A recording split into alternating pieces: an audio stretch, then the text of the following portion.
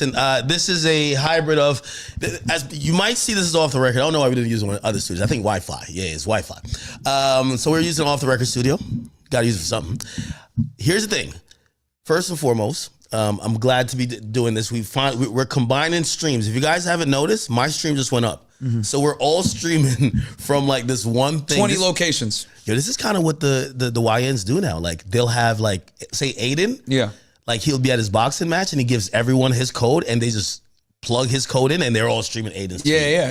It's the way to go. Multi-streaming is where it's at, man. Yeah. Okay. So first and foremost, everybody probably knows why we're here. Listen, probably the biggest trial. I heard someone say since the OJ trial. I wouldn't compare it to the OJ trial. Yeah. From a race perspective, no. That shit was on TV. Yeah. And I mean, granted, internet's in the 90s, new which TV, was a different time. I was in Jamaica, and I remember that was on TV all day. Yeah, bro. Yeah. And I was in Jamaica. And mind you, in the 90s, the last big case that was televised like that was Ted Bundy. So, and really? That was the first televised trial in American history. And obviously, you know, his case was infamous because he was a serial killer. He was chasing them. He was leading them across multiple states, killed 33 women. You know, serial killing was still relatively new at the time.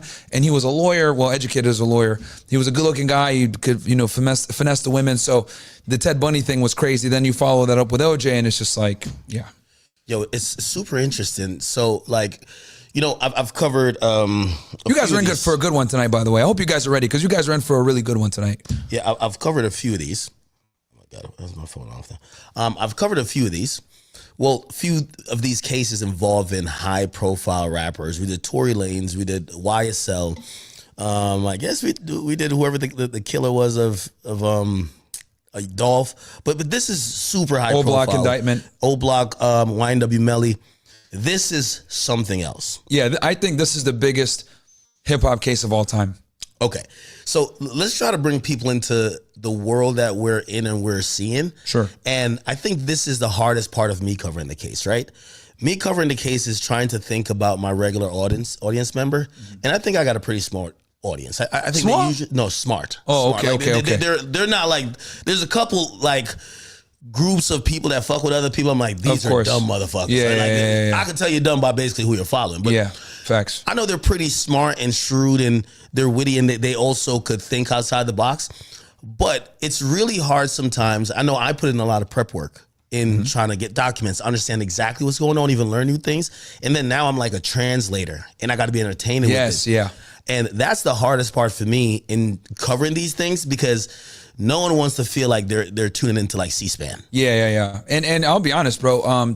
You know, breaking down legal documents is very boring. Yes. You know, whether you're reading a criminal complaint or an indictment, I think criminal complaints are way better because at least you read it from the agent's perspective and it tends to be more detailed with the evidence and how they develop the probable cause versus indictments are, you know, written by the AUSA, far more mundane, not as interesting and more generic and less actual facts pertinent to the case of how they came up with the probable cause. So, because they're going to a grand jury at that point. So it's a lot more formal. But yeah, man, I mean, this case is it's so different on so many different levels, unprecedented. Obviously, the target with Diddy being, you know, as successful as he is, it's absolutely nuts. I think it's the biggest case probably in the past. I think it's bigger than Epstein. I think it's the second biggest case after Trump. And honestly, at this point, it's bigger than Trump because they never actually took the Trump cases to anywhere. I mean, you can make the argument, oh, he went to trial for the falsified business record case. That was a BS case. Now we're getting the details here. Yeah. Hey, so again, let's kind of break it down for the audience. Sure. I'm glad I'm here with you, right? And we're not even there yet. Because Yeah. we do have all the information. But Yeah. I want you to describe like what your day is, because I'll tell you what my day is. Like these days now, I'm doing 10-hour streams. Yep. I'm like hyped up on coffee. I didn't even know coffee would start giving you like yo, I had bubble guts today. Oh yeah. I'm like, I drank 2 cups. I'm like, but also it's kind of like really there's a little prep on my side, even to make sure, hey, these are documents that were submitted the night before. Mm-hmm. It's in the docket. You got to be able to read it because you're gonna have to explain it in the morning because sometimes the tweets could be cut and dry. What's your day like? Because that's way more hell. You have to go there. Explain the process of court. Yeah. So I'm waking up, right? Roughly 6 a.m. I'm walking into the courthouse. Takes about 10, 15 minutes. I get there and there's already a line, bro. There's people forming a line at 5 p.m. the day before. There's people forming lines. There's people that like stay in a line and get paid to do so.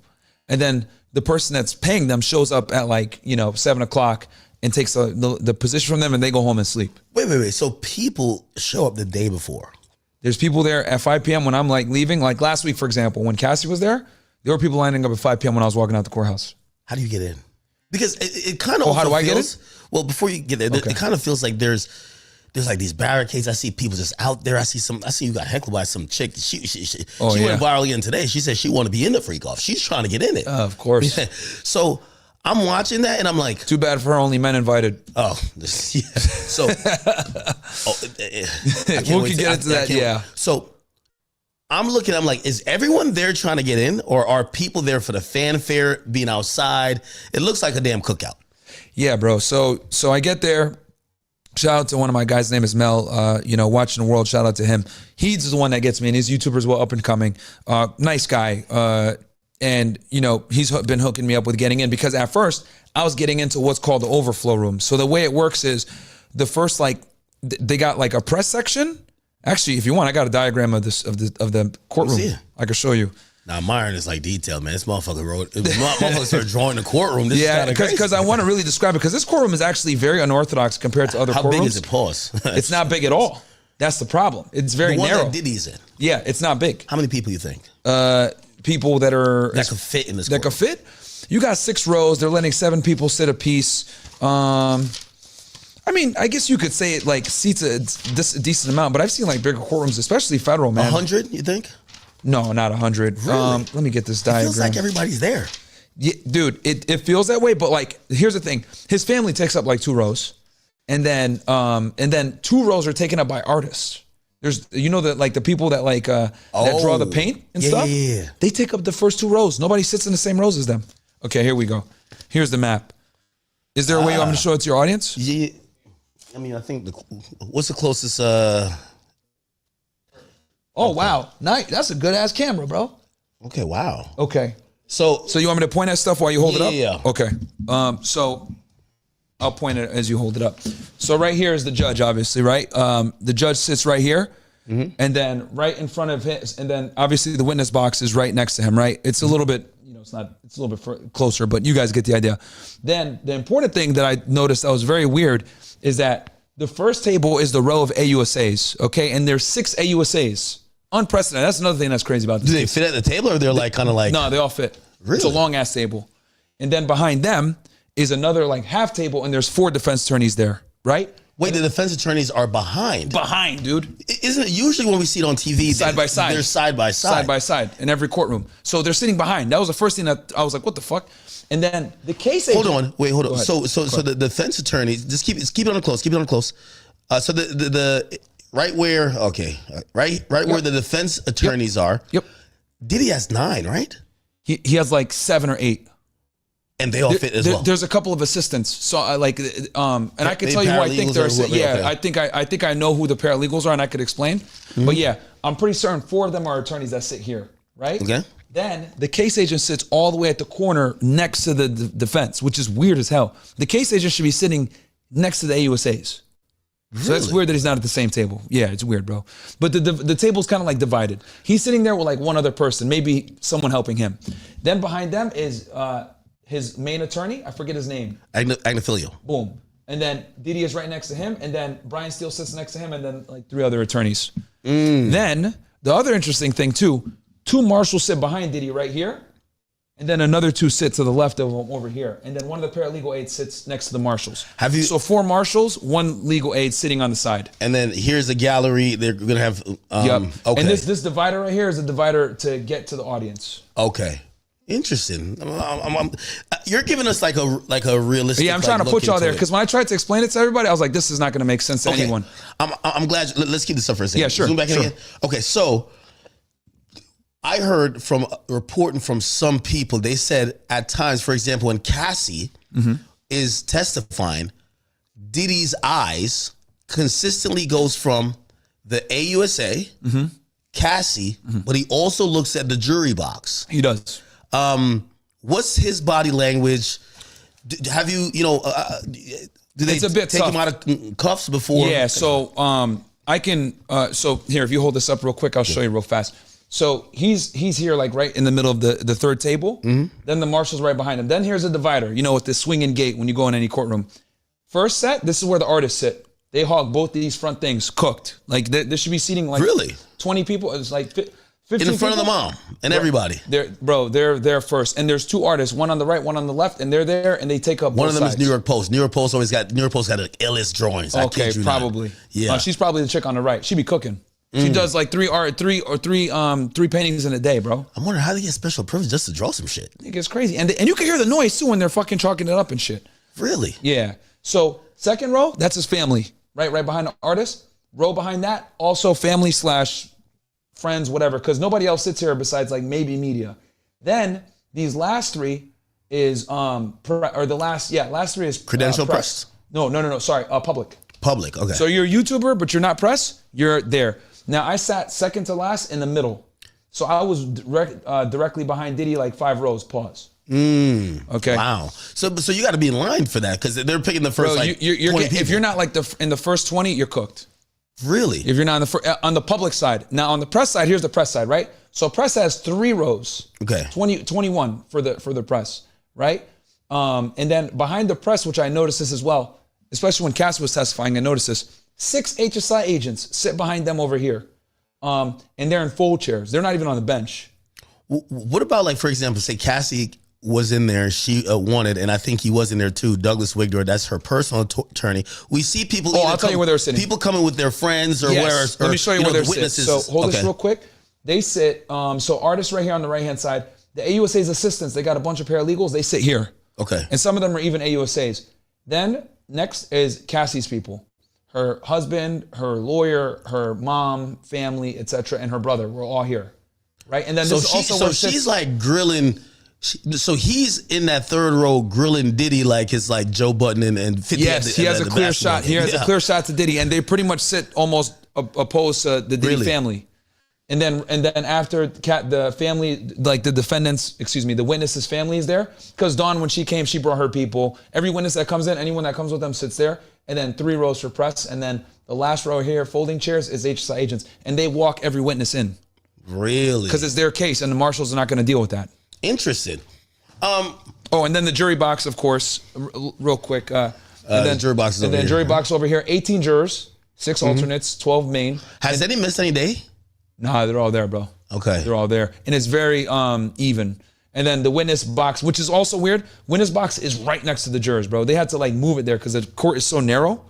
Because it's New York City, you know how it is. So they can't move from that area. So if they want to walk around and talk, they can't do it. They got to sit at that box. Okay, could you describe demographics-wise and age-wise and gender-wise when it comes to the jury? Because this is the thing where early on in the case, there was an important argument raised. And the argument, I forgot what it's called. It's an application.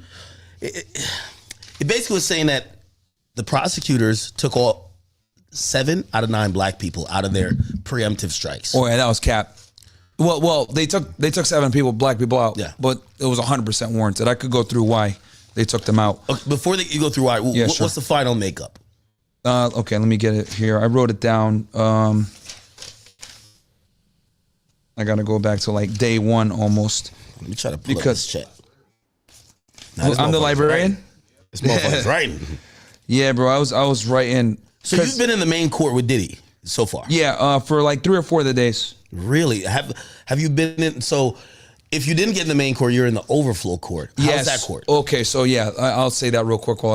So if you don't make it into the main court, which I just showed you the courtroom, which you basically only got like 15 spots. Yeah. If you don't make it in there, then they put you in overflow. And there's like 4 or 5 different courtrooms on different floors. The main courtroom is on the 26th floor.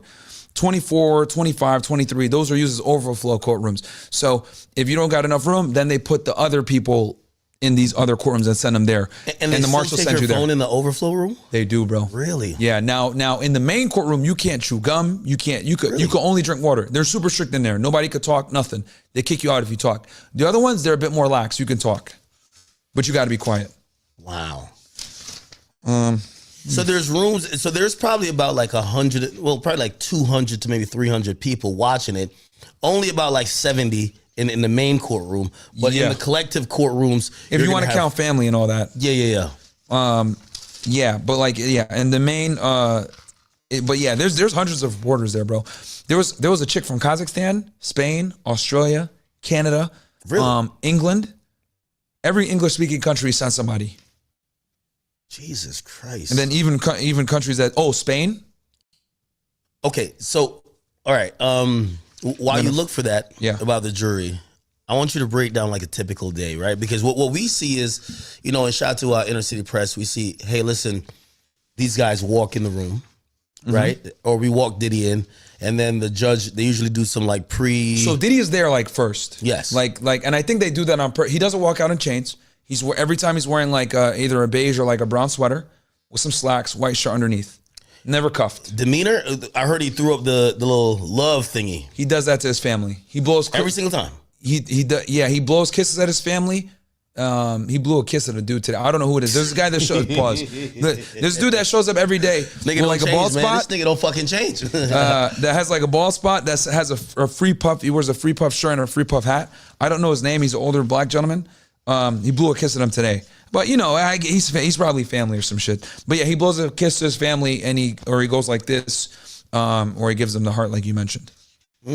Okay, so by the time you get in there, Diddy's already seated. He's already seated. Usually, are the AUSAs and the prosecutors already into it with the judge? Like, hey, listen, we're trying to figure out what we're doing. They're already arguing because they let the press up first, then they let the public up. Okay, so they give the spots to the press, then the public goes up, and then by the time I'm getting in there, they're already arguing about something. Rule 413, like 408, like they're arguing already. Okay, at that point, which is a good sign because that means that both parties are extremely engaged and they care. Bro, when I used to go to trial as an agent, and the reason why I'm able to compare and contrast this, when I was an agent, bro, defense attorneys are like, nigga, we lost. Like, yeah, we're not gonna wait. Yeah, we're not gonna object. Yeah, whatever. So like when I'm going in there and I'm watching defense attorneys actually get up and fight, and I'm seeing multiple defense attorneys take the stand to cross-examine people, I'm like, oh yeah, these dudes aren't here to play around. Yeah, no, I can't wait to get into that breakdown because I made like a whole notepad. I took my own notes on it. Yo, it appears that Diddy's using a full team. Yes, right? Dude. Like, so what I had was Tenny did Tenny Garagos, who's the daughter of Mark Garagos. She did the opening. Then for Flores, we get Brian Steele. Then after who got Young Thug the 15-year probation, which in itself is a W. Then he went to jail with him for a day. Yeah, or he was down to. He didn't go to jail. He had to report on the weekend, and by the weekend, every lawyer that works in that courtroom showed up, and then the another lawyer, which actually his wife. Because I know they held him in contempt. Yeah, they actually took him in though. Yeah, they booked him. Yeah, they brought him to the back, and that booked him. But he had to report to jail. They rolled his fingerprints. They had to have rolled his fingerprints. I have no idea, but he was supposed to report to jail the weekend. Okay. So I guess they booked him however they did. Yeah. But then he had to. It's a bullshit booking. Roll the fingers, get out of here. Yeah. Generate FBI number. And that's what they did to Trump too. Oh, okay. And then pretty much what happened was his wife is also an attorney. His wife came with an appellate lawyer, and then they basically said that, hey, we're appealing this. Could you at least stay? Like he doesn't have to go to jail. Then the appellate court basically they didn't dismiss it. They delayed it, then dismissed it. So he's good. So but think about it. So we got Teddy Garagos opening. Brian Steele, which by the way, this is an interesting use of Brian Steele too. Yeah, Brian Steele. If you watch he cooked the first guy on. He cooked the witness one, the security guard. Yeah, embarrassed. I'm not gonna go through that if you want me to. Exactly how he did it, but here's the thing though, right? Brian Steele is a bulldog. Yeah. Like, you don't bring him in to like smooth it out. You bring him in to chop heads off. Now, this is a case about sex trafficking. You've done sex trafficking case because you used to work, you know what I mean, at the border, the southern border. It becomes a little bit different, especially when you're dealing with female witness or victims. You can't just be like, "Yo, bitch, you're lying." You know what I mean? Like, that's crazy. So they send him at the security guard. Then they put Xavier Donaldson. Yo, I also noticed they matched race. They matched it race by race. Okay. Right? Obviously, Brian Steele is not Hispanic. Flores is. But other than that, Donaldson is black. Xavier Donaldson. That was a tall black dude, right? Bald? Yes. He went after Phillips. He's the weakest one. Yeah, he was the weakest one. So he went after. Cross-examination was clown. Yeah, he went after Phillips. And then after Phillips gets off the stand, they bring up Cassie and they get Anna Estevo to go at her. Okay. Right? Then afterwards, they bring up the the special agent. Yeah, it went Flores, security guard. I might have ripped that page out with the thing, but I do have the 7 jurors that why they got kicked out. If you want me to go over that, but okay. First witness was Flores, Intercontinental. Second witness was Phillips, the stripper / escort. Third witness was Cassie. Fourth witness was Special Agent Vinda. Fifth witness was Dawn. Yeah, Dawn. Yeah. 6. And by the way, they brought a black lawyer to get Dawn. Yes, Westmoreland. Which I'll talk about that. They brought a black chick for the black chick. They brought the black dude for the black dude. They brought like a non-ambiguous, like mixed women or just non-black No, they're being women. tactical with it. They are being They're tactical. being very tactical with it. Alexander Shapiro, one of the best federal appellate lawyers. You know, she's making sure every objection is like on the record that if they lose this, they're already sowing the seeds that on appeal they could get something. Yeah. You get what I'm saying? And then they brought Carrie, her best friend, and then now it's this guy James, the personal assistant. He's on the stand right now. Yeah. Okay. So those are the witnesses that they have. I'll go real quick. Okay, so they made this excuse, right? They struck 7 black jurors. And this is when I knew, this is actually when I knew that the AUSA's office was very good. Okay. So defense goes, hey, they struck 7 black jurors. We object, blah, blah, blah. AUSA already anticipated. Okay, well, the lead AUSA stands up. She goes through it. She says the first person, or juror 51, she knew 17 names on the witness list, all of them. And she knows all the kids of Diddy. She watched Making a Band. She on the blogs. Exactly. And probably watch Bad too. Get her out of here. Yep. Right? and she was her fiance was 4 years in prison. Second person that got struck. Your little commissary bribe her ass right away.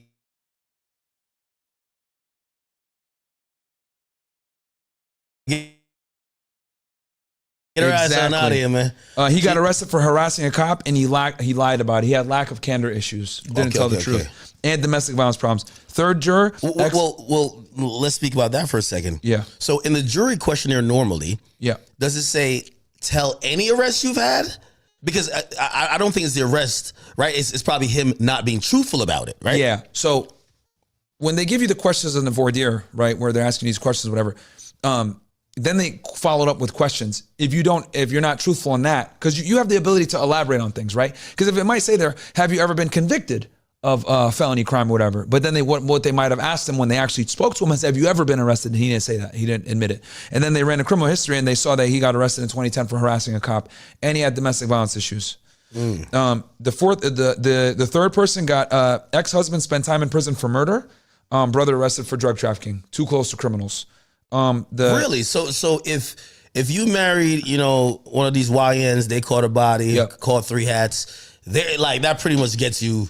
Okay, you're on jury duty. Same thing. I tell all my listeners, if you work in law enforcement or you have anyone in your family that's law enforcement or you're super pro law enforcement, you don't want to do jury duty, say that I'm super pro law enforcement. I believe the police. I don't trust criminals. I believe the police. They'll kick you off immediately. The defense will immediately get rid of you. Okay. That's how you guys get out of jury duty. You're welcome. If you don't got a criminal family. If you got a criminal family, you can flex that. Wait, okay. Now here's the thing too, and I heard this. And what do you think about this? Understanding, because I get what you're saying.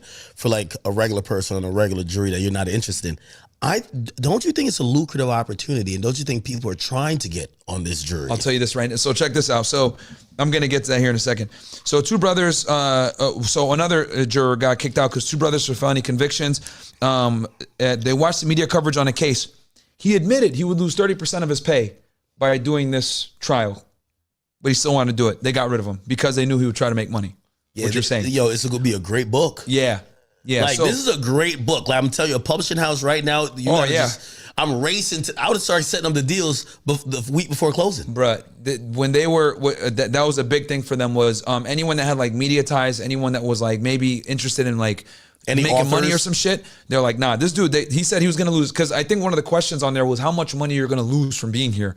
This dude said 30% of his income, but he said, nah, I still want to do it. They're like, get the fuck out of here, nigga. It felt like there were more down to say, like the people who were like, yeah, I don't know. And they're like, no, you have to do it, right? More than the people, like, if you're too eager, like, yeah, I'm losing out a lot, but I want to be here. Yeah. Okay. That's good. The next person, bad English, can't be fair, nephew's in jail. and for shooting a cop. Like some ESL shit, can't speak English? Can't speak. Or just stupid? Can barely speak. Holy. Like ESL shit.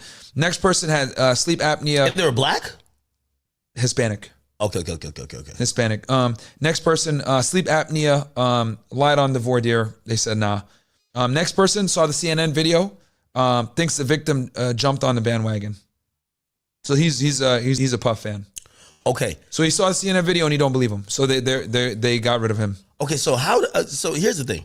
That CNN video is all over the place. Yeah. I mean, everybody, a dog might have seen this CNN video. Yeah, bro, yeah. How did they flush that video out?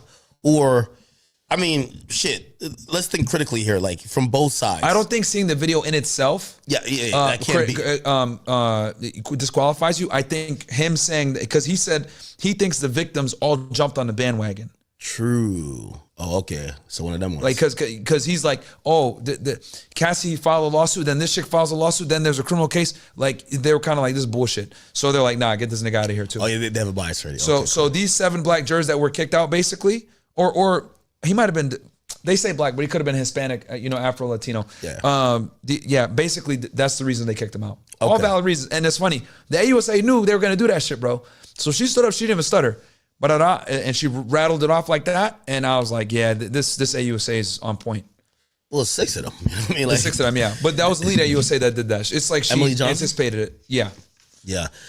We've only seen like she sits at the first chair, and then the other guy. There's somebody in Slavic or something, or she's like, I think the second chair AUSA, second or third chair. Okay. All right. Or the blonde actually, I think is second chair. Now that I think about it, I think the blondie is. Emily, yes. Yeah, Emily's blonde. What's her last name? Johnson? I think Johnson. Yeah. Okay. Because she did the cross cross. She did the direct on Cassie. Okay. Yeah, it was interesting. Who's their most important witness? Yeah, Tenny did the direct. Then she didn't do the cross. No, sorry.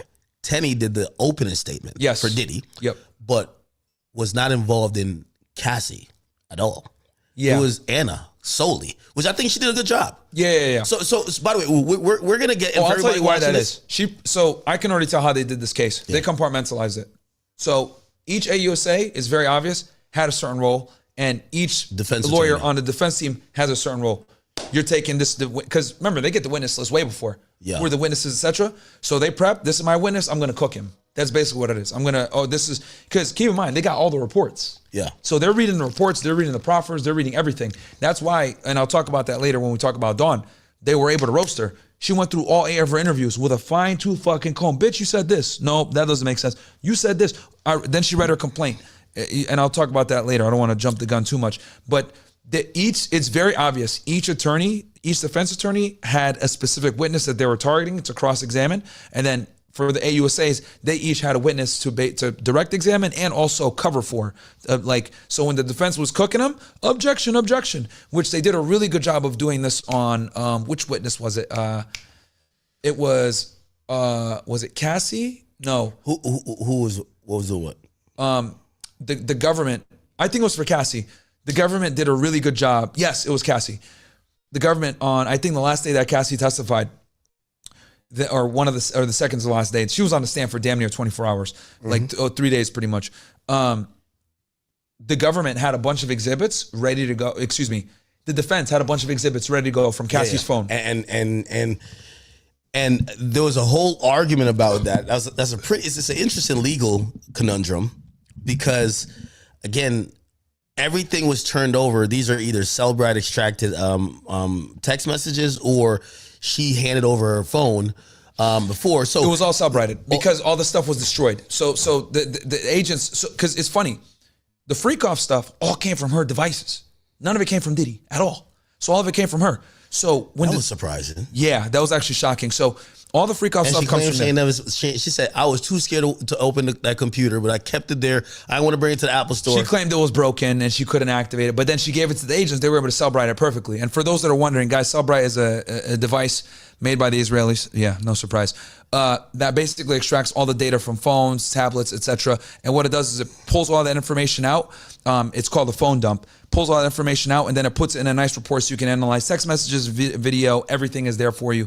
And then you can compartmentalize whatever you need to for evidentiary purposes. Really good for the AUSA's office when they present in a criminal case or a trial. So they take all the stuff from Cassie stuff, right? The HSI agents extract it.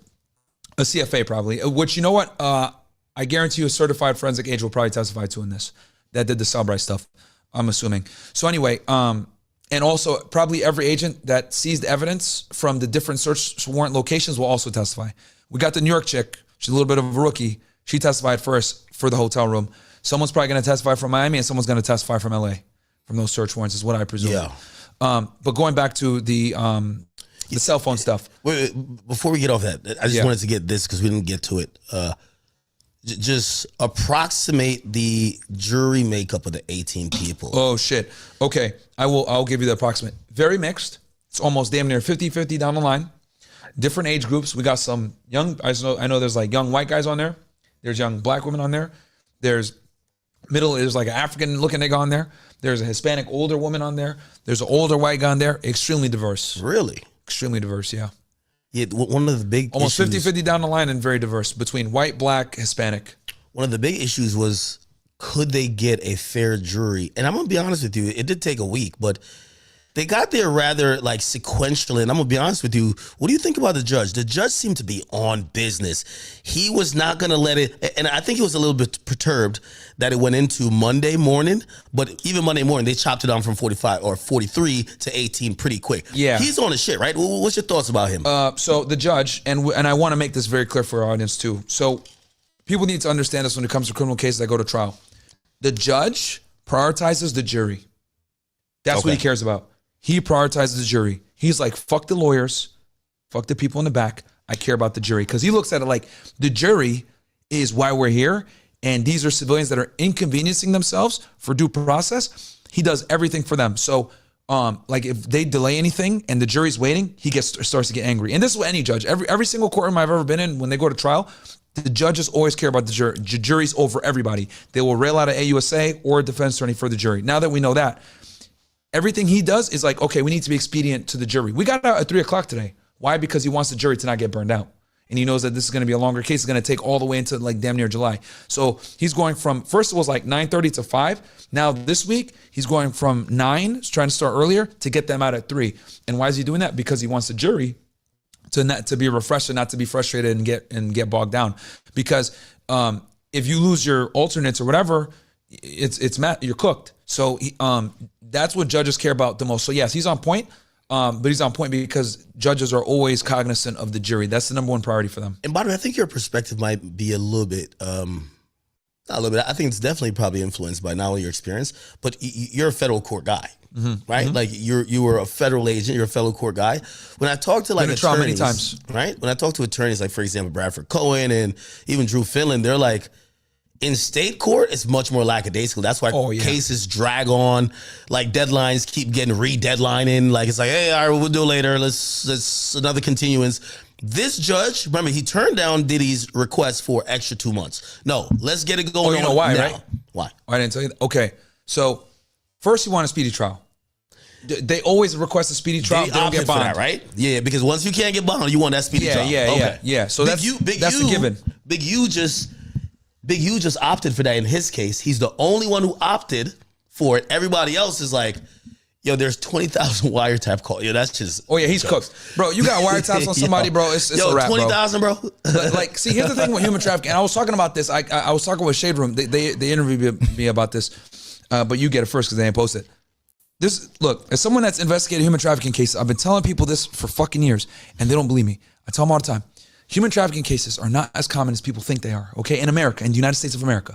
And the reason why is because human smuggling is common, and that's what people conflate as human trafficking. Two completely different crimes. And the reason why human trafficking cases are not as prevalent is because it happens. And trafficking are different. We'll explain. Completely different. Okay. So human smuggling, I hope you guys better fucking support academics, man, because it's going to be a great show. So human smuggling is where people are trying to come to the United States illegally, and they're paying a human smuggling organization to come to the country, right? So it's basically the illegal movement of migrants into the United States. It's a for-profit business, right? And the aliens want to come here. Versus human trafficking, that could occur with illegal aliens or with U.S. citizens, where you're basically, forcing them to do work that they don't want to do, peonage, sex trafficking, whatever it may be, right? It's very broad with what you make them do or whatever. So a coyote grabbing about like 35 Mexicans and just throwing them in the back of the shit, throwing 50 bananas on them and just saying, we driving to motherfucking Laredo, Texas. That is 8 U.S.C. 1324, alien smuggling. Damn. Versus the human trafficking, it's a Title 18 code, completely different, not in the INA. So the thing with human trafficking, I'm not saying it doesn't occur, but it's not as prevalent and not as common, and most importantly, not as commonly prosecuted. And I know this, any HSI agent that's watching this, or anyone that the FBI from Human Trafficking Task Force, they'll tell you, you get the witness, yeah, I want to, he's trafficking me. My pimp is an asshole. 2 days later, nah, I don't want to. Nah, I was just mad. He's not really trafficking me. I kind of want to do this on my own. So the problem with human trafficking is it's extremely reliant on testimony. And anytime a case is heavily reliant on testimony, you run into problems because the people that you're relying on for testimony tend to not be credible. Prostitutes, people that are drug addicts, etc. Now in this case, Cassie's a drug addict. A couple of people in here, Diddy, etc. But they're rich and affluent, so it makes it a little bit different, more high profile. But a lot of the times, and she has a financial gain. She had a civil case, etc. So she's gonna see it through. She has an axe to grind. But a lot of the times, the prostitutes or the people that are being trafficked, I don't want to testify. If they don't want to testify, you don't got a case. And since it's so reliant, it's not like drugs. Catch you with the drugs, bro, I don't want to cooperate. I don't give a fuck if you don't want to cooperate. I got you with 20 keys. You're cooked. You don't got to say a word. We're either going to do this controlled delivery or not. Poppy, okay, maybe I'll do it. All right. You know what I'm saying? I'm glad you brought that up. And we're not trying to jump all around here, but we're trying to, hit I got all night, bro. We right? can give these guys all the value. This will be the most comprehensive explanation on how federal cases work. And with the state court thing, the other thing I will say, because you're saying it's lackadaisical, 100%. State court is a clown world because ADAs have way too many cases. Judges have too many cases. They're too bogged down. They don't have the time and the ability to be more refined in their process. In the federal court system, an AUSA might have 10, 15 cases on their plate total because AUSAs get the privilege of picking the cases they want to take. ADAs don't get that privilege. They're taking everything from murder one, like YNW Melly, all the way to disorderly conduct, to DUIs. They're taking everything, bro. So, unless they're in a special unit, whatever, they're getting all the bullshit. So a lot of the time, they just don't have the resources and the ability, and they're underpaid. An ADA might get barely 50, 60, 70K per year. Right, so a lot of times they take it to get the litigation experience and then go private sector, or they try to take the feds. But even the feds, a lot of the times, though they make six figures and they do pretty well, a lot of times they pick an AUSA job up to move into the private sector as well. Because if you get an AUSA, that's an extremely prestigious job. You'll get into any private law firm because these private world, they don't litigate shit, bro. You litigate in state court or federal court, you're above these, loser ass consumer lawyers or whatever the fuck. They don't litigate shit. So it's a great way to get your feet wet. So that's what they do a lot of times. And then retention is tough. ADAs don't stick around. They don't get paid enough, and it's very stressful. So that's why the state courts tend to be, they have low conviction rates. They lose trials all the time. Cases get dismissed so much. Local police tend to be a lot more sloppy. Because think about it. Trooper stops you on the side of the road. You got a joint in your car. I'm arresting you. Well, you didn't get probable cause. How'd you get the probable cause? I don't know. And then, okay, well, this case sucks. Because they're dealing with criminals like right then and there, and they're making probable cause arrests right there and then. That's prone to a lot of mistakes. Versus the feds, they're watching you for 4 years. It goes into also what you said though, and right? They can't make an arrest unless they get an AUSA concurrence. Feds, people don't know this. Feds have no power without the U.S. Attorney's Office. I remember when I was an agent, I had to call an AUSA, even though the motherfucker had 20 keys of coke in front of him, and we had him at the port of entry. Like, I still had to call the AUSA to get concurrence. Feds can't do nothing without AUSA concurrence. They had to call AUSA when Dirk was right there, and they're like, he getting on a private jet. That nigga go to Switzerland. That nigga ain't coming back. Bruh, they probably had to fight to get that criminal complaint. Yeah, they probably had to fight to get it. They faxed it over to a judge or a magistrate at the time, and they got it signed off. Well, the affiant, if I'm not mistaken, was from LA. So the affiant was from LA. So I already know she probably sent that shit like, we need this guy now, and they drafted it like same day. Yeah. So you know what they're probably doing? They're probably getting ready to indict him, and then they found out he was leaving because we're really getting in the weeds now. You can put an alert on somebody, right? I won't say what database, but you can put an alert somebody with HSI and customs. We could put alerts on people when they want to leave and come out the country because you have that authority with immigration and with customs. They probably had a record on him. He booked flights. Dumbass triggered the fucking thing. he booked multiple flights thinking he'd be able to escape. What he doesn't know is like there's ways to figure stuff out. So they just, deductive problem solving, and they figured out where he was at. More than likely, probably had his phone numbers, ping in, figure out where he was, bam, found him and got him. Damn. That's probably what created the urgency, because he booked the flights out probably same day or whatever. They said we need to get the criminal complaint immediately. Yeah, he was the only one that was charged on criminal complaint. And USAs don't like to do criminal complaints because they gotta indict within 14 days. And by the way, that's what I think even as well with double the work. That's the same thing I think with the Big U case. Big U was the lead in the RICO case, and they couldn't find him. I think that's why they had a criminal complaint. When they arrested everyone else, it took a day for him for them to find him. And I think, didn't they put everybody on the criminal complaint though, if I'm not mistaken? Yeah, they did. Yeah, they did. I don't know why, because it was such a long criminal complaint. I don't know why they went the criminal complaint route. It looked like they were about to get an indictment, but you know what happened? Man, Whack 100 was telling these niggas run for the hills. Like, Probably, it's coming. Go to Mexico. Yeah, and anytime a complaint comes out, that means there's a sense of urgency to agree. Because the problem is most AUSAs don't want to do criminal complaints, because if you do a criminal complaint, that means you got to indict in 14 days. So you got to do double the work. So I got to complain him. It was that. What happened if you don't indict? Oh, he's going to get released. Okay. You need to formally indict him within most jurisdictions is like 14 days. Is that a situation of like habeas corpus coming into effect, or because the criminal complaint will get them locked up, but then they'll do a detention hearing, and then a lot of times they'll challenge your probable cause. Like you'll get I used to get this all the time because I used to arrest most of my people on criminal complaints. Bro, every single time, niggas hit me with a probable cause hearing. Okay, cool. I'd say I'm gonna show up, and then once they find out that they just gonna show up or whatever, they just oh no, we'll cancel. They'll waive it, right? They'll waive it, especially if it's pretty solid. And I used to write my criminal complaints in a way where I used to put extra detail in there, because they say bare minimum for probable cause. Fuck that. I used to put so much where these niggas could never take me to what's called a PC hearing. But if you indict them, they don't get the PC hearing. And then you hitting these niggas with a Denzel Washington, man. They built prison because of me, man. Bro. Hey. And then they also try to hit you with suppression hearings too. That's another bullshit tactic they do. Yeah. Where they try to suppress the evidence that you have. And then if they know that you're going to show up to that, then they'll cancel that too. It's defense attorney tactics to delay. But long story short, but your AUSAs are on point, bro. They're not like, oh, I forgot. 14 days they're doing it. Okay. So let's get into probably the biggest testimony since YSL Woody. Okay. Cassie, Cassandra Ventura. Now, yes. I don't know if you watched all 3 days of the time she was on the stand. Mm-hmm. I saw all of it. Okay, I'm glad you did. From day one. The reason why I'm glad you did, having been someone who's an agent who works sex trafficking cases, and you just brought up a great point saying the reason why those cases are harder to prosecute is because you rely on witness testimony. I want you to describe the range of emotions she really went through, but also where it went, because at the end of the testimony, and you tell me if I'm wrong, it felt like she was almost saying, I don't really want him to go to jail. Cause she was I still have love for him. She was laughing at little things.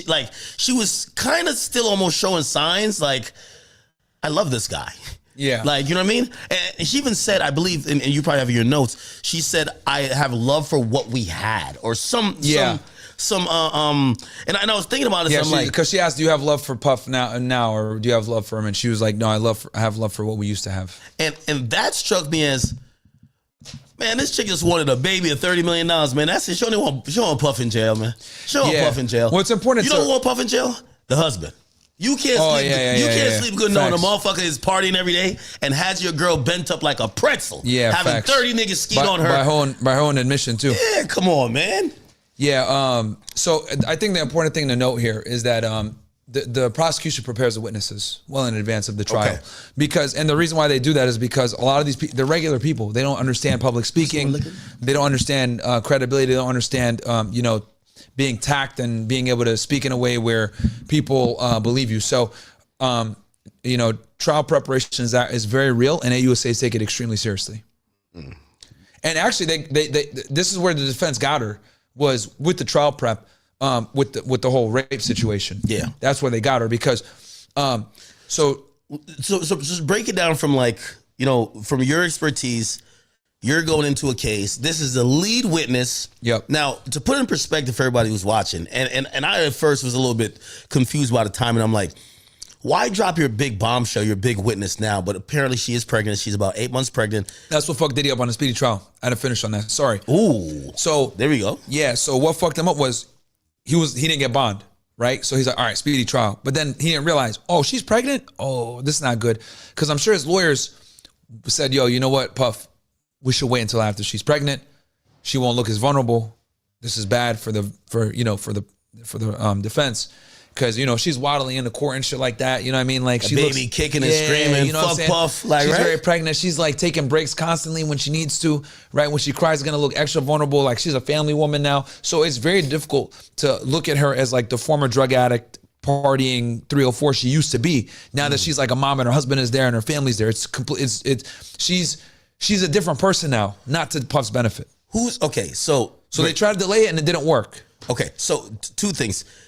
What do you think, you as a agent, but also from your knowledge of how AUSAs work, what's that preparation process like for her? And then describe the first day of court, what usually happens, and then we can relate it to what you saw with Cassie. Yeah, so as the case agent, right, like you become, if a case is going to go to trial, you become the AUSA's bitch. So you put the whole case together, you gave them the stuff that they needed. So the agent just keeps working? Oh, yeah. Really? You work even more now because, so most of the time you're hoping that the shit pleads out.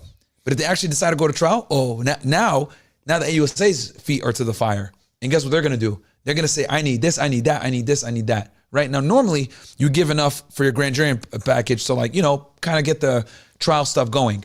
But if they actually decide, no, we're going to fight it, and then we're going to fight it, and we got a team like Diddy's team, yeah, you're going to become the AUSA's bitch. Not only are you going to become the AUSA's bitch, your entire group and your GS are going to become the AUSA's bitch. GS? The group supervisor. Okay. So the GS 14. So every FBI, DEA, everybody, there's groups. And the way it works is each group investigates different crimes. FBI calls it squads, HSI calls it groups. I think ATF calls it squads, whatever. DEA calls it enforcement groups. I'm getting in the weeds. But the GS is the GS 14. He's the supervisor.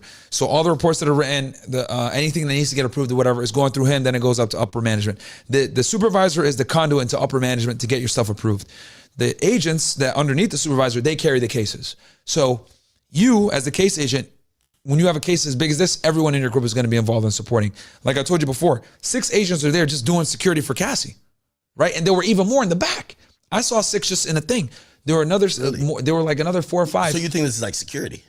Well, they had to because they got to bring Cassie in and take her back home so that she doesn't get mobbed by the paparazzi. Wow. Okay, so we've heard this being mentioned a lot, and again, we're still in the preparation stage of a main key witness of a case that's this big.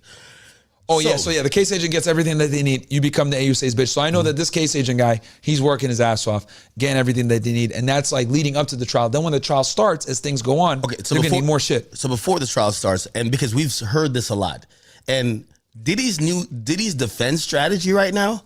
We saw it with Dawn Richard. I hate calling her that. It's Richard.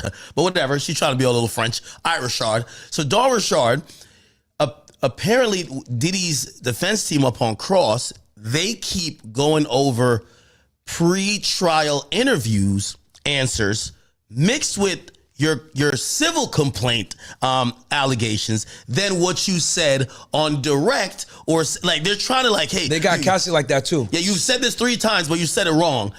How many interviews or like preparations that are then put into the record? Because this had to go in the record in discovery. Let's go. Let me hit Cassie first. So we're Cassie. So this is a perfect example of a civil case coming in and fucking up the criminal case. Okay. So let's start with Cassie first. She makes the allegation that Diddy raped her. Yes. Right? And she makes the allegation. She says that the allegation happened in her complaint, in her civil complaint. And I think in interviews with agents, in September. So in her civil complaint, she says after Burning Man, that's when it happened. Yeah, or before Burning Man, one of the two. Yeah, but it was a month. There's a month difference. And yes, it seems that, and you know, I really want you to speak to the idea of this, you know, the AUSA flushing out these points, because it looks like for a civil complaint, you're dealing with a civil attorney. Yes, Douglas Wigder is a pretty good civil attorney. He got you the bread. Shit, $20 million. Who gonna complain? He was there too. But here's the thing. I feel, and you can tell me if I'm wrong, AUSA is gonna be like, wait, hold on, the dates aren't matching up. Even for this little small point, because she readjusts the date from her civil complaint that never went to court. She got paid. And when I'll tell you why. She readjusted it. Okay. During the prep. Yes. So her civil case comes through, right? She says, I think she alleged September that she got raped, right?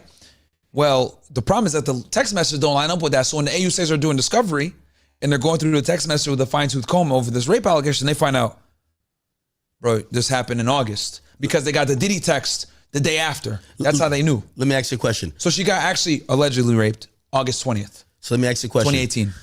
Like today I'm watching Tony Busby. He's on Piers Morgan. He's talking about why he dropped a few cases, also talking about the Cassie testimony. Yeah. And he said, they're like, hey, he's the worst. They said, would you like to backpedal on some of the stuff you alleged against Jay-Z? And he's like, no, the person who came to us for Jay-Z, one lawyer vetted them, then our team vetted them. Compared to an AUSA vetting somebody's story and then like say a civil attorney. Yeah. What would you say the levels or difference is? Bro, it's night and day. For a civil attorney, they just need preponderance of the evidence. That's 51%. For AUSA, you need beyond a reasonable doubt. And then not only do you need beyond a reasonable doubt, your reputation's on the line. You're a United States attorney. You come from the Southern District of New York. Like with these attorneys, they don't lose. This is the same prosecution office that went after La Cosa Nostra. This is the first prosecution office that, like, you know, Giuliani went after the mafia. This is the same office that put Tekashi in jail. This is the same office that went after Casanova. Yeah. Some of the biggest RICO cases, organized crime cases, were out of the Southern District of New York. The only 9/11 prosecution, Zacharias. I was going to say R. Kelly, but that's Eastern District. Yeah, I think he was out of Brooklyn. But either way, like they're ops. They fight each other. But regardless, two very prestigious firms, two prestigious AUSA's office. So everybody's they're held to a way higher standard. When you hear SDNY, oh, it cooked, bro. If they're on an indictment, it's over. Yeah, I've never seen them lose. Okay, they have a reputation. So and I can get into my predictions on what I think is going to happen with this Diddy case. Does the interview that Cassie did with them? Does that go on? Because Diddy's lawyer clearly knew she told investigators something different. Yes, so they had the reports. They read the ROIs. So they read the HSI ROIs. What's that? Okay, sorry. So every agency writes reports of investigation. For HSI, it's called ROIs. For the DEA, it's called the DEA 6. For the FBI, it's called the 302. So these are reports of investigation where, you know, they document their stuff. Now, when they went and they debriefed Cassie, she sat down with prosecutors and she sat down with agents. Now, the fact that she sat down and AUSAs were there leads me to believe that it was under a proffer, which means she basically is able to talk without being prosecuted, because normally AUSAs don't want to be witnesses to interviews. But when an AUSA is there, that's like almost a telltale sign that it's under a 5K proffer, which would make sense because technically, she committed crimes too by fucking getting escorts. Okay, so I'm seeing that now we're getting to somewhere good now. I like this. Yeah. Okay. People better like the goddamn video, bro. And subscribe to your channel, subscribe to my channel. We give them some sauce. Well, here's the thing. I think both of our audiences are like really good at getting shit. Yeah. Because what we're talking about right now is we're getting in the weeds. Well, which is good though. It's really high level shit. Yeah. So. Because, you know, people hear these words being thrown out, right? So it's different if you have either maybe a local officer that's deputized to be federal, or you have an HSI agent, whatever, that's doing an interview. But yeah, if now you have the U.S. attorneys who are sitting there, it's most likely a proffer. So if you... Yes, because I'll tell you how, I remember vividly, I would tell AUSA, hey, we're going to go interview this high-level target. You want to come? They would always say no. And I'm like, why not? And they're like, I can't be a witness. And I was like, all right. They're like, but under a safety valve or a 5K proffer, I'll do it all day. And I was like, okay, cool. And the safety valve is basically the same thing as a proffer, but more for drug cases. Okay, perfect. So gives them immunity for the day. But that makes sense because Cassie was recruiting the escorts. Okay. So she had to get a proffer. So what do you think that proffer looks like? You being maybe in similar situations. Yeah. Maybe not the same thing, but sorry. What do you think her proffer probably looks like? It's definitely it can't be a 5K1 letter because she's not being charged. Yeah. So it's nothing that needs sentence reduction or whatever. You can get a 5K without basically you can get a 5K even if you're not going to be charged. Well, what would be like? Well, I would think it would be mostly immunity though, right? Because isn't a 5K1 letter it's a reduction, or that's waiving the mandatory sentencing guidelines. It could also be like used preemptively to like keep you from being charged too. It's protection as well. But you know, it's not used that often like that though. That's because AUSAs don't like to do that because people feel like they're free. They don't got charges hanging over their head. So, but do you think they're giving her like blanket immunity or something?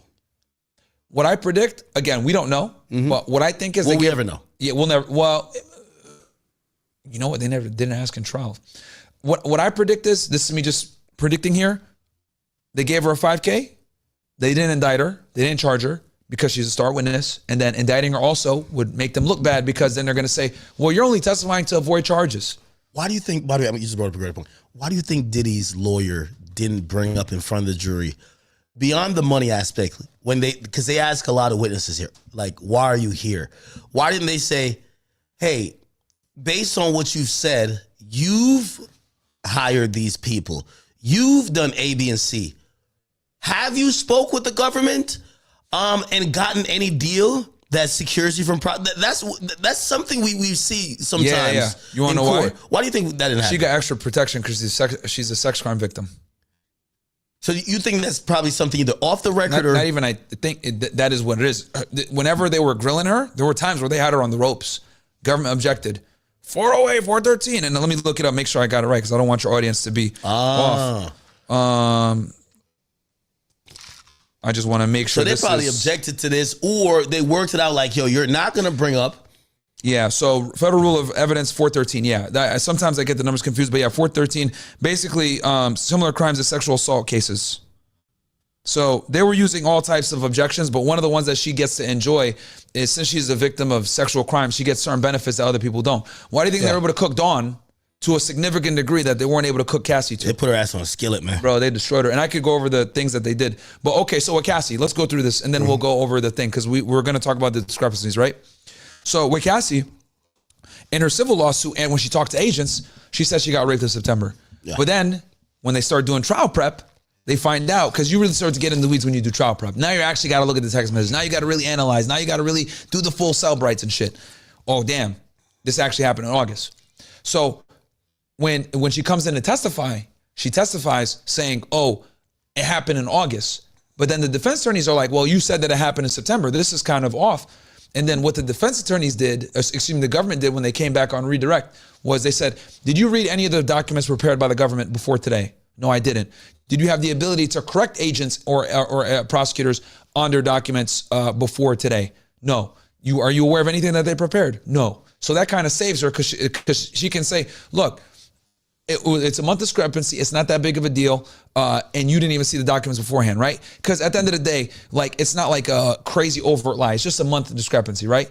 Now, the defense went further with that, though. They said, okay, you lied about this. And then they went into the, because they just built on that, right? They knew that the month discrepancy wasn't going to be that big of a deal. But then they built on that. Okay, so why are you texting Diddy heart emojis? Why are you guys communicating? Why did you guys go meet at a party after? Why do you guys continue to communicate after that? Why did you go to hang out with them on September 27th, right? 2025. This is someone that allegedly raped you. 2018. September 27th, 2018. I want a clarification on this. I never got it during for the tweets, nor anyone who spoke about it. They're communicating for a month plus on text and seeing each other. And they're like, this is someone that raped you. This doesn't make sense. And then you had sex with Diddy. Okay, so that's where they got her. So part of that clarification, even like right after supposedly this sexual assault, she then goes to she then starts dating Alex Fine, but still does freakoffs with Diddy and fucks him. Here's she was with him since 2018, bro. Okay, so there was a part where they argued with the judge. This was Mark Agnifilio, and he said, "Yo, listen, we're gonna use possibly Alex Fine as an impeachment witness. So we need him to be outside the courtroom when we start talking about certain things that overlap." It was the rape. Did he step out? Yeah, he wasn't in there. Oh, okay. When they talked about the rape, they got him out of there. Yeah, because I was wondering, because they argued about that for like a day, bro.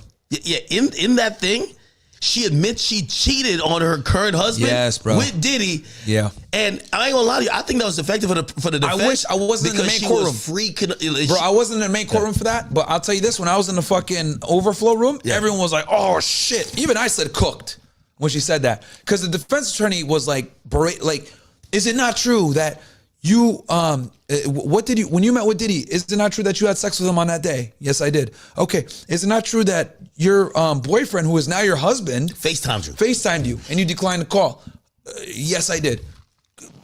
Cooked, bro. And that looks so bad because remember, they started with, you said you got raped on this month, but it was really this month.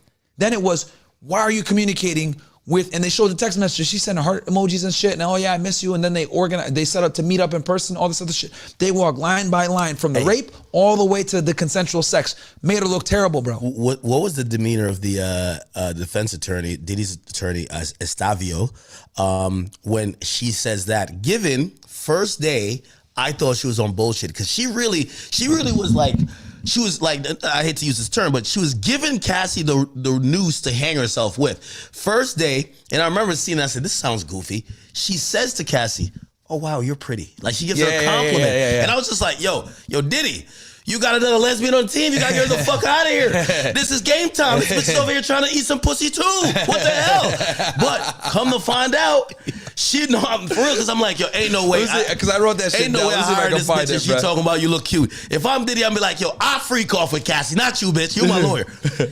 But she used all of that, and now I get to realize she buttered her up. She got her comfortable, right? Yeah. So she was giving her compliments like, damn, you're a pretty girl, blah, blah, blah, blah.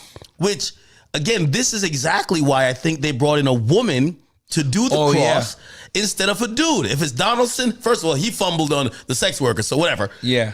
If it's Brian Steele's a bulldog. You bring him in to go get the shit. You gotta snitch. He's gonna turn that snitch into an idiot. Yep. You know what I'm saying? Yep. So when that happened, and how'd you judge her demeanor from day 1 to day 3? Where day 3 she's basically just saying, "Come on now, girl. You know what happened. You said he raped you, but you were freaking off with him still. You were cheating on your husband with him. Yeah. You were texting A, B, and C." How was her demeanor in how she like laid that out? Because it looked slick, even through tweets. Yeah, no, I mean, obviously, when you're cross-examining someone that long, it took them like a day and they got like a full day and a half. Yeah. You got to build a rapport, because the thing is so it's interesting because even the way they were dressed revealed the antagonistic nature of what was about to happen. So on day 1, or when Cassie was doing the first, when she was on direct, comes in, tight dress, super vulnerable, little jacket, whatever, super pregnant. When she comes in for first day across, could you see it over the desk, belly hanging over, or it's kind of like tucked in where like maybe the jurors are not? The first few days when she was on direct, you could see it clearly. She came in like the first day, bro. She came in with a brown dress, super tight. Looked like she ready for nothing, bro. Yeah, come on, and man. the stomach was poking like this. I was like, what the? I was shocked that she showed up like that. I was like, what is she wearing? But it was to show that she was clearly pregnant. Oh, okay. I thought she was dressing for the last and final. She was in there to show that she was pregnant. Holy. That's what Diddy didn't want, bro. So she does that, right? She comes in. Then when on the first day the defense is doing direct, she shows up, boots, black leather jacket or black jacket, big blouse, right? So you can't see her bump, hair pulled back. Ooh. That quintessential, I'm a lady, I am not a ragdoll whore who's just like very fine. Well, she also came with like leather boots and shit. Okay. So she was like, I'm here to fight.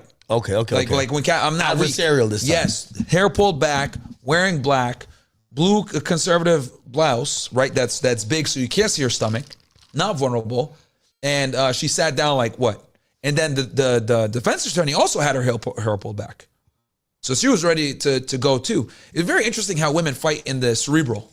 You know what I mean? But both of them had their hair pulled back, which I thought was interesting. Match, bro. It is a chess match. Super chess match. 100%. How did both of their demeanors change? Because also I read this, and you could tell me when it happened or what was her demeanor. I heard she started crying at several points, and she asked for a break once. Yeah, she asked for a break like two or three times. Like how is this? She like, bro, no, hold on, please. I need a break. Or are they passing her tissues? Like, what's going on in there? When she asked for a break, it was at a time when she wasn't getting hard questioning. Okay. So it was like, I know they probably told that, do not ask for a break when you're getting like cooked. She only asked for breaks when it was like, I'll be honest with you, it was reasonable. She would ask for a break like after an hour and a half of questioning. And like the judge would immediately be like, okay. And he would be like, because she's pregnant. Yeah. So, but she did a good job of like asking for breaks at times where it wasn't bad. Like that would make her look weak. Like, oh no, I need to get a break here. So she did good. And then when she cried, I'll be honest with you, bro, it wasn't that much, man. She cried maybe 2 or 3 times. And it wasn't like at the worst times. I know one time she cried was when she said that like Diddy took her autonomy away with the like towards the end of her testimony, and she would give the money back if she could get back her autonomy, which is like, come on, man, 20M, come on, bro. Wait, so there was a confusing part of the trial, and they said the prosecutors got the better of the exchange, and it was with Cassie on the stand. They claimed that when they had asked Cassie about a message where basically, I guess Diddy sends to her, yo, do you want to have like a last freak off? And the response is, I don't want to have a last freak off. I want to have a first or something of the sort. Yeah, I want to have a first freak off for the rest of our lives. Yeah, and some people felt like, yo, she's still with it. But the prosecutors came back around and said the full context of that was her actually saying she had a UTI. Yeah, but also kind of lamenting the idea of freak offs and maybe almost kind of like rejecting it rather than her like saying, no, I want to keep doing this forever. Because the defense was painting this picture saying, yo, Diddy may have introduced her to the freak off, but she started suggesting the freak off. She would text him like, yo, too bad I got to work. I want to do A, B, and C. Like she looked like she was trying to initiate, which I think later the chess match that happens, the prosecutors tried to paint the picture that she only said that because it was the only way to access him. So she would like say, hey, listen, if this is the only thing you're willing to do to be around me.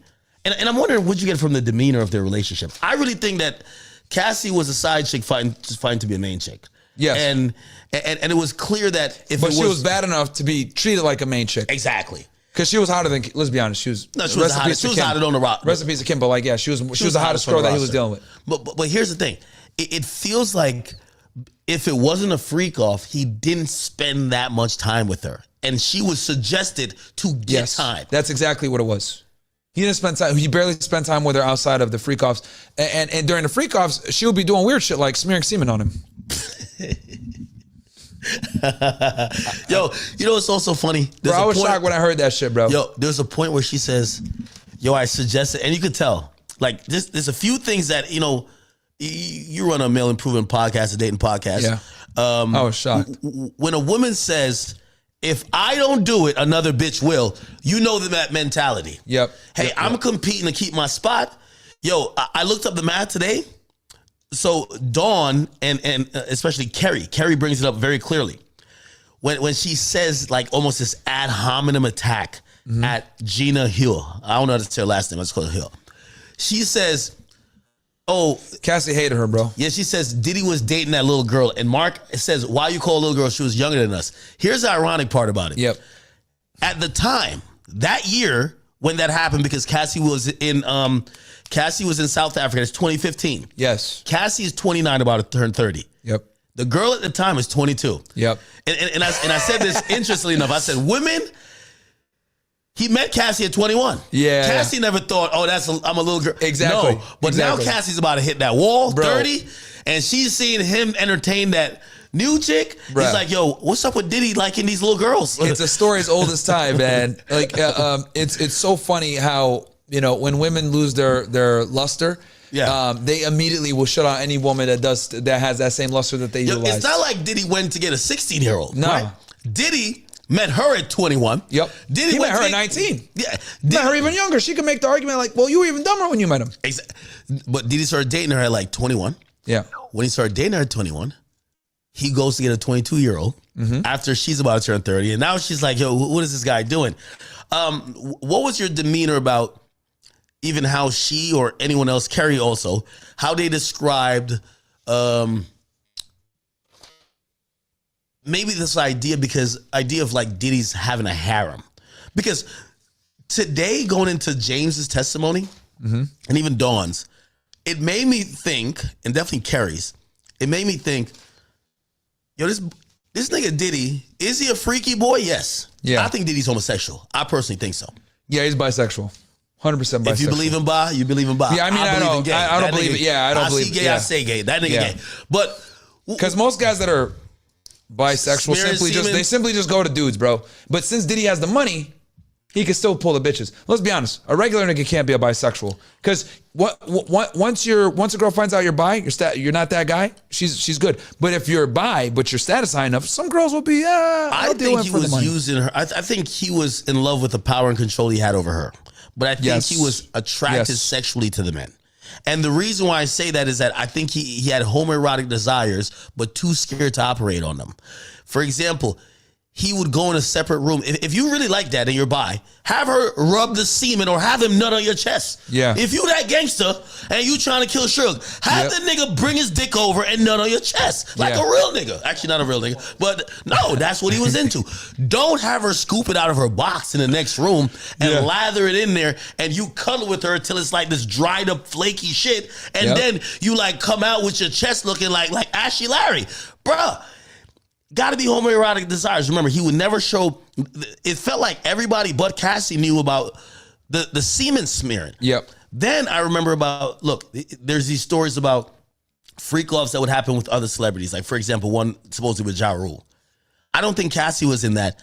And I think, they used to have like these multiple sexual type of shit. And I think Diddy always used women to give an excuse to other people who would be wondering like, hey, why are you into group sex that much? Why he would be in the rooms with other men nude. Well, no, I agree with you. And the other thing too that was very telling, and I don't know if someone put this on the Twitter. This was how we did it. Guy walks in, and Cassie walks in. They start off with like masturbation, okay? But remember, he got mad at the prosecutor for looking at him.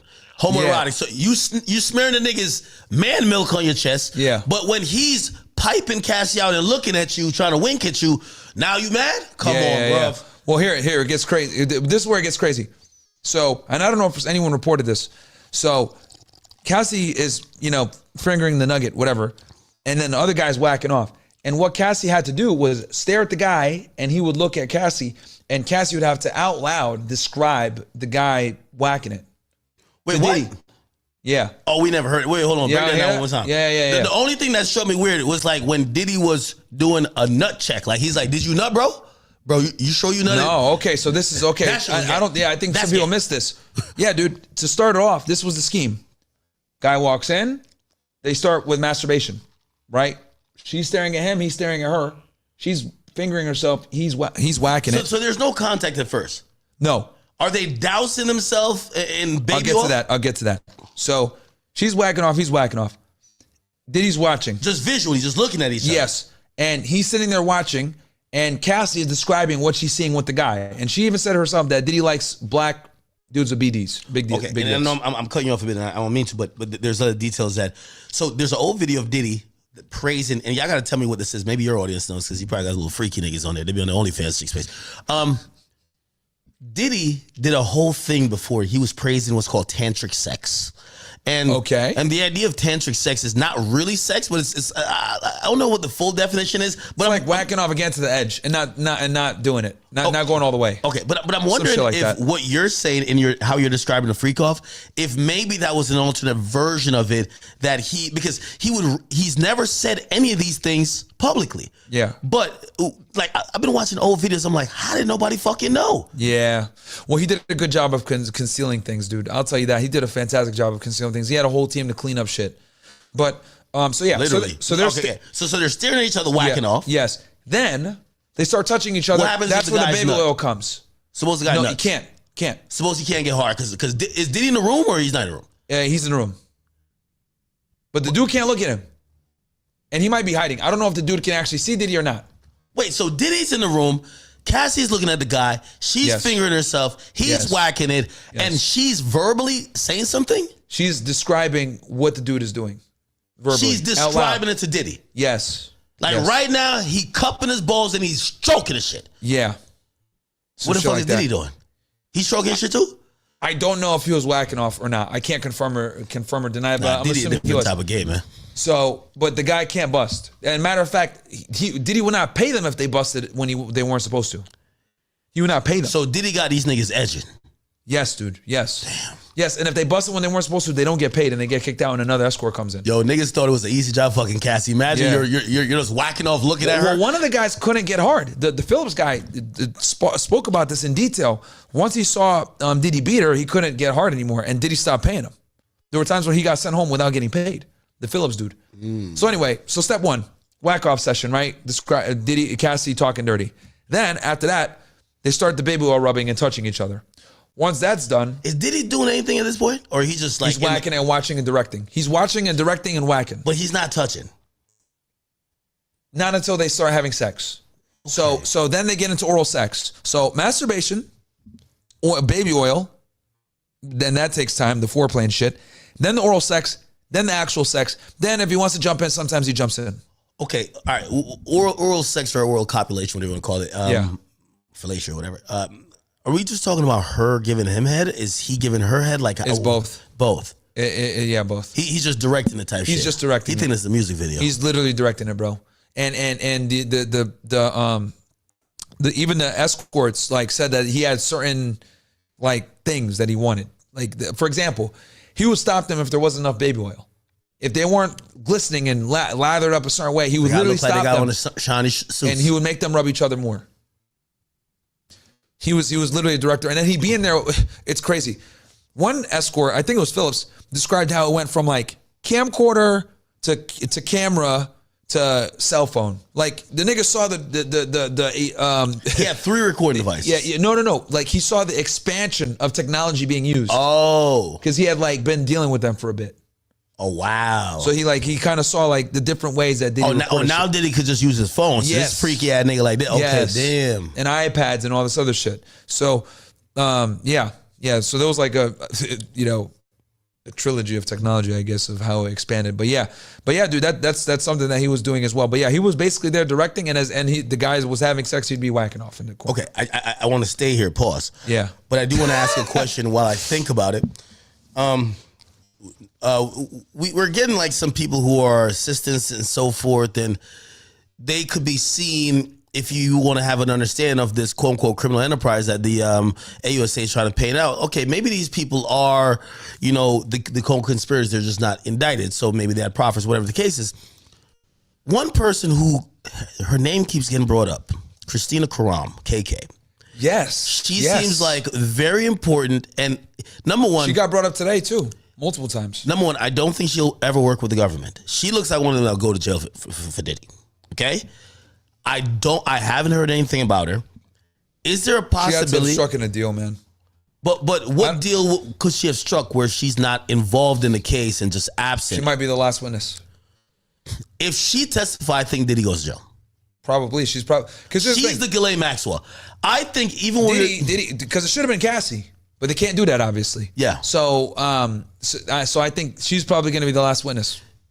So the way I'm thinking about this, and just as you mentioned, you saw the technology go from camcorder to this. Because she would have got indicted, bro. The reason why I'm saying that is because there's no fucking way that she did not get that she wouldn't cooperate and then not get indicted.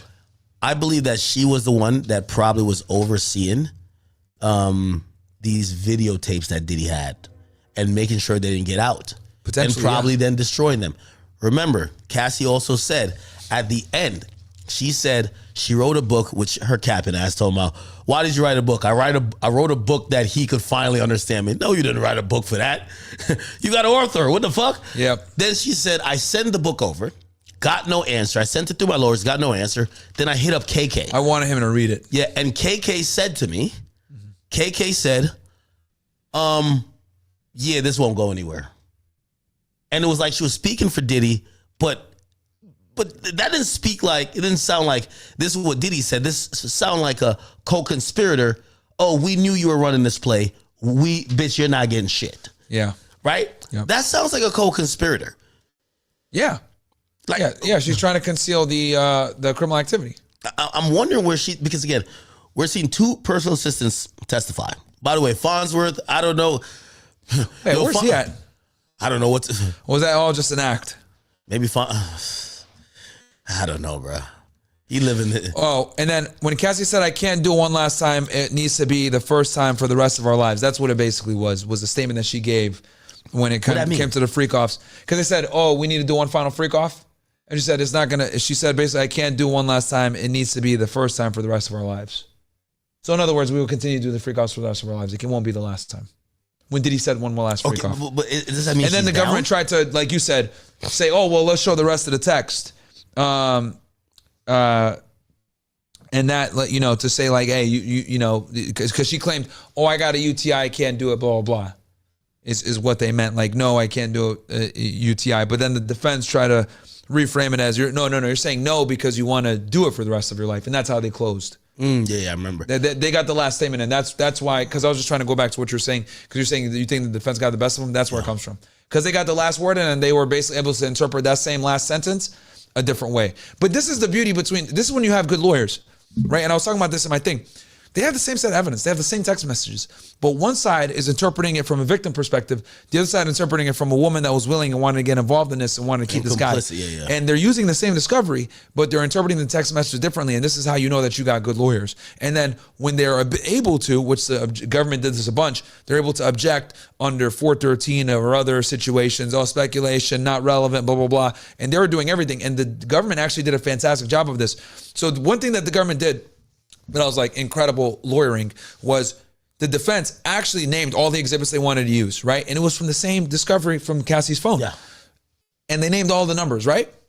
Spent like, I shit you not, like 10 minutes naming all the different exhibits, like 20 exhibits, right? Because you have to name them. At first, they said they had 400. They stayed up till 3 a.m., got 400. The government said, hey, judge, I thought we can do this. Supposedly, they say to the judge, well, we're going off after her direct. These became relevant. We stayed up till 3. We got them. Yeah. The judge says, narrow them down.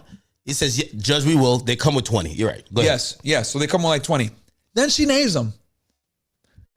And as she starts trying to introduce each piece, they object. They object to everyone. And they object. Bro, by the end of it, they were only able to get like maybe 1 or 2 images up. But why is this important? Some people might say, Myron, who gives a fuck? They were able to get 1 image in, or why does it matter? Because that the attorney had questions lined up per image. So when you're questioning these people, you can't ask them questions that lead them to speculate. You need to ask them questions where it like kind of leads to like a succinct and like almost absolute fact almost, right? So when they have these pieces of evidence, they're showing that, what is this, right? But if they don't have that piece of evidence, they can't show it. They can't go into their questions. So her entire, and I could see her like panicking as they were doing this shit, objecting, and he's like, sustain. And I was like, sustain. So when they were doing this is fucking up the attorney, because now she can't have her questions, so she had to adapt quickly, which I'll give her credit. She adapted quickly, and that's when she ended her with the whole, rape situation and the, smashing the Diddy and all this other stuff. But if she was able to get these 20 exhibits in, and the government's devious because they waited for her to go through all of them, and then as she starts saying, okay, let's enter blah, blah, blah, objection, Your Honor, blah, blah, blah. Objection, Your Honor, 408. Objection, Your Honor, 413, 608, whatever the hell, 603. And they just were able to get like 80% of it not in. A bunch of them knocked out. Okay.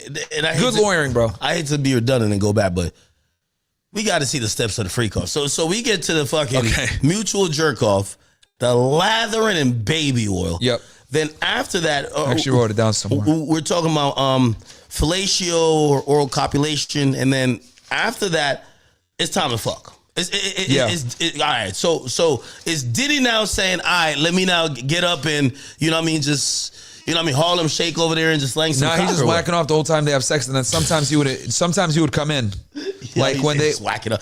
Yo, I'm gonna be honest with you. Sometimes he would come in. But not often. Let me tell you this. Yeah, I know Diddy was on some serious drugs, because this is TMI.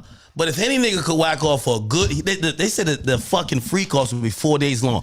If you could beat your cock for 4 days long, nigga, that's assault and battery. This is like attempted murder, nigga. Like, god damn it. Yo, if you could beat your dick for 4 days straight and not catch a heart attack, nigga, you great, nigga. Nigga, try to beat your dick for 5 minutes in the shower when it's all hot and you passing out. Facts. If you could beat your dick for 4 days, this thing is better than Brian Pumper. He better than all them niggas. He better than, what's the nigga who fucked Lena? I forgot what his name is. Jason Love. Oh, yeah. He better than all them niggas. Yeah. Did he just whacking off for days? Like, he would do sessions, but yeah, I mean, it is like pretty much. That nigga had to shave for shit, man. Like, yo, this nigga. Yeah. No way. Because like they would take just a few hour breaks and go right back to it. Nah. But that's the drugs, bro. Like, that's just like the drugs. But yeah, that was the order of things, man. Absolutely wild. No, this is crazy. I was shocked when she said that shit, and I was like surprised more people didn't report it. Yo, did you see? There was a part. You tell me how this went. Yeah. There's a part where Diddy had his skip bail his time. Supposedly the stripper was piping out Cassie, and he said, "It's my turn." Like he was like, "Yo, it's my turn to fuck." Yes. And I'm like, "Yo, that's some skip bail shit." Yeah, like, yeah, yo, he get out did. of the pussy, nigga. It's my turn to get up in there. Yeah, he did. Yeah. Were both of them using condoms, or Diddy was just raw dogging right up in that joint? I know the escorts were not using condoms. Damn. I know for a fact they weren't using, because he complained about this, and he said, I asked her for an STI test, I gave her mine, and she didn't give me hers. Phillips complained about this. You know and the what's reason funny? why is because he wanted him to jizz inside her. That's why I realized the prostitutes didn't know too much, because they wanted to use protection, and Diddy's like, "No, nigga. Not only can you not use protection, you have to nut." And here's the thing: Either on her or in her. well, here's the thing: was acceptable. I think he probably liked preferably in her. I'm gonna tell you why. If anybody ever nut. Listen, I learned this back in health class, man. Nut dries up fast. Okay, so I don't think Cassie's back flipping off her back. Remember, she was just laying flat down. They're peeing in her mouth. They're jizzing on her. That jizz is gonna be dried up before you get to massage it into this nigga like nipples. So I gotta imagine Diddy wanted her to get nut inside of her, because at least, you know what I mean, she could go in the next room, do a little squat, have it drip out in her hands, massage it into his nipples. At least, you know what I mean, it'll get flaky on his chest. But if you nut on a chick and it stays there for 3 minutes, that shit's done. It's evaporated. It's cooked. Unless it's just me. I'm sorry. Everybody knows this. Y'all watch porn. So this is what I'm saying. Diddy's a freaky boy, but he knows the shit. Yeah, yeah. No condoms. Hey. Well, he knew when that dude didn't bust. That's when I was like, that's because when I first heard his testimony, I was like, why would Diddy care so much that because he lied and said, "Oh yeah, I was busted." harvesting semen. Yeah, that's. But then when Cassie gave her testimony, I was like, "Oh my God, now it makes sense why she It's like Squid Games when they were harvesting body parts. Yo, this motherfucker was harvesting semen. Yeah, bro. Nigga might be doing some stem cell research. We never know, Bro. Yo, suppose Diddy was harvesting. Because he came out, he was pissed. The guy, like this escort even said, like he was kind of concerned that Diddy came out and said, "Hey, did you not?" He was like, "Yeah," and he had to like keep the lie up. And then when Cassie gave her testimony about the nipples, I was like, "Oh my God." Yo, she just corroborated a very disgusting fact. Yo, if and Diddy, the witnesses don't talk to each other, so you know it's legit. If Diddy was harvesting semen for some type of stem cell research, Diddy might be a hero, bro. Like it's nasty, but he's a hero. Yeah. Diddy sacrificed himself and he used the freak off to extract semen. Yo, you ever see? No, this is real shit. Like you ever see? Like I watched this. Listen, I'm a biomathematics major. When they want to get I've seen them, for research purposes, extract semen from a frog. And because frogs have these involuntary muscles, they're really involuntary. Like you could actually even trigger one of the nerves even after death, and it'll move just like they're alive. Yeah. They could it's easily like when you do cut it. the chicken head off and it keeps running. So I'm like, maybe Diddy was harvesting the semen. And he could like solve some type of like, imagine he cures cancer because of the freakoffs. That's crazy. I'll tell you this, if he did that, then he'd be a hero, bro. They get a little Pulitzer Prize, a Nobel Peace Prize, all that shit. All right. Okay. All right. Now, did you hear the fact today of there was something called, there's a drug dealer called One Stop. That's hilarious. That's a crazy name, The bro. nigga sold weed, ecstasy, Plan Bs. Dawg said Plan Bs. I was like, wait, what? Nigga sells Plan B. That's a good drug dealer. You got to sell some Plan Bs. Yeah. Well, that's how you know Diddy was nutting them bitches too, I guess. Well, we don't know. Or no, you know what? She probably bought a Plan B. Well, bro, she bought the Plan Bs. I was going to ask you this as well. So very interesting to note. Yeah. And I wonder, you mentioned this earlier, and I think we're about to get to the same thing, or you're going to use the same excuse, not excuse, but like the same reasoning. Yeah. Remember we talked about, we didn't hear her say she met with the government and probably got a proffer. And that might be carved out because she's a victim of sexual violence. Yeah, cool. This is, and that's not sure. I'm just speculating because like she was involved in a crime too, so I could see why. And I think that's a reasonable speculation. So we're hearing about all this freak off shit. We're hearing about semen on nipples. We're hearing about everything. Or she got some kind of immunity deal. Okay, we're hearing she about was ordering escorts and organizing all their trips. Facts, and their defense has nothing to do with, hey, she was the main one. They don't even try that angle. Yeah, they don't even try it. So the question I have for you is, a person who gets brought up very often in this, and we get to realize he might have been one of the culprits of leaking the videos, or some of the videos that later was threatening Cassie through this guy named Sajit, which is like a really shady story. I'll let you elaborate in a second, but let me finish asking a question. Yeah. Jonathan Odie, the guy who shot up Trump Doral in Miami, who later did in his interview, he said, hey, I was a sex slave for Cassie and Diddy. So he said this back in like, was it 2018 or whatever the case is. And it turns out, shit, he was spitting. Pause. Facts, right? Now, here's the interesting part about it, and I wonder why this hasn't came up, and you tell me, I don't know if you know the answer, we'll probably assume. The dude said he got a $5 million settlement from Diddy. Okay. He got a $5 million settlement for a few reasons. He signed an NDA. OD, right? Yes. Okay. He got he signed an NDA. He had videos that Diddy wanted back desperately that he gave, which by the way he gave to two attorneys, Mark Garagos and Ben Masalis. And as well, he said that through the freakoffs, he caught the herpes virus and he blamed them. So it was almost like this one payment Cassie for everything. Did talk about lumps on her tongue and shit, or... But that's what I was going to get into. I'm like, there's so much freak-off shit going on. Yeah. She's admitted hundreds of prostitutes. No one's using protection, and we hear nothing about STDs. Yeah. If we know 20 at least. And in the trial, at least 20 names. Okay, but think about this. From an AUSA perspective, if I really want those jurors over there in that jury box to really feel like this guy's a monster, I want to show how reckless he was. He was infecting people or... facilitating the situation that was getting people infected consistently. And we heard no testimony about abortions. By the way, there's another woman, she's not in trial yet, Gina Hu. She said that she had 2 abortions. We hear nothing about maybe Cassie having abortions. Cassie was mad about the abortions.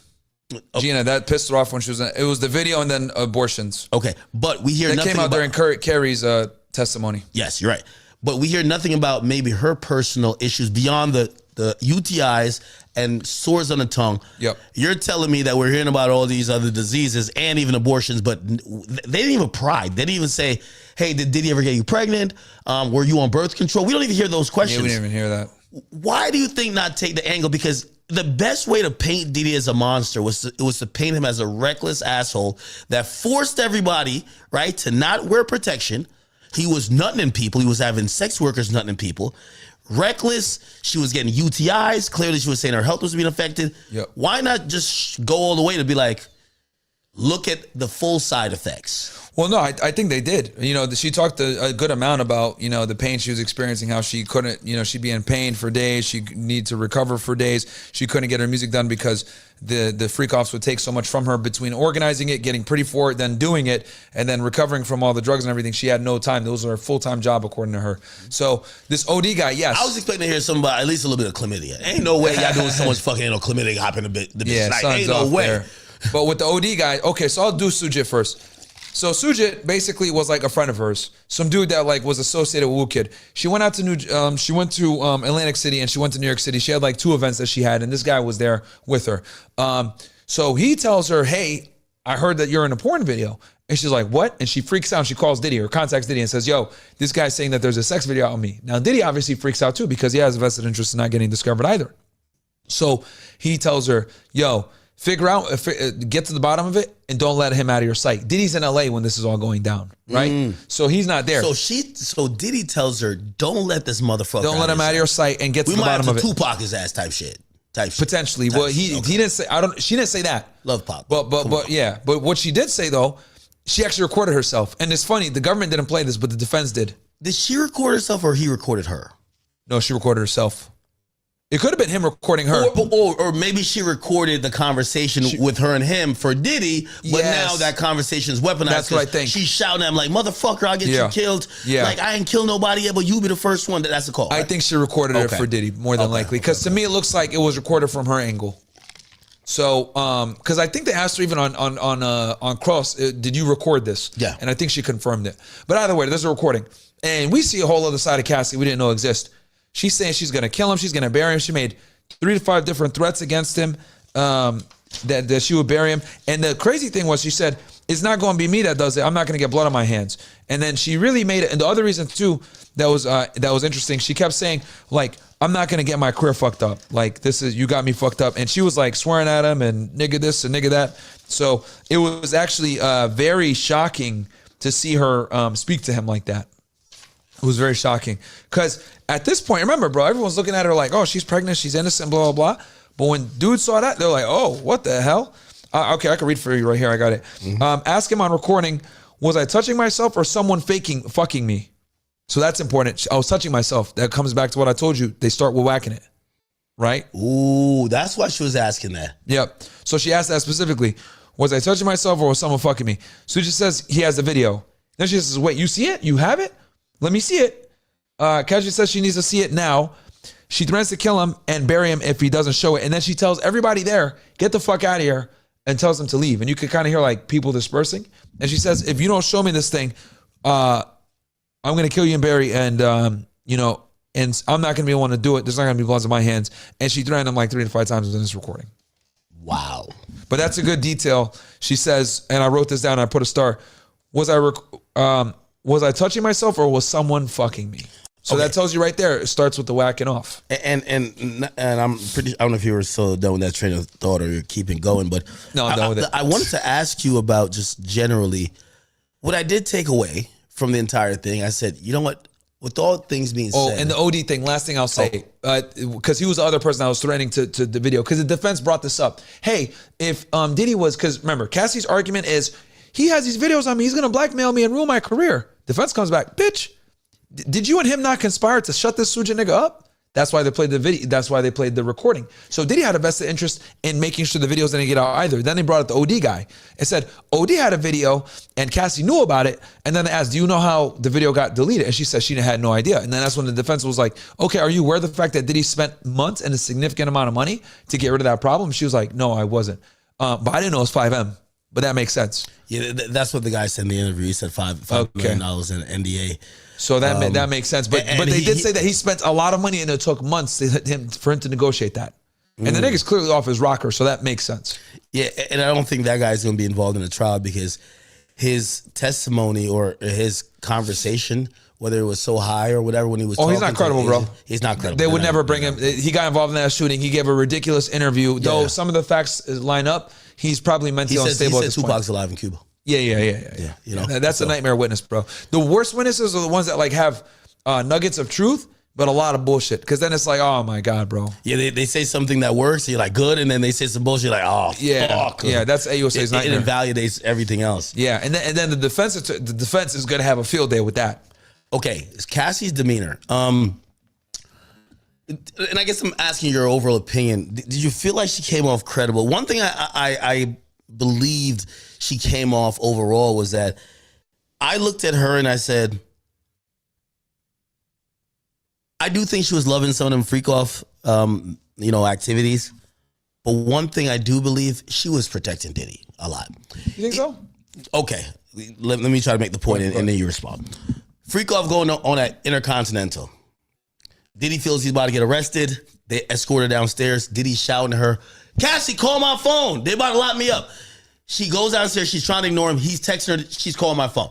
Yep. Yo, he beats her ass. She goes back to the joint where Carrie, the hotel, her home. Yeah. What's her name? Carrie, what? Carrie Morgan or something. Morgan? Yeah, Carrie Morgan. Yeah. She goes with a hoodie. So you can see that her face is fucked up a little bit. Diddy's storming in like, yo, where's she at? Hitting the door supposedly with a hammer. Yep. They don't answer the door. They call the cops. The cops come. They didn't press her at all. By the way, chat, they didn't press Carrie Morgan that much at all. So, like, she basically gave more context to, like, why they're not friends and shit like that and what they did. But yeah. Yeah, his defense didn't do much with that. Yeah, no, not at all. And then what happens is the police come. We did find out she got a nice 30K, though, for getting hit with a clothes hanger. Not bad. Oh, okay. We didn't know the amount. Okay. Yeah. Okay. So the settlement was 30K. Okay, so this is why they're not friends no more. Diddy does that shit, right? Shows up, grabs her by the neck, kind of like drags her, and then hits her with a clothes hanger. Okay? She says she got a concussion and she went to the doctor and shit. She retains legal, and I think they correspond with Diddy's people. Cassie meets with her at a pizza shop, one-on-one. Says, hey, you overreacted to this shit. It's not that serious. Blah, blah, blah. Carrie gets pissed. Bitch, like, what do you mean? Your boyfriend hit me and while you were in the bathroom just chilling. Hey, I describe this if you want to think about just how relationships are between men and women. Every girlfriend of your girl hears about how you ain't shit. Yeah, of she's course. a person that your girl vents to. So Cassie I guarantee, would probably be like, yeah, Sean did this, blah, blah. Oh, he's a new girl. but So that's she was there soaking everything in and defending her. let me and be summarize like, this. You got to stick up for yourself. And the moment it's the other way around, Sean is in her presence and she gets hit, she looks at Cassie and Cassie's like, yeah, let me I'm not going against my man. Let me give you a quick summary, bro. This is like easy mode, right? Basically, these chicks are they meet at a modeling gig, right, in New York City. They end up becoming friends. It's interesting. They met because they had to wait in line for a Polaroid. Isn't that crazy? Like, yeah. 20 years ago, you had to wait for a Polaroid. That shit would never happen now. They had to wait for the Polaroid to be developed or something. Yeah. This is like, bro, she's like 39, bitch is like 40. Anyway, so they're there. They become friends. They end up getting an apartment together, live together like in 2004. Cassie meets Diddy, blah, blah, blah. 2007. They're going on trips. They're hanging out, blah, blah. So she witnesses Cassie get her ass whooped by Diddy on 2 different occasions. Once in Jamaica and once in LA. In LA, he basically shoved her. She didn't really know what the context was. She just knows that he pushed her. She saw that, but she didn't see anything else or why it happened. Then in Jamaica, she sees him like drag her because she took too long in the bathroom. And then he sees her push her and she falls and hits her head. I think that's bullshit. That's what she claimed. I'm just telling you, it's precisely what her story is. Mm-hmm. So then she says she lied there for like 20, 30 seconds. Carrie comes out yelling at Diddy like, what the fuck? Cassie gets up, runs into the woods. They both say, and get in fucking golf carts and go after her. Carrie finds her, they hide in the fucking thing for like hours and then they go back to the house, whatever. Oh, and then in LA, they also ran and hid for a bit, for 30 minutes or whatever, and then she left. And then, they go on trips, they hang out, they go to Burning Man like 3 times, they have fun here, have fun there. She says that, Diddy, shits on her and yells at her or whatever. It puts her down. And then the other thing too is that she told Cassie on multiple occasions, you need to leave. And she was like, no, he pays all my bills. He gives me an allowance. He takes care of me, blah, blah, all this other shit. So, I can't leave. I don't know if it was Dawn that said that, but either way, the point is both of them understood, Cassie said the same thing. He supports me, controls my career. I'm not going to leave. Whatever, which I think to the defense is actually a good thing.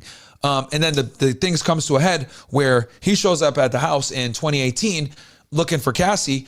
I forget what for, and he had a key. So he walks in while she's there, right? So, yeah, he's paying that spot. Yeah, he paid for all her shit. Cassie didn't pay for nothing. Well, but wasn't she living with Carrie at the time or no? No, she was not. Okay. Carrie was there visiting. This is LA.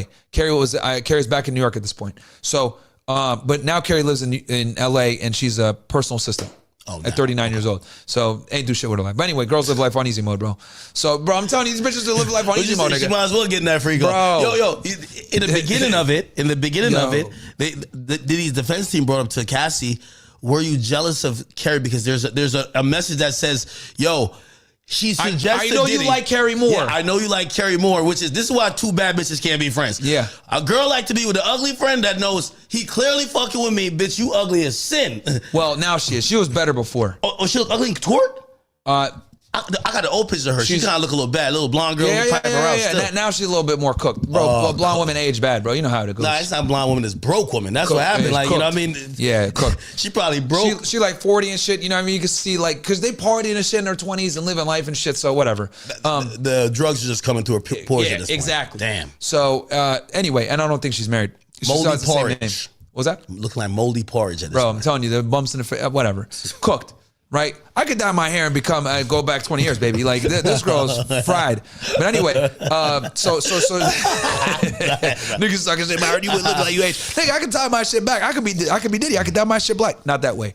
And be fine. But anyway, so. Yo, you got to sneak some Just for Men Rogan into him. Like, I hear Diddy's looking crazy gray. Yeah, he is very gray. He need that Just for Men. He does, but they won't let him do it. He got a patty and everything. Damn. Yeah, he got a patty and everything. He's not as dapper.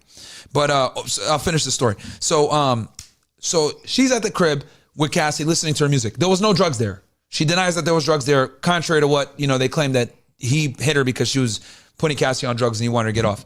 So Diddy walks in, has the key. She's shocked. What the fuck? He's looking for Cassie, losing his shit or whatever. And he grabs her by the neck and drags her or whatever, and then he throws a hanger at her. She said boomerang tosses the hanger or hits her, basically hit her in the head area. She gets a concussion. Hey, do we know what time this is? Because it feels like he was crashing out when Kid Cudi was punching Dick in the stomach. This is like 2018. I ain't gonna lie, I'd be mad fucked up if a nigga wearing a crop top was fucking my bitch. Yeah, this is 2018. A crop top? This is way past. Okay. This is way past. 2018. Who's fucking her then? But he sparring kicked her in 2011 because of Kid Cudi. Oh. That's where she got the bruise on her back. Nigga sparring kicked her. He gave her 300 combination with and Drake. then she went home and then she showed the bruises to her mom, and her mom. That's how she showed the bruises to her mom. Like the government showed the exhibits of her with like lumps on her back and bruises. Oh yeah, because that was when he fucked her up in 2011 for being with Kid Cudi. Nigga sparring kicked her in front of everybody. And then she fell. But going back to the Carrie situation, so he shows up to the house unannounced with a key. Carrie's like, what the fuck? Cassie knows that he's there, locks herself in the bathroom. So he fucks up Carrie, whatever, hits her in the head with a thing. Carrie's mad as fuck. So like a month later, whatever, or a couple of days later, I forget exactly what it was. I think it was a month later, they met at this pizza shop to discuss the situation. Cassie basically tells her, yo, here's an NDA. You overreacting, $30,000. And Carrie just took it. And then they haven't spoken since because Carrie was furious that she didn't take her side in the situation. They didn't talk since. And then the lawyer kept bringing it up. I don't know why this nigga trying to be like a fucking mediator. Like, well, you ruined a 17-year, the defense attorney, you ruined a 17-year relationship because of this. Like, you got the money, blah, blah, why don't you, whatever. And then she said, oh, well, she hasn't contacted me either. So, bro, it's ego. Like they could easily rekindle it. You could tell that she would want to talk to Cassie again. But it's because they don't want to talk to, like, they don't want to, she don't want to admit. Hell no. They would never be friends again. No. When two women see their lives go, this chick is the personal assistant, like fucking broke as hell. She'll probably thinking I'm better than Cassie. Yeah. I deserve Diddy. Yeah. Diddy shows up. She probably wasn't down for the freak-offs. And it brings back bad memories. And then on top of that, like Cassie, they're probably being hosts together. So like Cassie don't want to open up that shit and she probably don't want to open up that shit. Yeah, you can't let your girl get back with her whole friend. That's crazy. Yeah. Hey, really. They're being hosts in New York City, bro. Really important question. So we covered the Dawn stuff last if you want. Yeah. So that show's crazy. Improving the RICO, and I explained today to my audience, like there's two different parts of like what's usually alleged, right? So there's a few things that need to be understood, right? There has to be some type of agreement. People have to understand that they have knowledge of this, but there's something called predicate offenses and also what's called overt offenses. In a RICO, you need to prove two predicate offenses. Overt offenses aren't necessarily crimes. It's like you going to get rope, but the rope is used for the kidnapping. That's for the conspiracy. Yeah, that's for the conspiracy angle. Right. So the predicate offenses are going to matter. For example, sex trafficking is part of one of the predicate offenses. There's actually about like 6 or 7 of them that they hit. There's Diddy a bunch, bro. Yeah. Bribery, all that. They also include arson. Yes. Do we expect? That's why they brought the Kid Cudi shit in. Okay, but do we expect for that to be flushed out a little bit more? I don't think Kid Cudi's touching that stage, but do we expect maybe like some type of forensic report on the car or, What I think is they're looking at it like we need to put as many predicate offenses here as we can, and if we lose all of them and keep 2, we win. Okay. I think they're throwing everything at 6. And actually heard Diddy's defense when he brought this up and saying like this is fucking wildly ridiculous because you can argue that like almost any of these things, because he's saying like, yo, these assaults, like this is assault. How the hell, like this is a simple assault. How the hell is this being a predicate offense? But then they're saying, well, it goes to means and methodologies, means and methods for the organization to institute that fear or whatever. So this is why RICO is so powerful because, bro, you could damn near like because there's 2 things. Okay, there's 2 main reasons that the audience needs to know why the AUSA's office went with RICO. 2 main reasons. Number 1, they were able to bring in all the crimes from the early 2000s. And that they weren't able to bring in before 2010s, because this would have probably been a statute of limitations problem, right? So that's number 1. They were to bring in all these fucking crimes. And then number 2, it allows you an incredible amount of a variance and latitude to like make crimes that normally wouldn't like be federal offenses. Now they're federal offenses. I'll give you a perfect example. Let's say me and you got a gang. Let's see here. The Hard on Thoughts. Yeah, me, you, and Leaf. Game, man. That's what I'm talking about. That's the game. Hard on Thoughts, right? We decide, all right, we need money to fund this organization, all right? And me and you decide to rob a bank, right? And during the course of the robbery, you shoot, right? You shoot up in the air and you accidentally kill somebody, right? Yeah. Now, that would normally be like a murder charge, right? Which the state would take because the feds never take murder. But since we got a gang and we committed like a federal offense, right? Or it could be even offense that's not federal. Like we could just be like, just plan a murder, not even robbing a bank. We just plan a murder because, some OnlyFans niggas talking shit about our gang. So we go and we murk him, right? We just shoot his ass, bum, done. Yeah. Don't talk about the fucking, Hard on Thoughts gang, you fucking loser. Yeah. I almost used the wrong word. And we murder his ass, right? Pause. So we all murder him. Now, when they charge us with RICO, they can hit us with murder. Feds normally never investigate murder. Murder is a state charge every single time. Yeah. But since we are a gang, murder is a racketeering activity. So now they can lump us and hit us with murder. So that is why RICO is so powerful, because you're able to take crimes that normally wouldn't be federal. Carjacking, arson, shit that the state would normally take. Yeah, there's federal statutes for it, but they never take it because it doesn't hit interstate nexus. But when you use a RICO, now you can bring all that shit in. Hey, the perfect way to even also describe this, and also it's going to show the difference between districts, but also the reason why RICO is just so effective. R. Kelly's a perfect situation. So R. Kelly was charged. They did that to bring in all those crimes in the 90s. Yeah, so R. Kelly was charged in 2 different districts. He was charged in Illinois, where Chicago is, and then he was charged in Eastern District of New York. Eastern District of New York did that too. Eastern District of New York used the RICO charge on him and the Mann Act. In Chicago, he got acquitted on 4 of 7 charges. He was only found guilty of 3. Eastern District, 9 of 9 guilty. Yeah, that just goes to show you difference. It goes show you difference. When they're coming in with that RICO, they're coming in for some years. And by the way, we're and the other thing also with the RICO, with the R. Kelly stuff, like for that they had to do that because they're bringing in stuff from like the 90s, and all they need to establish to bring it in. Are you still continuing the criminal activity? Yep. If you're still continuing it, up to and 10 it's years. in the statute, and it's in the statutes. Now they got you for whenever you were doing. That's how they got the mafia, bro. They're getting these niggas for crimes they did in the 60s. Well, you're still doing it, so now we can go after you for this stuff. And we're not trying to jump ahead here, but we're trying to play Oracle. Let's try to play Oracle. We got time, right? Can I get another Red Bull? Red Bull, please. Please. So we're cooking tonight. Pause. Playing the Oracle, I started thinking about a potential plea deal that, because we've heard he turned down a plea. I'm going to give you some scenarios, and then turn down a plea, right? Yeah. So this is how it goes. There's 7 predicate offenses under RICO. At minimum, if he pleads guilty, and I don't think they would ever give him a plea for just bribery and obstruction of justice under RICO. No, they want sex trafficking. As soon as he gets that, that's minimum 20 years, right? Yeah. You take a plea, you can't even depart from that. So you're not going to give him a plea for 20. So the RICO, mandatory 20. Now, here's the thing. The 2 individual charges, which are the sex trafficking. Yeah. The sex trafficking, there's 2 and 4. It's count 2 and 4. Yeah. So if count 1, RICO, count 2 and 4 is sex trafficking by force, fraud, or coercion. 2 is on Cassie. 4 is on Jane Doe. We haven't heard Jane Doe yet. Yeah, we don't know who she is. Either of those brings at least 15. Okay. Okay. Brings at least 15. And I'm asking you from a AUSA government perspective, would the government be okay with this, right? So the way I was trying to do the math on how they could have given him a plea that maybe he could really consider. The only thing that brings him 10, right, is going to be count 3 and 5, which is the interstate prostitution shit. Which I think that's actually, at this point right now, I think that's the strongest charge. Really? At this point. Right now. But there's more witnesses. There's more witnesses. But do you think there would be a win for the government? It looks like they want blood. Do you think there'll be a win for the government? They're like, hey, let's give this motherfucker, you know what I mean?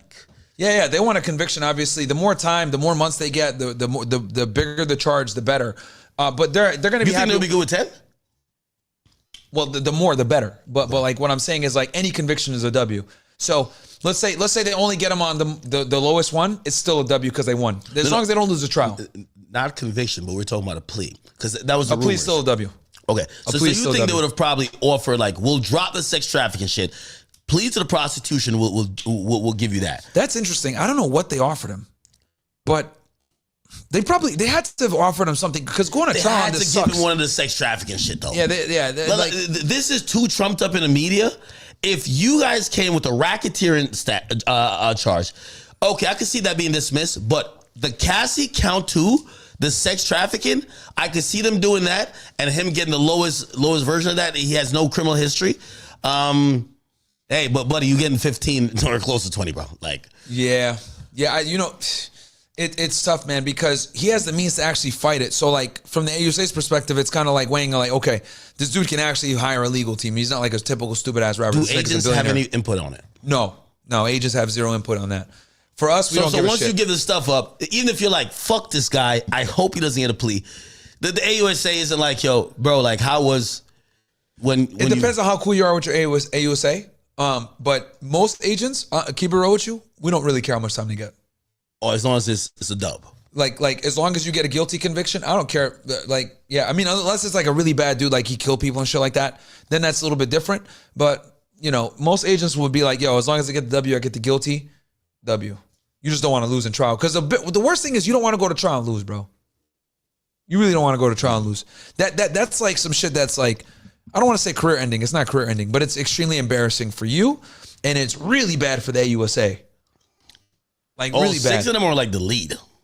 All 6 of them. Really? Yeah, it's going to be embarrassing for all 6 of them. And keep in mind, this is a career maker for them too. So they want to probably get them on like the biggest charge. But any guilty on any of this stuff is going to be a W regardless. But what I think is, at this point, you know, I think the interstate, they got them. That's right, because the escorts are there. They paid them. You got the witnesses. It is what it is. Hey, that's the simplest one. What do you think about? So the lead isn't Emily Johnson. It's Maureen Comey, which is the daughter of former FBI Director James Comey. Yeah, she is the lead because she's sitting on the first chair. This is going to be is a career defining. Yes, like approach for her. Do you think we're seeing a lot of nepotism, like even in court? Like, I mean, Teddy Garagos, Mark Garagos is. By the way, Mark Garagos represented Diddy back when Odie sued. Oh, shit. I didn't know that. Okay. So, and by the way, he's doing PR for them now. Wow. I know this is a fact because his PR people hit me up. They're like, hey, we're in court. I got their cell phone numbers and everything. They're like, hey, just let us know if you need any info. We'll send it to you. Obviously, they're trying to get some good press. And I'm like, all right, cool. I look at the bottom, contracted out to Garagos and Garagos. So that makes sense. Diddy's paying, you know. Yeah. He has PR people in there. He does. Got to. He's got people, PR people. I mean, this is what happens when you have the money and I mean, they're paying people to wear Diddy shirts and shit. So you think he's paying people that directly? It's his team.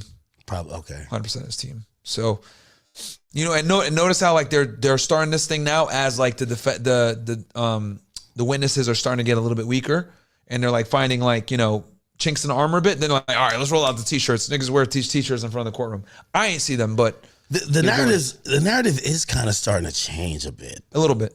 I mean, even for me, bro, I'm telling you, like, you know, the witnesses, like, they have, like, Cassie, they beat her up a good amount on the stand. Her promiscuity, drug use, the fact that she didn't want to leave, the fact that she was living a certain lifestyle, she got all these benefits. They sit there and say he didn't progress her career, but then again, he put her on with Kid Cudi. She got songs with some of the top artists. She did put out a mixtape. You know, you can make the argument, well, maybe she was lazy. Was it really Diddy that was holding her back when he put her in touch with all these artists? She said at a point, and I don't know if she expounded on this. She said her job was to train for freakoffs. How do you train for a freakoff? I've been trying to figure this shit out. Well, this is exactly what she said.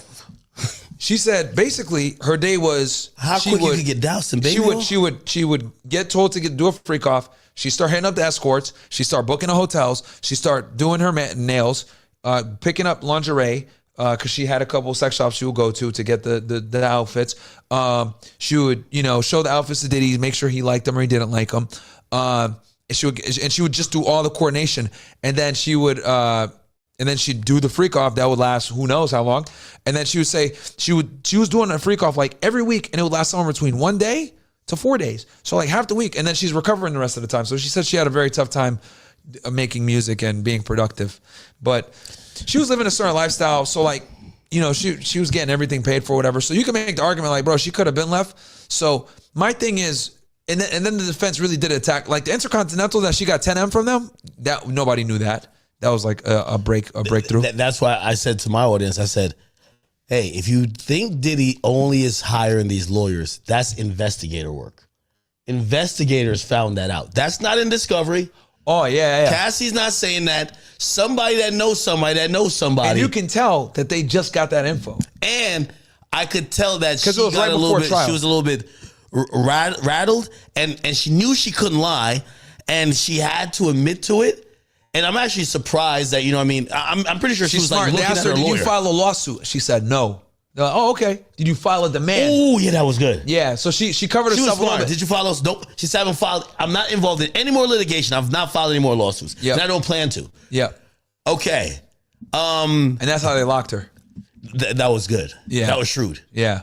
Wow. Okay, let's do some scoring a bit of defense versus... Crowd went crazy, by the way, too, when they said she got 10M. I was like, oh, fuck. Yo, she's a bag chaser. And also, not only that, the jury wasn't happy with the rape situation either. Let me ask you a question, and I know that They were like, what the fuck, man? Like, even the dudes were like, bro. This is going to be redundant. Now that... Me Too shit getting out of control. Well, we can talk about that too, but this is going to be a redundant question. Yeah. If they settle with Cassie for 10 M's, granted, Diddy seems... Intercontinental or Diddy? Intercontinental. Oh, yeah. They settle with Cassie, for 10 That M's. nigga fucked up. Right? Flores fucked that one up. No, but here's the thing. If, granted, Diddy is the aggressor in these videos, but Diddy's life has changed from this. If he beats his case, I need 10 M's too. Come on. If I beat this case, that video heavily prejudiced an entire nation against me. The whole jury pool, that is literally, I was a paying guest. I was the one who booked the hotel. That video has severely changed my life. I need my 10 M's too.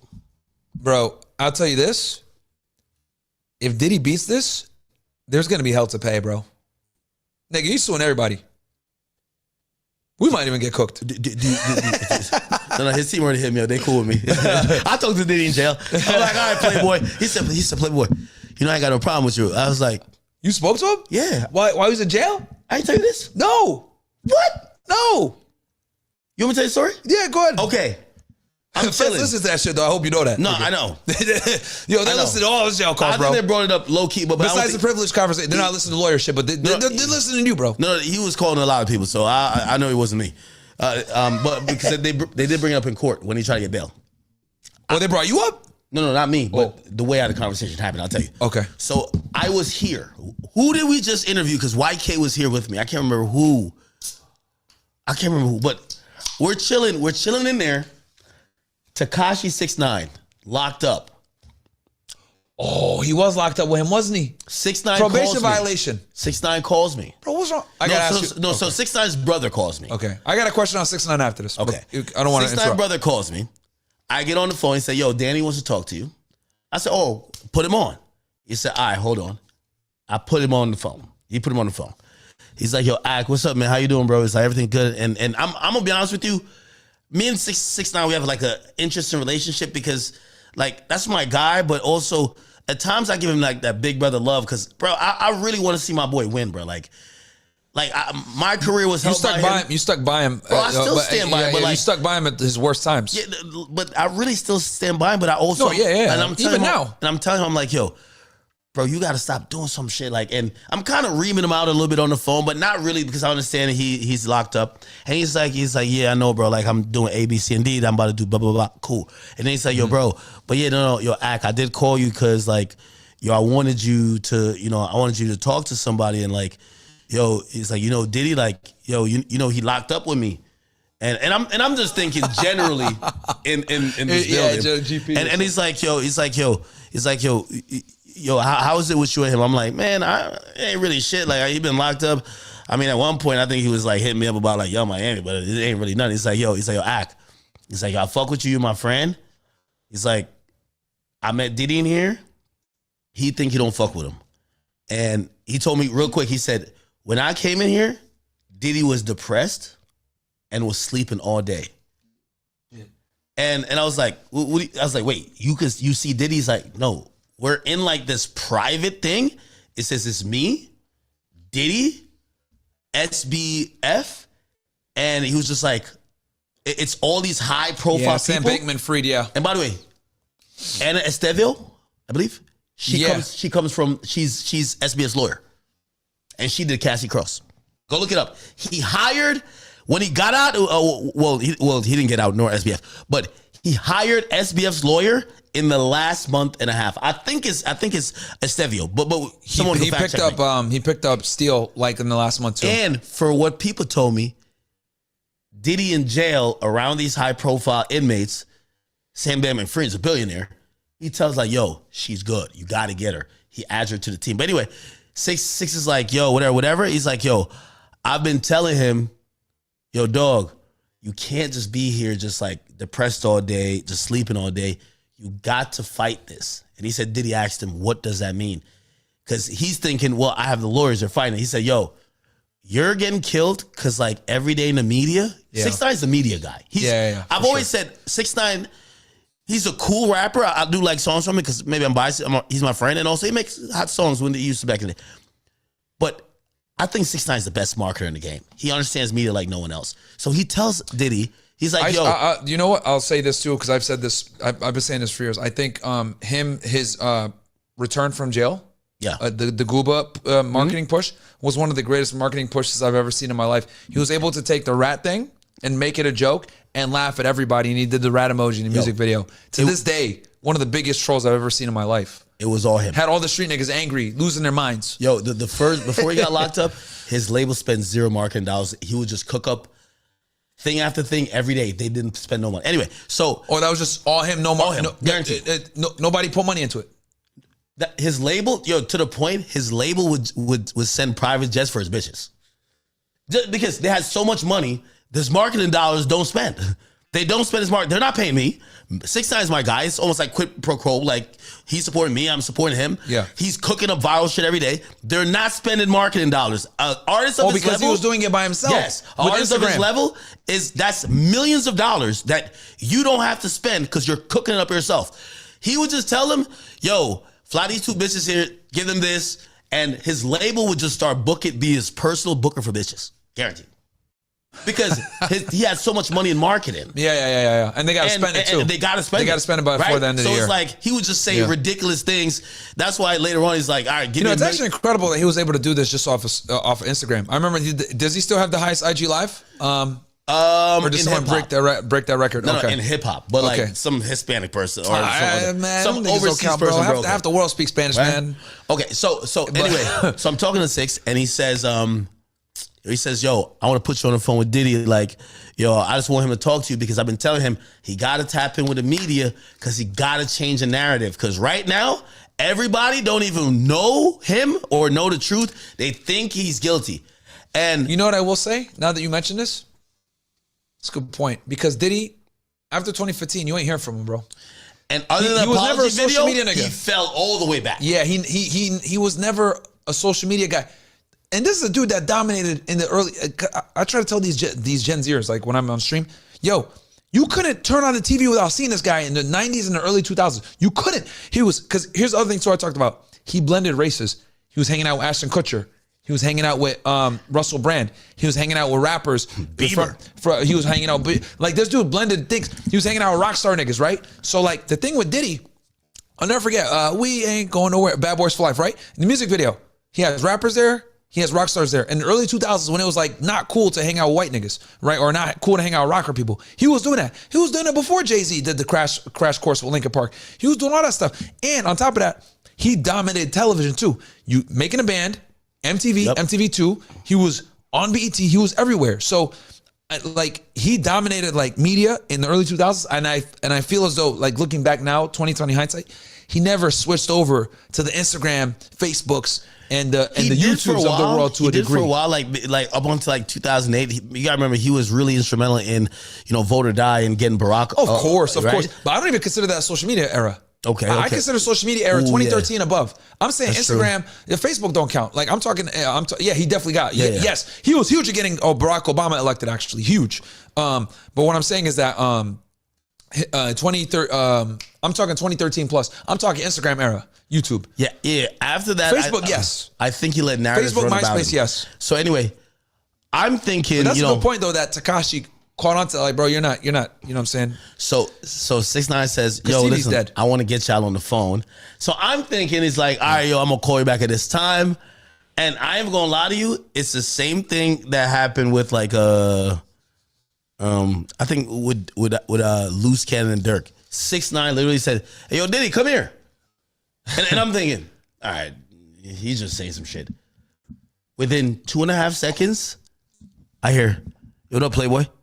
Oh shit! It's Diddy on the phone. Wow. And I knew he was aware of shit because he's like, bro, listen, man. How's everything doing out there? And I'm like, yo, everything's good. And he's like, yo, I just want to let you know, I never had a problem with you. And that was he was aware of whatever, because I was out here publicly saying, yo, I think Diddy tried to invite me somewhere in London to line me because I was calling his side chick, Young Miami, a prostitute and whatever. Oh. And he had hit me one time. I was kind of like, bro, you're fucking up my pimp game. So I'm like, maybe he was trying to, you know what I mean? Like, give me a lesson type shit. Okay. And he quickly addressed, like, I don't got no problem with you. And he was just like, listen, man, I just want to tap in with you. And, we got to put some good energy in the world. Like, he was speaking ambiguous because it was being recorded. Of course. Because obviously it's on the jail call. It's a 6ix9ine jail call. And he then says, I want you to get in touch with my son. And he was just like, last thing he said, Christian, not Christian, Justin. Then the last thing he said was, they weren't there today, which is interesting. Yeah, they weren't there today. The last thing he said to me was, what did he say? He said, yo, I'm gonna see you when I get out. And I ain't gonna lie, that creeped me out. I was like, whoa, okay. It's like it's the first time I heard confidence in the voice of what he was saying. Okay. But what 6ix9ine was telling me that he was like, yo, he's moping around. He did not sound like that on the phone. He sounded pretty like, yo, he's like, yo, I'm gonna see you when I get out. Well, bro, I'll tell you this, man. The reason why I was moping around and it's because it's interesting how you're giving me information and then it's connecting things on my side. Bro, this guy had assistants do everything for him, bro. It's MDC, bro. Bro, and MDC is one of the worst prisons. Bro, you know how many people used to complain to BOP about MDC? Like, it's one of the worst prisons in America in the federal system in Brooklyn. But with Diddy, the reason why I was moping around so much is, like, as I listened to this testimony, bro, he didn't lift a finger. Bro, so his assistants were at his house 30 minutes before he woke up, or an hour before. And they were getting shit ready. They were telling the cook, had the food ready. They were getting papers ready. Like, his life was literally handled to every degree. He didn't have to worry about nothing, bro. He just, like, existed and showed up to wherever he needed to go. Bro, one of the duties is, like, you need to have a boat for me ready when I go to Saint-Tropez. Oh, no, no. Hey, listen. No, wait, no. No. I only called you because I'm watching the trial today, or I'm like and David James said this, and David James said this to me, or not to me, but he said this, but it resonated. Yo, David James, the personal assistant of Diddy, said he was working 20 fucking hours a day. Yes, wait, bro. hold on, Chloe, you gotta listen to this shit because now I'm like, yo, I might be overpaid. He said he was working 20 hours a day for $70,000. Yeah. I'm like, what? Diddy, what? Yo, Diddy was using all the money for baby oil, bro. Facts. 20 hours a day, every day. Yeah, you bro. gotta wake up 20 minutes before Diddy, bro. And had to stay till 3 a.m. You gotta be at his crib. I was like, yo, Diddy had a real sweatshop. You want me to tell you what the schedule was? Yeah, okay, all right. I'll find it. Keep going. I'll find it. No. That's the only thing that really struck me, because I'm a pocket watcher to the max. Because I'm usually thinking, I'm like, yo, for Diddy to get people to conceal crimes for him, he must have been paying the bag. When I heard this thing was paying $70,000 and they were working 20 hours a day, hell nah. The freakoffs just ended last year. This is 2007. All right, so that's like maybe that's like 100 today. It's like 100 today. Still. Yeah. If you conceal the freakoffs, yeah, and you got to clean the baby oil. Yep. You got to do this. You got to do that. Yep. Imagine you walking into a room and it's caked up semen on the sheets. So this is what it was. He said Dia was his boss. She was the chief of staff. He was with Diddy every day before he's up every day. Have a file of all his business docs ready. News mention of him for the past 24 hours. Schedule all the business meetings that were ready. He would call security, let them know Diddy's leaving to arrange the vehicles. Work from 6 p.m. They would work from 5 to 6 p.m. He'd do his meetings. Then he'd go to dinner. Then he'd go to the studio, work until about 3 a.m. Then they would either take him home or anywhere else he wanted to go, aka partying. And then 30 to 60 minutes before wake up, and he would work, just like you said, 20 hours typically. Made $70K per year with some overtime, worked 6 to 7 days a week. Sometimes he worked 3 weeks in a row, no break. He had a writer, list of items. He prepared all the rooms, hotels, concerts, etc., the way that he wanted. And he had a particular list for hotels versus a particular list for other places. He coordinated the security, D-Rock, Malik, Bonds, Uncle Paulie, security bit with Big Tim. He didn't see any illegal weapons by security. Bonds, Paulie, and Tim in the beginning told him to stay in his lane because he was getting too ambitious. He also managed the households. Amanda had a house in fucking Alpine, New Jersey that he helped manage with a woman named Amanda in Miami. Amanda managed a place in Miami, but he also helped with the place in New Jersey. What else here?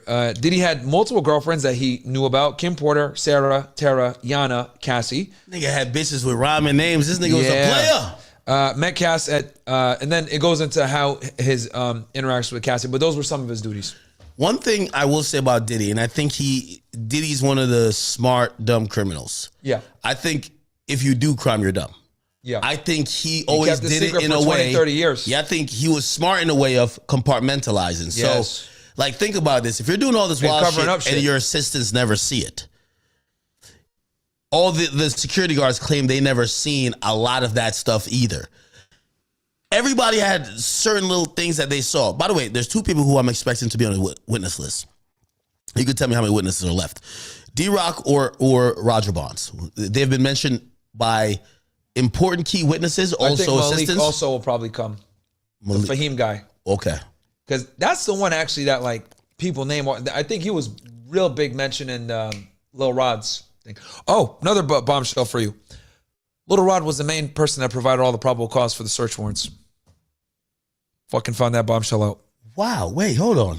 Bro. Yo, they better like the goddamn video. I'm looking at your shit. Bro, you only got 1.3. Yo, they need to like your shit on King Academics. I ain't gonna lie to you. Like, and they need to like my shit on Myron Gaines X. Bro, what the fuck? We're giving... This is by far one of the best talks on this case I've seen. Nobody gets us in the weeds. Nobody's educated on this shit. Guys, like the fucking video. Subscribe to King Academics. We got 12K watching. You only got one. I was like, you be stopping the show. You'll be like, listen, I'm gonna stop the show right now. Fuck, man. Like the goddamn video. Yo, that's so crazy. So, and I got it from a very good. I'll tell you off stream. Okay, but who told me? But okay, but now let's get into some legalese, like sure, explanations or discussions about that. Sure. If your main source of probable cause evidence came from Lil Rod, how is Lil Rod not a witness or a victim in the case? That seems that I would have went to a probable cause hearing then. Well, remember, they indicted him. He doesn't get a probable cause hearing. Okay. If you're indicted, you don't qualify for only a probable complaint, right? Only a complaint. Okay. And again, I'll tell you off air, and then you'll know. But they did the search warrant before the indictment. Yes, and they also did it before Rod filed his shit. If I'm not mistaken, I think they did it before Rod filed his. So the government talked to him before. Yeah. He was a predominant source of the. He showed up to the trial. Cause. He did, bro. He was there for like the first couple of days. He was there for the first couple of days. But yeah, I saw him there. He was there with his lawyer. But yeah, bro, the probable cause that they used, because here's the thing. Why not use Cassie? Or is it so far removed? I got you. So they did use Cassie. Cassie did provide a significant amount of information on the multiple homes. It was stale though. Because with the feds, and I'll explain this, when it comes to search warrants, they need like a 2-week gap of what they call the information to be fresh. Can't be stale. The thing with Lil Rod, since he was there making music all the time, he knew the house intimately. He knew where all the stuff was. He knew where all the safes were. He knew the layout. Dude was drawing floor plans for the feds. So he was able to provide real-time information because he had been at all the houses, fresh to the feds, real-time, and they were able to execute the search warrants because with the feds, you need that 2-week thing. I'll give you an example, just so your audience really understands, because this is super important, because this is what led to them like doing a lot, really what's kicked off the case. Let's say me and you are agents, right? We buy drugs from Leaf's house. We know Leaf is a drug dealer, right? And we buy an ounce of cocaine. Huh? How'd you know? I just knew. Okay. He doesn't look trustworthy. So we buy an ounce of cocaine, right? So we go to the prosecutor. Hey, we want a search warrant for this house. Okay, when did you do the drug buy? We did it yesterday. Okay, cool. Drafted the warrant, cool. But if we went to the AUSA and we said like a week later, 2 weeks later, like, you got to do another buy. Sorry, this is not. By the time we get this thing signed, it's going to be like 10 days, 14 days. Not good. We need more fresh PC. So in other words, the feds are very particular about giving search warrants for houses because the house is considered the top echelon of the Fourth Amendment. So like the house, it goes your phone, then the house. That's why Title IIIs are such a big deal to get, right? And I could talk about T3s too, why Big U is cooked. Yo, that is crazy. Yo, let me tell you this. If they ever get T3s on you, you're fried. You're air fried. You're done. You're done. Because they need more probable cause to get a T3 than to arrest your dumbass.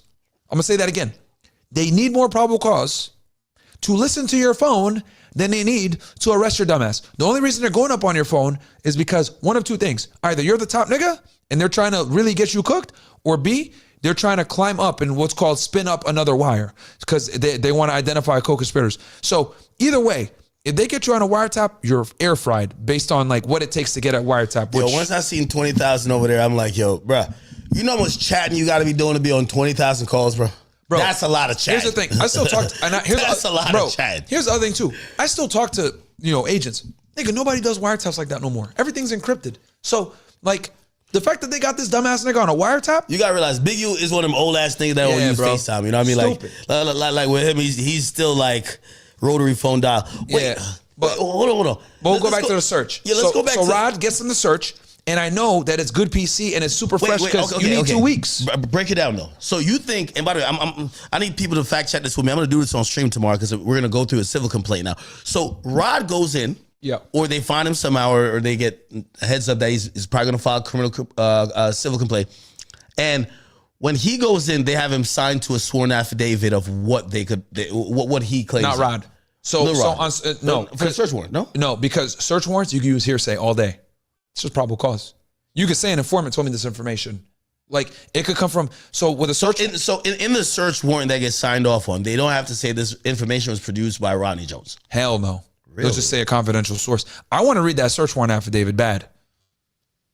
Do you think it would be available? I think if we find a case number, we could probably do it because it's got to be unsealed by now. It's got to be unsealed. You just need the case number. It's going to be an MJ case number because it's a search warrant. Because the magistrate judge signed it. Yeah, I did find it. Yeah. Chat, remind me tomorrow. We're going to look for that. We're going to look for it on stream. The problem is that it might not be under that same case file. It might not be under... Bro, I hate the fucking federal court system. Their shit is all fucked up. CR indictment, but search warrants go filed under other shit, so you got to like know the case number almost. And when I was in the courtroom, they showed... It was crazy. They had to show the evidence log of what they took from the house or what like because they did like a drug test of ketamine. Or in the indictment or complaint in attached they're not putting a case number in there. In attention, a lot of detention here, they're not putting that shit. Remember they had to show that, hey, we found a gun. Yes. Right? Yep. We found a gun at whatever. Yep. You don't think they cross-reference like the search warrant like maybe it was sealed at the time, maybe now we can find it. Well, yeah, they talked about it. They gave the press release, but they're not going to put the case number on there. They gave the indictment case number. Or did they even give a case number? I don't even think the case was indicted. The case wasn't indicted at that point, I think. When they found the serial numbers and they did press release, the gun without the serial numbers, I don't know if they were indicted yet. I think it's in the indicted one too, though. There's got to be a way. I'm going to try to find it. That would be really important. Because here's the thing. You're going to have to look for an MJ case number. So when they're indicted, it goes CR. Are you going to say how they got the probable cause in that? Yes, yeah. Really? That's why I want to read it because the thing is, with a search warrant for a house, it has to be extremely detailed. So there's probably because here's the thing, they're going to go attachment A, which is going to be what's to be searched. There's going to be attachment B, what they expect to find in the house when they search. And then attachment C, which is going to be the affidavit, which outlines all the probable cause. And with that, with the search warrants, you don't have to list who it is that gave you the stuff. Hearsay is completely acceptable. Informants are acceptable. Other agents or other people giving you information is completely acceptable. Like if you look at the search, the Trump search warrant is a perfect one that I like to refer people to because it's public. If you read that, well, half of it is redacted. But if you read through that, it says like, you could tell it's informant information. Anytime you get a warrant for someone's house, bro, informant. Well, undercover, but that's way harder to get undercover. It's an informant. Or maybe a victim that was... there. Which is basically an informant. Okay. Because they're telling. Yeah. Damn, but yeah, Little Rod. Little Rod is the one that provided that shit. That's a bombshell. Yeah, but he's not, I don't think he's going to be in this. I'm wondering if Diddy could use that to be like, yo, this guy that gave you the information. I mean, he's not charged with guns. Diddy? Yeah. They could. They found an AR with the serial number obliterated. Is that worth prosecuting? It's a mansion with like 20 people in there. With all these charges, no. But I'm surprised they didn't do it because I've been trying to throw a book at them. I think it's 18 USC 922K. Someone Google that. If I'm right, bro, I need some ones in the chat if I'm right. I think it's 18 USC 922K. Firearms used to be my shit, bro. I used to work with the ATF like this. Because when I was in Laredo, bro, niggas were taking guns and buying them in Texas and trying to smuggle them down south all the time, bro. So, like, I seized hundreds of guns, man. Maybe even hundreds. Literally hundreds when I was a job, bro. Maybe 1,000. What does it say that Lil Rod is not in the case if he ends up not being? You know, they can always bring him in to testify as a witness. There's probably issues with him that they don't want to use. Maybe a criminal history. Maybe... Clay Meek Mill's getting fucked. That's what he said. Yeah. Like, so, it's like one of those, when I seen that, I'm like, I'm going to use this because me and Meek can't get along, but I know there's some bull. But it's all good. Like, I'm like, the prosecutors this is a good story right here. Yeah, like the prosecutors don't give a fuck about the story. They're like, yo, how credible is this nigga? You know what I mean? Like, because see, you got to draw the line where it's like, okay, I want to bring witnesses in that got dirt, but at the same time, I can't bring in a witness that has an axe to grind too much. Because then it's going to be like too obvious, like, why are you here? Oh, I hate this nigga. Okay, bro. Okay. You know? So, and they already got Cassie and Dawn, right? And the fact that they put Dawn on instead of him, yeah, bruh. You want to go over the Dawn shit? Oh yeah. Please. Yeah, let's go over the Dawn shit. I'll go through it with your audience and shit like that. Let me see here. What's the engagement like? Yo, we got what? We got 4.5 on my shit. We got 11 on yours. Yo, y'all niggas need to like the shit, man. I'll take. Yeah, I ain't gonna lie. They do be going crazy when it comes to watching, but yeah, should they be in the chat? Guys, engage with the shit, man. Okay, here we go. I'll tell you how much. They said 1,000 Aura boots. Thank you, guys. You guys like my cowboy boots? Awesome. Niggas hating on the Chelseas. I know you got them too. We got 5,000 on the Academy channel. We got 12,000. Wait, how many do we got watching total? All right, so we had 17,000 just on my 2 YouTube channels. Okay. Then we have 600 on Kick. By the way, you guys go to Kick if you guys don't want like ads. Like, you know what I mean? It's an ad-free experience over there. And then Rumble, I can't see it from this multi-streaming thing, so I probably got like 2K on Rumble. So that would be like 17K. No. So, no, just with you, that's like 19, yeah, that's like 19, 20 just with me. Okay. And then whatever you got going on. Yeah, so, and I'm streaming on Twitter and shit. So, we got over 20, bro. We got like 25,000. Yeah, we're probably closer to 30. Yeah, we got like 25,000 right now. So, 20 to 25,000. Hey, for everybody who's watching, you got to understand this. This was what you call we're not working like David James, but like this is pretty much like a 15-hour work day, right? Yeah. Right? Like you've been up since what time? I woke up yesterday at 8 p.m. No, this morning. No, I didn't sleep. I woke up at 8 p.m. And then you've been up since 8 p.m. yesterday? Yeah. Bro, what the fuck is in them Celsius? Like, I don't know, bro. I woke up and I streamed and then I just didn't go back to sleep. And I did the court thing earlier and then I'm just here now. You didn't sleep at all? Nah. When are you going to sleep? After I'm done with this. But you got to get to court in the morning. I'll live. One of the hardest. Hey, one thing he says, as much as they dislike you, or not everybody, but some people, they act like you're the worst. Yeah, niggas hate me. You outwork all of them. And that's one of the reasons you're always going to be here. I'll tell you this. The reason why I know so much about like being an agent, I can give you like these intimate details is because I did it. Like all the stuff I tell you about when it comes to search warrants, writing wiretaps, pen registers, bro, I can go in the weeds like about how investigations run or whatever. And like, I can see the mistakes. As I'm watching the agents testify, I'm like, you fucked up here. And I told you this example before. So I'll give you all a quick example of what I mean by this. One of the agents, when they searched his hotel, right? They seized a bunch of baby oil, good. They seized ketamine, good. It corroborates what the witnesses told you, fantastic. You found it there, awesome. They find $9,000 cash, right? In a little satchel, Louis Vuitton satchel. What do? They seize it. Stupid. Why? Can they say that's the money he's using to pay for drugs or pay for prostitutes? Okay. And here's the thing. That's a good angle. Now, the agent, when she's on the stand, they said, well, why'd you take the $9,000? Because the defense is like, why'd you take the $9,000? Why'd you seize it? They didn't take it. They seized it. Because when they went into the courtroom, she actually pulled the satchel out from the thing and cut the bag open, pulled the satchel out, pulled the money out of it, and then fanned it in front of the audience on some poo shiesty shit to the jury. Wait, they cut the bag open? Yeah, because it's evidence bag. Oh, okay. Yeah. I thought it was like they cut the Louis V bag. No, my bad. Yo. Yeah. So they seized the bag as it was with the money in it, and then they counted it, zipped it back up, put it in there, and then put it in the evidence bag, sealed that shit up. And it's been in the evidence vault since September. Then she brought it out just for the trial, And then she took it out, cut it open, pulled the satchel out, pulled the money out, and fanned it out on some push icy shit. I was just waiting for her to do this. I was like, what the fuck? Now, when she did this, I cringed because I knew as soon as she did that shit, I was like, the defense is gonna come at you. Here we go. So they say, why'd you seize the money? Oh, we believe that it could have potentially been involved in criminal activity or criminal proceeds, blah, blah, blah. She's like, okay, for what? Oh, bulk cash smuggling. I'm like, you fucking dumbass. Now, this agent has been on the job for like 5 years, really 4, right? Because she was spent like a year getting ready for the academy shit, probably 3 to 4 years of actual real investigative experience. And she went to her first duty station is New York. Bro, they're not. Why wouldn't they put like a lead person on the stand? Because they got a lot of new agents, bro. Ooh. So and new agents often go to places like New York, Los Angeles, Miami, and the border. Hard to fill offices that no one wants to go to. Is that not the person who's the lead agent that cooked up this entire thing? No, but the lead agent is 5 years in too. I spoke with him. He's only 5 years in. So these niggas are all new, right? So she fans the money out. And I already knew I was like, they're going to cook her on in defense. So after that happens, Cross comes. Ask her some questions, whatever. Okay, why'd you seize the money? Oh, illegal proceeds, blah, blah, potentially. That's a good answer. For what? Bulk cash smuggling. Wrong. Why the fuck would you say that? This dude is a billionaire.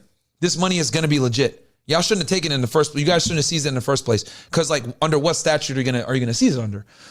Because 9 out of 10 times he's going to be able to prove that money is legitimate. So what she should have done, what I would have done, and I talked about this on my show, whenever you're dealing with someone like this where they're clearly committing crimes that it's not for profit and he's rich and he's wealthy and more than likely that money is it was made legitimately, you're creating headaches for yourself by seizing it, right? It's easy to seize money from a drug dealer. It's easy to seize money from a scammer or someone that's doing some other illicit crime for profit. That makes sense because you can say this money's being seized until you can prove that it's legit and they never can. But with someone like him, bro, billionaire, $9,000 cash, that's play money. That's his real money. You know what I mean?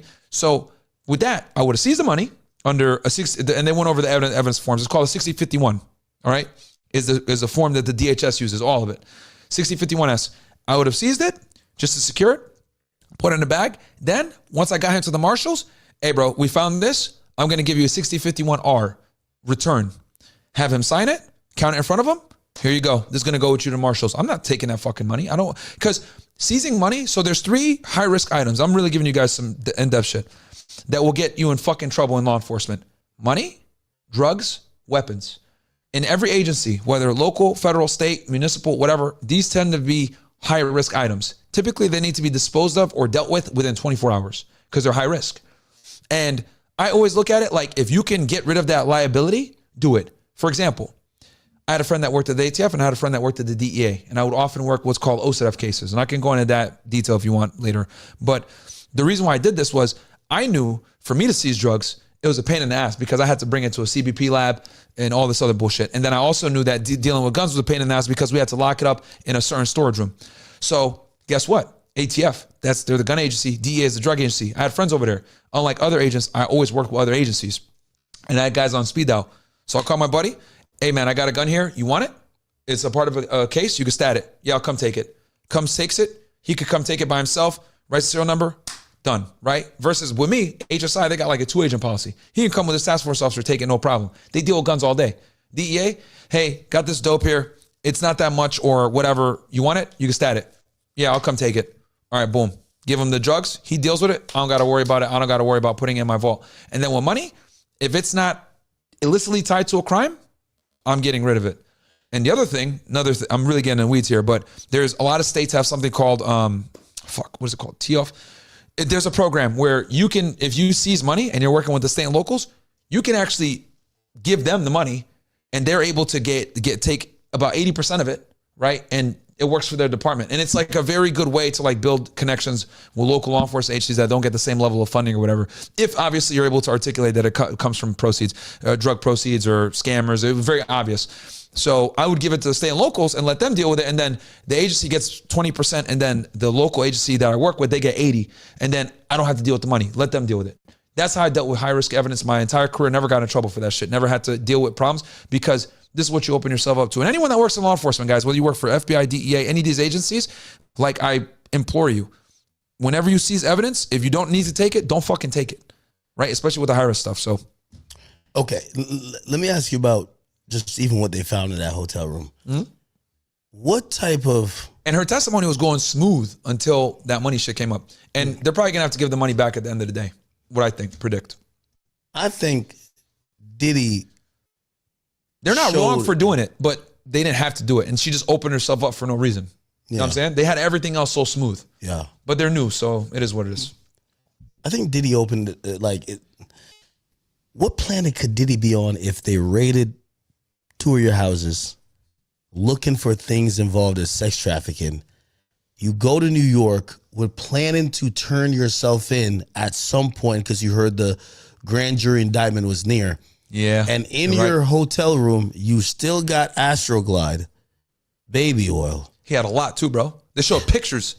Yeah, like why would you have the free it was like 10 plus bottles, bro. This is where I'm Crazy. like, I think I see why his defense try to argue this angle to say he was incapacitated, or they're almost kind of saying like he has a problem.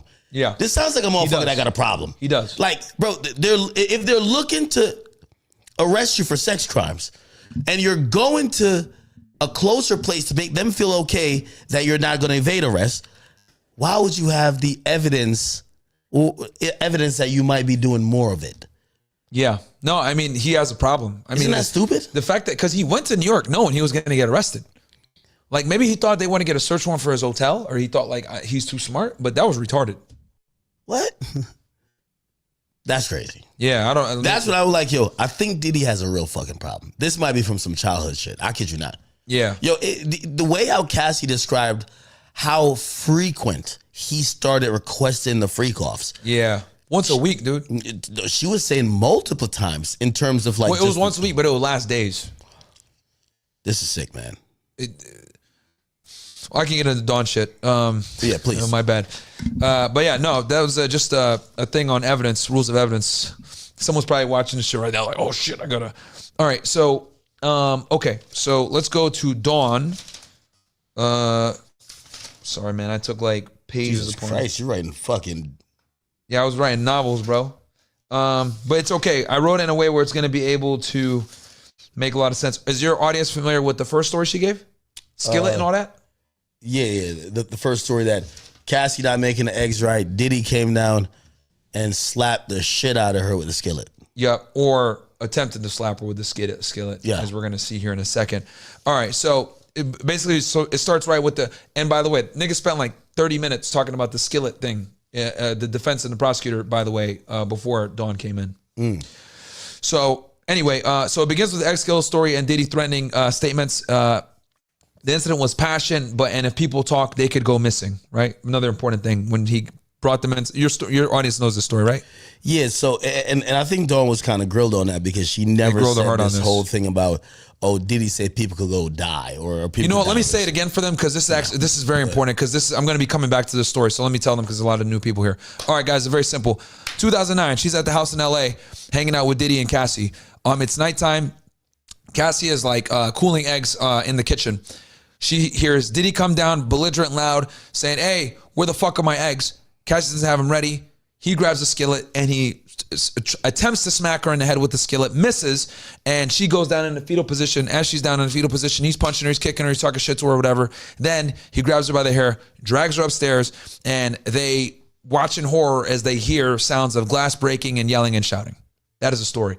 Then, following day, Diddy tells them to come in, her and, who's it, Harper? Harvey Peer. Okay, the other girl that's a part of their Diddy, Dirty Money. Oh, Kalina. Yeah. My bad. This is 2009. So Danny Kane is gone. So she tells them to come in. They recorded the studio, locks the door when they come in. Hey, just so you know, what you guys saw was a crime of passion. We love each other. It's all love. I'm going to take you out to the top. We need to keep this behind closed scenes. And, you know, people that talk about stuff like this go missing, right? Very important that he said that. Then he gave them flowers. This is according to her testimony. According to her testimony. And then he gave them flowers. Which is crazy. Like, yeah, don't worry that I whooped my chick's ass by here's some roses, bitch. Anyway. So anyway, allegedly, this is what Dawn said. Okay, so now that y'all know the story, so it started with this skillet thing and the going missing, okay? She felt shocked and scared when she saw it. It was early in the recording for Diddy Dirty Money. This is in the early stages. She still saw Cassie, but saw her at the studio, hotel, house, etc. Saw her often, saw her other acts of violence frequently. Saw Diddy punch her, choke her, pull her hair, slap her, face, punch her in the stomach. The reason she didn't say anything is, or the reason why he hit her is because Cassie would talk back, having an opinion, and wanting to perform. Talking back is that bad? No, I'm just kidding. So then they went, and then his security guys were Harv, Mia, or people that work for him. Harv, Mia, D-Rock, Capricorn. They're all witnesses, and they were staff and security to some of these incidents. So the first incident was 2009. Security like D-Rock showed images of D-Rock in bonds. They were security and worked for Diddy from 2009 to 2011 when she was at Bad Boy. So those were other witnesses there, I think, at the first event. She saw evidence of violence, the evidence of violence against Cassie. So she saw injuries in her hands, face, knees, arms. She covered up with makeup, clothing, and sunglasses, which does corroborate other things. Her and Kalina getting makeup. Okay, so this is the other story, I guess. So her and the other girl were getting makeup. They heard arguing between Cassie and Diddy. Diddy punches her in the face. Okay. And then Cassie came to the bathroom crying. Her eye was swollen, but she put makeup on and sunglasses to cover it. She stayed with Cassie after she was punched. And this was like right before a Central Park like performance or appearance. And then they showed a photo, exhibit, if your audience wants to know, 9P102. It showed a pic of Cassie and her and Harper on that day. All three of them are wearing sunglasses. The prosecutor asked her, this is on direct, by the way, why did you guys all wear sunglasses? And she said they wore in solidarity to support Cassie. Diddy punched Cassie in the stomach at a restaurant. This is another incident of violence in Hollywood. She left the room after. Harv, Pierre, Capricorn, Mia, Pawn, Harper were there. Keep in mind who I just mentioned, guys, because it's going to change in a second. And then they showed a message of Pierre. She had positively identified him. As they're mentioning people throughout the story, they're showing images of them and, the witnesses confirming that's XYZ. Pierre was president of Bad Boy Records at the time. They went back to LA, a house and a Sprinter after this Hollywood punching situation. D-Rock drove. Cass and Puff were arguing. Cass said that she was embarrassed and she didn't like that. Why'd he have to do this in person? Diddy wasn't taking none of that shit. Huh? In public? In public, yeah. Cass. So they were arguing. She was embarrassed and she said, why'd you have to do this in public? Diddy smacked the shit out of her in the mouth and told her to shut the fuck up. And everyone on the rest of the ride was quiet. She just stared out the window the rest of the time. Cass wanted to do more modeling and more for her career. This is something that she confided in Dawn in. She heard Cass and Diddy discuss her career. Cass said it would happen on his time, and he told her to wait. And then she overheard a conversation, I think, where he told her he owned her and would slap her. She overheard a conversation, I think she said. Damn. Diddy didn't like Cass talking to Dawn. Told her to stay out of his relationship. You bitches are here to work. You don't know work. He told them the world pay. The world they would pay for it if they didn't mind their business. Man, stay out of my motherfucking business, man. Yeah, that's what he said. He said like, yo, stay out of my business. You bitches are here to work, and you bitches don't know work is what he told them. And then he said they would pay if they didn't mind their business. And then since he beat Cassie, his lover, because they asked her, yo, why didn't you do nothing? And she said she was scared for her life. Important. Note that too, guys, that she was scared for her life. Because this was the rolling theme, why she didn't do nothing. She was scared for her life because she saw how he was beating the shit out of Cassie. And he was like, yo, if he's treating his lover like this, like I'm cooked. I can't say nothing. So she stopped interfering in Diddy's relationship. She saw Diddy do weed, Molly, ketamine at the studio. Never saw him take opiates though. Then she mentioned this guy One Stop, who was the drug dealer. He brought the drugs. He was a black dude. He showed the picture of him and she identified him. He brought cocaine, Plan B, weed, Molly, etc. Diddy stored the drugs in his Louis Vuitton pouch. He or his assistants would carry it. Diddy offered drugs to them. Dawn said she only smoked the weed. She didn't use any other drugs. She said D did use drugs while working, but he was a productive druggie. She observed Diddy with a gun on his possession. Saw this from 2009, 2010. She saw D carry the gun in his lower back. His security also did the same. She left Bad Boy in 2009. She kept in contact with Dawn or no, fuck. Diddy kept in contact with Dawn. Diddy would contact her anytime she got some motion. If she didn't answer, his cast or his management would contact her. She was always pleasant when talking to him because she knew how he was. She did not disclose what she saw because she was told not to by Diddy, Harv, and Pierre. She and Cassie filed a civil lawsuit around the same time. Her lawsuit is still pending. And then the defense cross-examined her. So I got to take a drink before this one because this is going to be one of the greatest ass whoopings And I ever witnessed in a courtroom. Who did this cross? This was the black chick, the short black chick, the one you mentioned. Oh yeah, this was Westmoreland, Nicole Westmoreland. Yeah, she was a feisty, short black chick that sounded white. But that's how you know you're cooked. The black chick sounded white, bro. They get air fried. Like she spoke proper English. Sounded like Condoleezza Rice. And here's the that thing, jump, man. Dawn, I ain't gonna lie to you, bro. Dawn is stupid because she would be like, "Yeah, so you hired your lawyers to litigate on your behalf, and are you aware that they did this?" She's like, "What? What was that?" And she's like, "You hired your lawyers to do a certain." She didn't know. Basically, she didn't know what the word litigate meant, and a couple other terms. There was like 4 different. I know. Leave us in the back. Like, what the fuck is going on? I know, bro. Straight niggatry. But there was multiple times where Dawn didn't know what she was saying, and she would have to like make it like baby steps. It was painful. So Dawn's not smart. Did you see her getting bullied when she was walking out the courtroom? There's a video of it. When she walked out the courtroom. Yeah. I know as she walked out. No, not the courtroom. Probably out she the was courthouse. walking courthouse, yes. In or out the courthouse? Looked like it was out. Okay, well, I'll tell you, when she left the courtroom, she got the fuck up out of there quick. She like she walked by, she didn't even wait for the people that were with her. Like the people that were with her just like filed right behind her. Really? Yeah. By the way, Pain Zombie Ghost, and thank you for the 20 Canadian, bro. Appreciate you. Shout out to you, bro. Okay. All right. Okay, you want me to do her cross now? Mm-hmm. Okay, so here's a cross-examine. So she confirms that the lawsuit is pending. And guys, I'm summarizing for you what they said so you can infer what questions were asked, but I'm summarizing for you like what was said based on the questions. So she confirms the lawsuit is pending with a motion to dismiss. Her attorney sent a demand letter prior, filed the suit in September of 2024, roughly. She sat down with federal prosecutors 8 times, asked if her allegations are consistent. She said yes. Asked Dawn about Cassie Skillet's situation, claimed she dropped down in the fetal position. So she repeated kind of the same story. And then this is where the defense attorney started to start cook her. She goes, "Are you aware that the egg incident was in your letter, in her demand letter to Diddy's people?" And she says, "No." The demand letter says she heard the pan hit, but didn't see it. She heard it hit the wall. So she didn't see it in the demand letter. Then she goes on and says, on October 31st, 2024, you met with the government and told the government Diddy did hit Cassie with the frying pan versus saying Diddy tried to hit Cassie. So we already got 3 stories already in 10 minutes, not even 5, like this is like the first 5 minutes or 10 minutes of her talking to her. So first she testifies, Diddy tried to hit her with the pan. That's what she testified to. Then her demand letter says she didn't see him hit her with the pan. Rather, she heard the pan like hit the wall, right?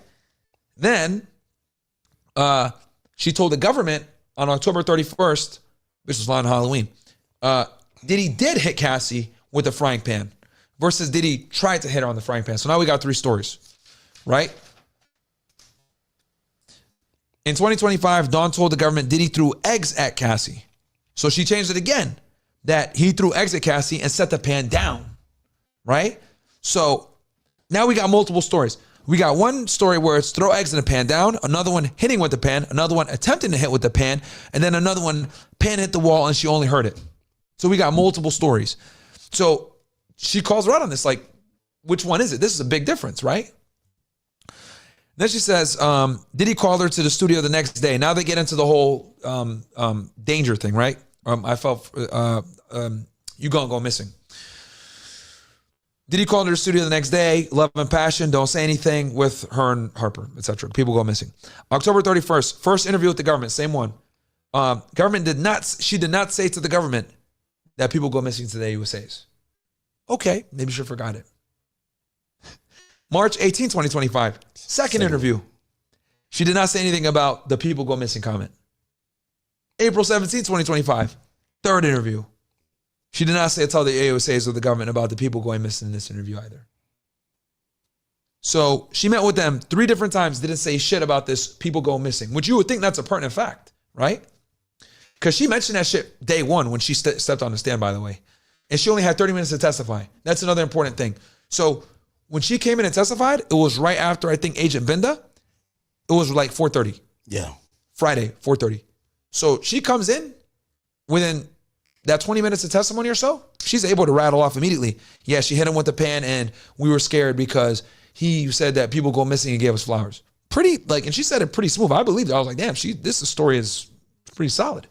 But now the defense attorney is coming in saying, like, you met with the government 3 times. You didn't say shit about this. She also met, and then she mentioned the other dates that she met with the government. April 8th, April 9th, May 10th, 2025. So the first time that she mentioned people go missing was May 10th, 2025, right before the trial. Really? That's like really right before. Yeah. Another thing that she brings up, the restaurant assault. She said, who else was there at the restaurant with you? Neo, Usher, Jimmy Iovine. She didn't bring that up when she met with the agents.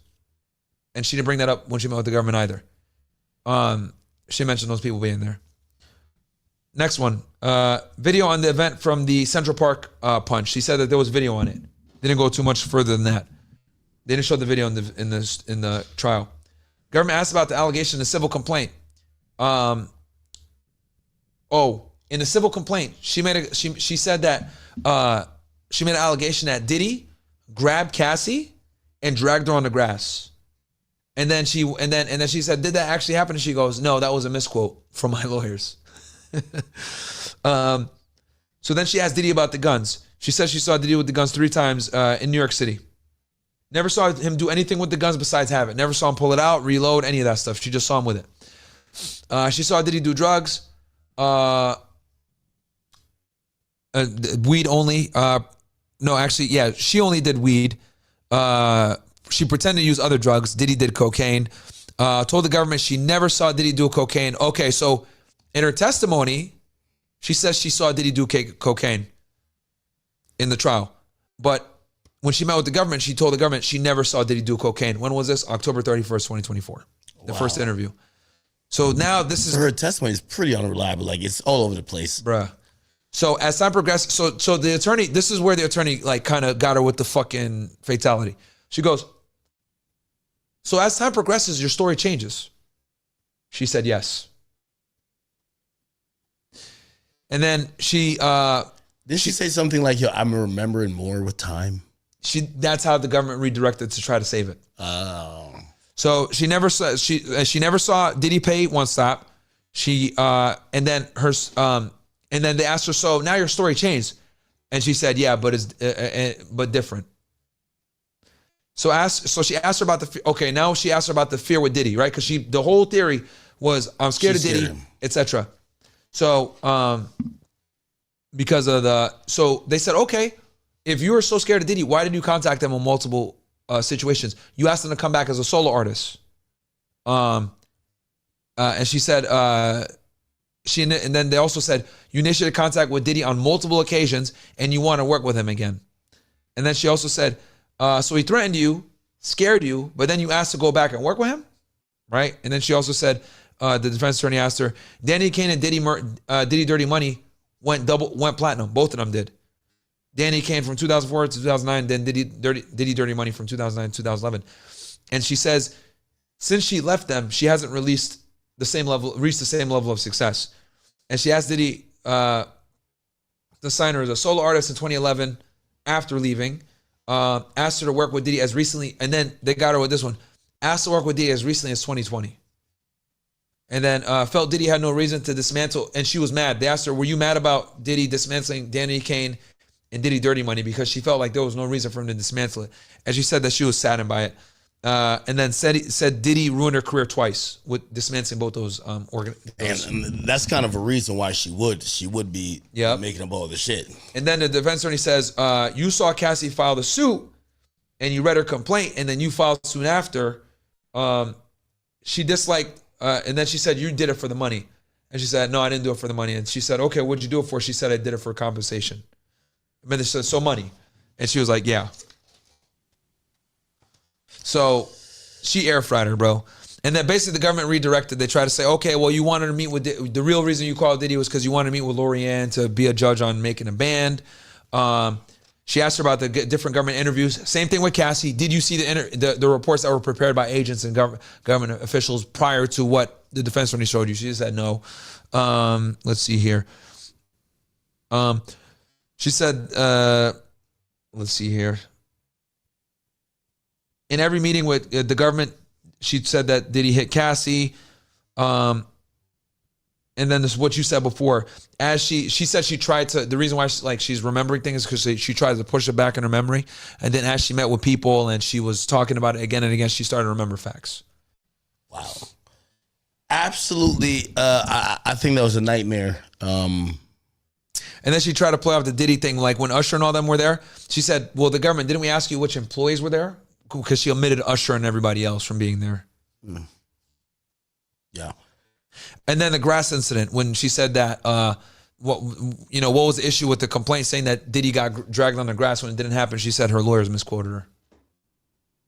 And then they also said, did you see the demand letter that your civil lawyer sent? Remember the civil lawyer said the bullshit about the, it said the stuff skillet. about the grass and the skillet difference.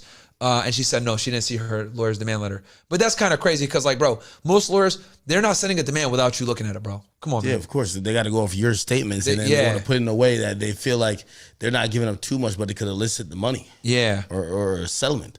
And they said that, like, yo, these people working on your behalf. And they sent this letter on your behalf, litigating on your behalf. And like, she couldn't even understand when they were trying to say that. So, yeah, I mean, bro, I'll be honest with you. I've never seen a cross-examination go that bad ever. Wow. Okay.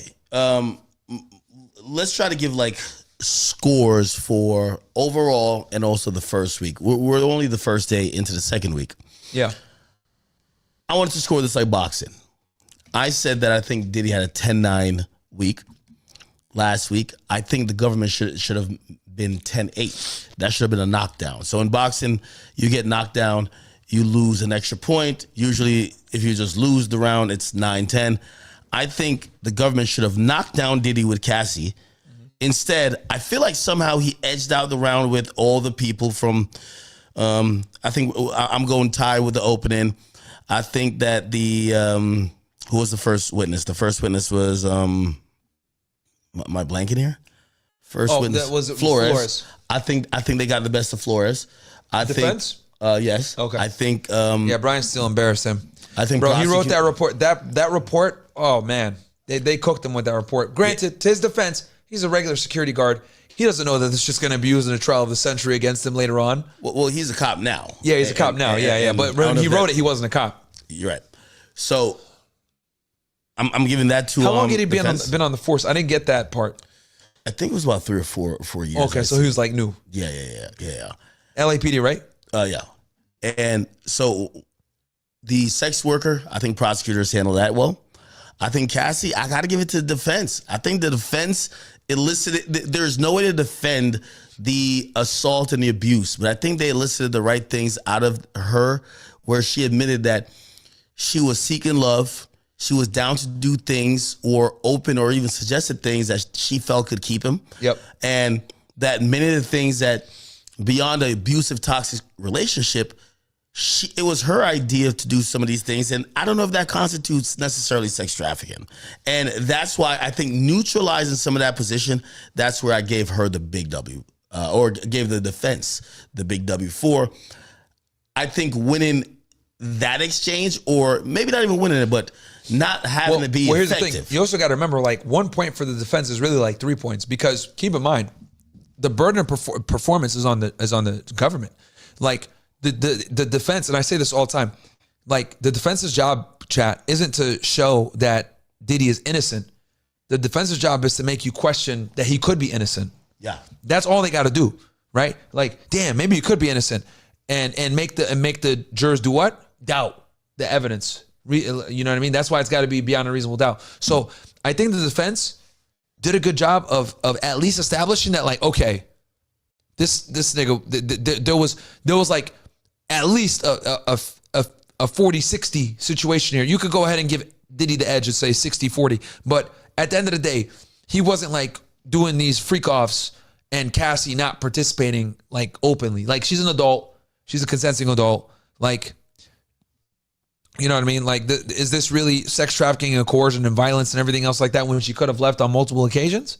I don't know, you know? And then the rape situation made it worse because now her rape story is incredible because like you were cheating on your man with him. And I think that's going to rub a lot of people the wrong way. Rape isn't a standalone predicate offense, even though I think maybe some people might say it's implied with the predicate offense of sex trafficking. Yeah. And that's kind of I think they brought it in because of relevance, because of that. Yeah. For relevance. But the defense, I noticed, didn't challenge it because they had that in their back pocket. The date discrepancies and the fact that she used it to cheat. So they're like, you know what? We could object this, but you know what? She actually stepped on a mine because this is going to make her look like a whore for the jury. And here's the other thing that's important.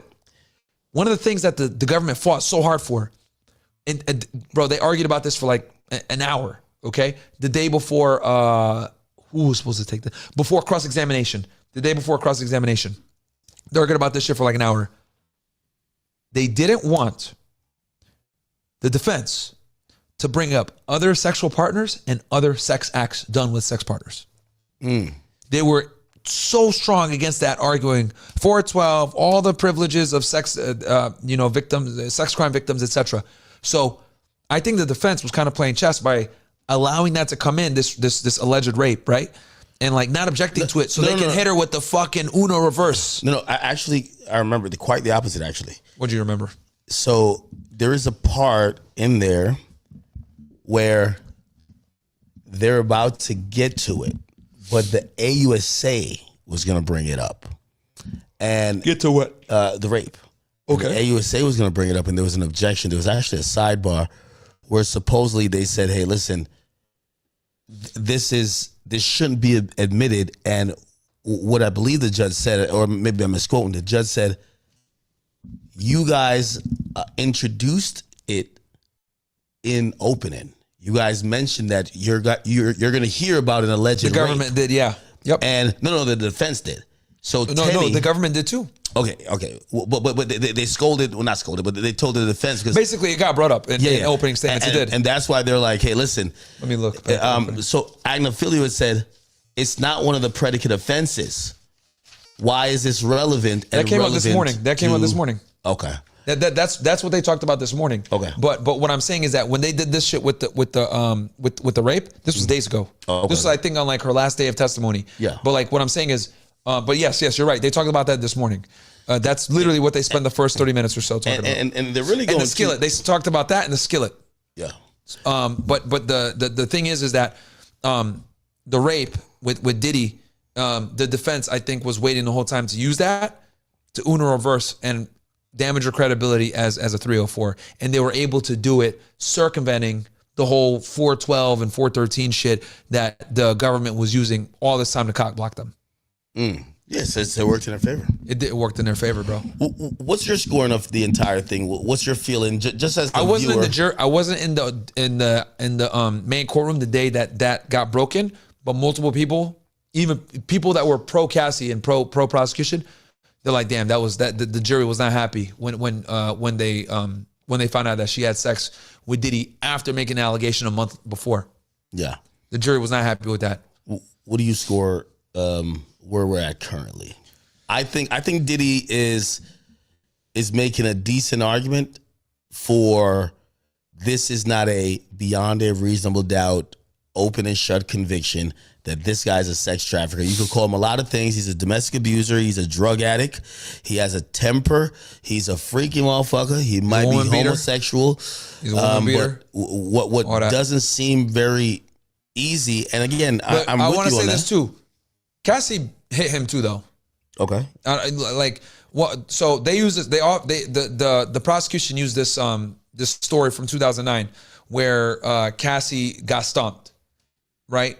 And they kind of said, yeah, like Cassie, you hit him, right? Okay, yeah. Okay, now tell me what happened. What they didn't tell you is that Cassie was talking to some nigga. Diddy called her a slut. They got to the car and she fucking socked him in the face. She punched him full fist. And that's where he got mad. Now, of course, like hitting a woman is never acceptable. But I do think it's important to understand that there was context in play.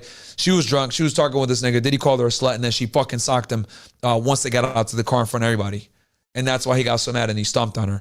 Still not acceptable. But what I'm trying to say is that the violence was definitely on both sides. Maybe a bit more pronounced on Diddy's side for sure. But you can make the argument like, yo, this is domestic violence. And that's what the defense is trying to do. So my take on this is what I think. I think right now we're like 50-50. Normally, which I'm shocked. Normally, we would be looking at it like, oh man, this defendant is getting cooked. What the hell's going on here? But I do think that his defense is doing a really good job. And I think the AUSA's office is doing a really good job too. I think we, obviously, I'm not going to say he's innocent yet or whatever, because there's still way more bro, they still got like probably 10 more witnesses. So we got to see what happens. But I will say that his defense is doing a good job. And right now, at this moment, as a closing we have half of, what's this guy's name? Daniel? The personal assistant's testimony. James, what's the name? It's not Daniel. Kevin James? No, it's something James. David James, yes. Yeah. Like, as of now, where we have half of his testimony, which apparently someone said that he gets raped by Diddy too. I don't know. Someone was telling me that he got dogged out by Diddy. I will say he got emotional when someone talked about Diddy's picture. I don't know. We'll see what happens tomorrow. He cried? He got emotional when... So Mia, or whoever the chief of staff, which was KK? Dia. Oh, no. Dia, chief of staff, when she was interviewing him, she said, see that picture over there? And there's a picture of Diddy when he was doing his interview. That's who we command and serve. And he got like emotional talking about that her pointing at that picture and saying that. And I was like, that's weird, because he was very stoic. The whole testimony, he was stoic, very matter of fact, very succinct, very clear spoken, very well spoken, very articulate. So I was like, this is weird when he showed that moment of emotion. Then someone told me, yeah, this is the guy that gets raped by Diddy. I was like, what? So we'll see what happens. We'll see what happens. But as of this moment, right now, from the evidence I have, looking at the testimonies, being there in the courtroom, looking at the witnesses testify, etc., hear what I heard about the jury, etc., it's 50-50 right now. Fair enough. All right, man. Listen, unless you have some more to add, listen, I think we went through a really comprehensive breakdown. I know you have more details, but man, after a fucking 10-hour day. Yeah. No. We I'm on my 15th we gave the hour. best. Bro, we gave the best breakdown by far. 15th hour, and I'm like, I don't know how you're waking up to walk to court. I don't know either. Me, I'm about to dive in bed, get a couple of hours of sleep, and I can't wait to get up tomorrow to kind of like see what's gonna happen. If that story gets brought up, now I gotta imagine if that's supposed to be the case, I'm Diddy's lawyer. I'm trying to make sure that don't get brought up. Yeah. But I'm waiting on Jane Doe. I think Jane Doe is gonna be the real. The low key bomb. That's why I'm like, okay, I'm reserving my judgment, because that is the other person that the government is heavily relying on. That might be the last witness. That's gonna be a thing. That's gonna be a thing, man. Bro, what if Jane Doe? Oh no, I was gonna say, what if Jane Doe is KK? But no, that's not gonna be it. Yo, we got to see where KK is, and here's the thing, man. She's got to be testifying, bro. She's got to be. She didn't get indicted. Again, I think, and this is just me. I'm assuming right now because we're super early in. I think Diddy says, "I got the Avengers," as in terms of my lawyers. If I get not guilty on all counts, by the way, this is a new dream team. Clearly, if he gets not guilty on all counts, obviously OJ was facing murder. We get it, but this is a dream team lawyer squad. But secondly, I think, and I don't know if they have probably talked to him to like measure his expectations. I think a mixed verdict, if he gets found guilty on the prosecution charges, I think he's still hugging and kissing and walking out that courtroom, because that's something that, he's going to be already. Honestly, if he gets 10 years, not the end of the world. Well, that's the point. I think that's a W. Reputational damage and shit like that, but he'll live. He could walk away from the music business. He don't got to do shit again. I think they'll fight on appeal. He's 55. I don't even think he does obviously the mandatory 85%. I think they work this in appellate court. I don't know how quickly that works there, but that could probably get a couple of years off. But again, I think that's still a win. Anything that doesn't give him, I think anything over 20 is like a mandatory life. It's pretty much yeah. I think 10 and below is I don't even want to say manageable, but he'll get out and live. Yeah. And I've seen other cases where the trafficking and prostitution across state lines, they've given for non-offenders, but usually with people who don't have multiple charges. Granted, this would be a verdict, not a plea. I've seen lower than 10. So let's just say. Well, I'll tell you this: he's going to trial, so they're gonna cook him. Yeah. Oh yeah. You go to trial, bro. Niggas are like, we had to prepare. Fuck you. True. When you go to trial. Now, I want to say this too. Another thing that's on the table. Prosecution could still make a plea deal in the middle of the trial. At this point, if you're Diddy, would you take it? It would have to be. If they gave him 5 or lower, take that shit, bro. Yeah, it sucks. Like, that's so embarrassing. I think SDNY looks too embarrassed for that. You look crazy. It's a conviction. It's a conviction, but publicly, this seems like a farce, and it was a overcharge from the get-go. You guys knew he was just a freaky-ass motherfucker who like beating his bitch, backhand her every time she fucked Kid Cudi or somebody. And, you know what I mean? I ain't gonna lie. A lot of this shit it's like, you could tell, they're both the same people. He cheated on her, she cheated on him. But the thing is, maybe you don't get him on a sex traffic, but you get him as a sexual pervert, woman beater, abuser. That's still a W. He's violent. Like, they're gonna say, bro. Yeah, if they get him on some type of sex charge, yes, it don't matter. Yeah. I just think that prosecution charge is a little bit lighter. If I was Diddy and they offered me the 5, I'll take it. The 5 or below. You take that in a heartbeat, right? Yeah, I think I would take that. Shit, you get out in 3 years. Yeah. Right? You get out in 3 years, like, man, you're now not gonna be at MDC. You're gonna be at some. He's already done damn near a year. Yeah. He'll get a medium. He'll get a medium probably the first year, and then he'll slowly work his way to a low. Yeah, get to a low, and then shit, a fucking halfway house, like pretty much 3 years in or 2.5 years in, like, you're out of there. Yeah. You know what I mean? You set up the biggest freak off when you come back, and then you do it over again. Like, this guy won't learn. Like, come on, he won't learn, man. He just probably knows, all right, man, I'm gonna do this shit over at Bali with motherfucking I'm gonna do it Russell Simmons. I'm going to Bali. They want him in the US, don't they? No, but there were rumors that he heard about an investigation and got out of wind, and basically there was just it's not like Diddy, who was really just in the limelight all over the place, and they're like, all right, let's build something. Yeah, Russell Wilson I haven't heard about him since bro. Yeah, he's right Fat now. Farm died, like. Yeah, he's chilling. And I mean, they got a couple cases on him too, or not cases, but like, he started dating his ex-wife allegedly at like 16 when he was like in his 30s. Kamora Lee? Yeah. She was a model. She filed a lawsuit? Nah, she ain't filed a lawsuit. He gave her some kids. I also said this. If Diddy had given Cassie kids, same with Shannon Sharp, some of these bitches just want some kids, man. You're giving her some kids, she's not suing you, gang. But she felt you wasted her years. She hit 30. She's tight like a motherfucker. She's now seen it with young Miami thought ass. She's seen it over there with Gino, who's 22. And once a woman is thinking, I'm 30, I gave you my whole 20s, and you're fucking with this new bitch doing the same shit, I'm good. What fucked him up, bro? Yeah, I agree with you. She was a side chick that never got the side chick. And here's the other thing, too. This nigga lied to her and sold her a dream. He put her on the red carpet like a main chick, but he treated her like a fucking whore. So she felt like, what the fuck? I'm in the limelight with you. Why are you not giving me this same thing behind closed doors? So that probably burned her, like, all the time. That is such a conundrum. You treat me like the main, but also, you see the other girl? So I was watching her interview That's a big insult. That's probably why she got, and she tolerated it for years. Now, again, I'm not saying what she did was right, whatever. I'm not saying what Diddy did is right, but he fucked up. He didn't manage her properly. Yo, I was thinking about the other girl, right? And it was so interesting, all these girls. And he stiffed her on the career, because now she's looking back like, I don't got nothing to show. He had to stifle that because she was going to get big-headed. And you know, I realized, this is what I realized. He's kind of like a interesting person. He wouldn't mind if she fucked the porn stars, but he would be so upset if she talked confirmed. to Carrie Michael. Confirmed this. She was talking to Michael B. Jordan while in South Africa. Confirmed. But here's the thing. That's what I'm saying. He would be so upset about that. He would beat her ass. Oh, you about to go to Drake shit without me? Beat her ass. Yo, you letting Kid Cudi, the nigga wearing a crop top, fuck you?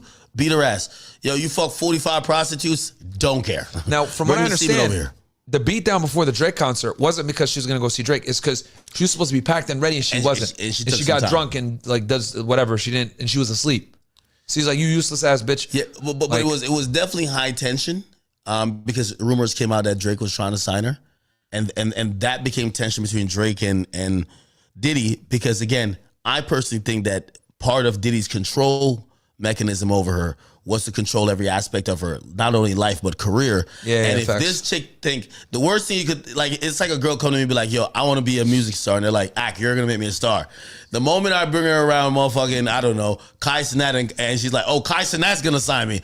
You know what she going to say? Peace out, nigga. Yeah. I'm with Kai now. Well, You know what I mean? here's the other thing, too, that I want to also, like, bring to the light. I find it incredible that, like, behind closed doors, he's totally okay with being a cuck and letting her get fucked by dudes, right?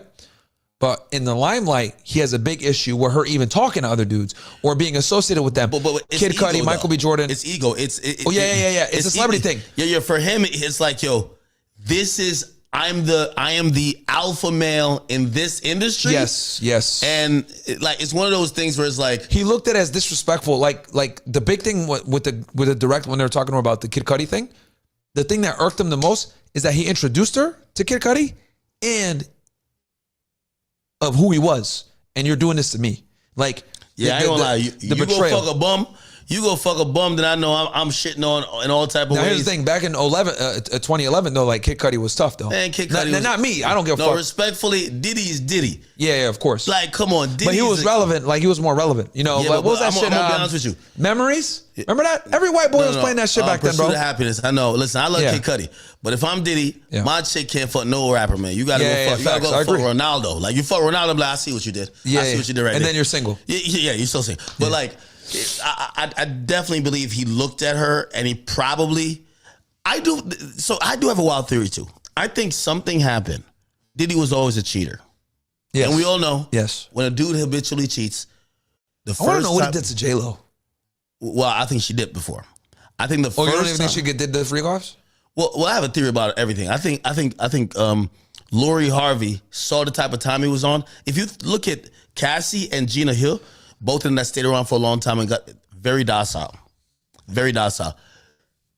I think Lori Harvey seen what he was on and said, fuck you, and fucked his son and dipped. Future was Lori Harvey, right, to it? Yeah. I think she's a man-eater herself. I don't think... Did she fuck Diddy or no? Lori Harvey? Yeah, Gina said, yeah. I looked in his phone. Okay. I was trying to make a picture Gina? of me. Oh, because she did an interview with somebody, didn't she? Yes, Tasha K said, I was trying to make a picture of me and him, his phone saver. I save it to the thing. I go to his photo camera roll. When I look, he in bed with Lori Harvey. I could only see from the top up. What they do in the bed? They ain't shooting no fucking music video. Yeah. Come on, man. So I think what happened, because rumors were that his son was talking. Is Gina chick Asian? Yeah, something like that. Okay. Something like that, but shit, she was giving it up. She said a couple of, Bro, these chopstick hoes, man. She was definitely doing the freakoffs. That's why Cassie was pissed. Yeah, bro, you gotta I think Cassie got some Filipino in her. Yo, let me tell you this. The shit that everybody knows, you get a chick at 22, the shit she down to do, man, she sucking dick for hours. When she gets to 29, she suck dick for 20 minutes and it's time to go. Yeah. So when Diddy, especially as like a no name, she ain't an artist, so she got. So when Diddy saw Cassie, like, did he do Cassie freakouts with her too? He had to have. Gina, he had to have. Nigga, he was doing freakouts with everybody. Yo, have you he ever had seen to. a man go from a girl that used to suck good dick and then go wife of another girl who don't suck dick? No, dudes don't go decline. Dudes just go worse. Bro, the dude was calling this hotel with Astroglide. Yo, you think that he was like, I gotta ask, I stopped the freak-offs. Do you think he did it with who? His soulmate? Out of respect for the kids, I don't want to speak about that. But I don't think the wheel was invented with Cassie. And we can move on from there. Fair. The wheel wasn't invented with Cassie. Fair. I had to ask. And I wouldn't be surprised. I don't know. I wouldn't be surprised if he wasn't starting to push those boundaries and women started to leave. I think any woman who stayed had to be somewhat complicit. And maybe... You know what? I don't think he did. Because he has kids with her. Hold on. Maybe at best, she was like, yo... When you want to do that shit, go over there with them chicks. Yeah. And I agree with that. Because I think she knew what he was on, and she said, you know what? Go, whatever. Because how he described her was that's my queen in LA with my kids. That's what I'm saying, bro. Yo, she had to have known it. She said, you know what, go do it. The saddest part about Cassie, she never realized, bro, a man who want to have kids with you, look at you like a queen, he's not letting 55 prostitutes. Facts, bro. He's not letting it happen. And she should have known that, but she was young and dumb. Yeah, well, she thought that eventually, and if also, she got all his kinks out the way, he was going to be like, you're what I want. And the music shit, too. Oh, yeah. The music shit was a huge thing. And early in the relationship, she admits this, like she was like, just wanted his attention. Like, she couldn't get him in 2009. Like, he was so busy. Yeah, but that's the other thing I was gonna say. She should have knew she was a side chick. If you can't, come on, bro. Yeah. Like, well, here's the other thing I was gonna say. Yo, he's writing captions. He said, "This is my soulmate, Kim." Yo, if that was, if it took her 10 years, like, yo, it took you 10 years to realize he gave this chick mad kids, bro. But the girls didn't have game like that, bro. Bitches were using, they pulled BlackBerry messages, bro. But here's the other thing too. I want to say, BBM. That's crazy. Yo, she was gassed because she looked good. So what happened is he started bringing around a trophy wife, and a lot of times the trophy wife started thinking, "I am the chick." You're One thing you can't refuse is Cassie's extremely attractive. No, she's extremely attractive. Even now, I'm shocked. Even while she still has a pretty face, even though she cooked. But here's the thing: sometimes you meet a chick, she a hoe. She might be pretty. Yo, a man chooses with his sperm. Facts. Yo, listen. We want to fuck we know a couple pretty bad whores that will fuck all day, all night, but you won't put a kid in. Whoever you give your kid to, or if you do, you'll regret it. Yeah. You kind of do. Like, if you're proud about it, the sperm chooses for you. But if you're proud, you gotta be proud. You gotta be proud. You gotta be proud. You gotta be proud. You gotta be proud. The sperm and the proud. Yo, he was super proud. And you know what the fucked up thing is, and this is why I think he loved replacing her with 22-year-olds. It's the Shannon Sharp syndrome.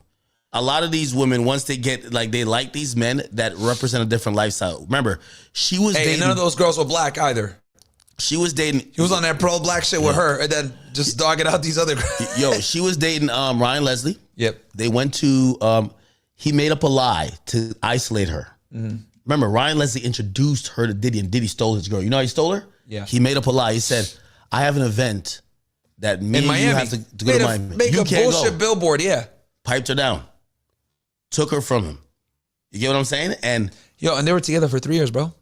Yeah. She said that on the stand. When Cassie came back, Cassie told Kerry Morgan, she said the lifestyle, like she was bragging about the lifestyle she was experiencing. She said the lifestyle was crazy, even to the assistant. Yeah. Like, this lifestyle is crazy. Yeah, she was bragging about the lifestyle. Oh, that's what it was. She told the personal assistant, he said, let me fucking read this shit so it sounds better. And then the other thing I would say before I read this shit to show the Cassie thing, before I forget, I find it crazy how behind closed doors, he would, cuck his girl out to these dudes or whatever. But out in the limelight, if she even talked to another nigga, he'd lose his mind and like beat her and all this other shit. And it goes to show how in control of his personal image he was. Spending millions of dollars on OD, making sure that this shit never got out. Bro, the reason why this trial is so shocking is because no one saw this coming. He did a great job of covering this up for 30 years. Now, I would have to know his past with That's Kim why Porter. It's so shocking. Because right when Kim Porter's ending, that's when he gets with Cassie. I have a theory. Let me tell you this. Yep. It's a lot of times when you get with a beautiful girl, she does something and she eliminates whatever in your eyes that she's wifey. And you get to the point of you could only smut her out. Because it just doesn't. It's either that or it's his homo. She was the beard, like the mask of his homoerotic desire. That's the 80s term. I like that. I ever heard that? Admit it. What he was doing, it was like in a lot of these sexual things, it was almost like he was punishing her. Like, I don't know. Maybe when he first met her, he was just like, "Yo, yeah, whatever." And who knows? He asked it within the first year, bro. She was cheating too. And I think she made the first 3 years. I don't think so. I don't know, bro. She cheated on Kid Cudi with Diddy. Yeah, that's 2011. She cheated on Diddy with the trainer. That's 2011. I think up until 2009, because she used to write this nigga long ass, stupid ass poems, BBM. And hey, man, texting on a BlackBerry is not fun. So I think up until at least 2009, I think she had a 2 year run where she wasn't a whore. That's what I think. Something must have happened because Diddy felt comfortable enough. And for any nigga who watching this, you know the time, if you never did a threesome with your girl. Gina came in the picture. No, Gina didn't come yet. Gina came in around 2010, 2011? I think Gina came in the picture at that point. But the freakoffs started in 2009. No. So I'm back in 2009. So here's my theory. If anybody ever suggested a threesome to their chick. Stupid. It's usually at the point where you have some leverage. I think something happened and he brought up this different type of lifestyle because she said he was vulnerable with me and I wanted to do it. I don't think they were in a healthy relationship and he just popped the question.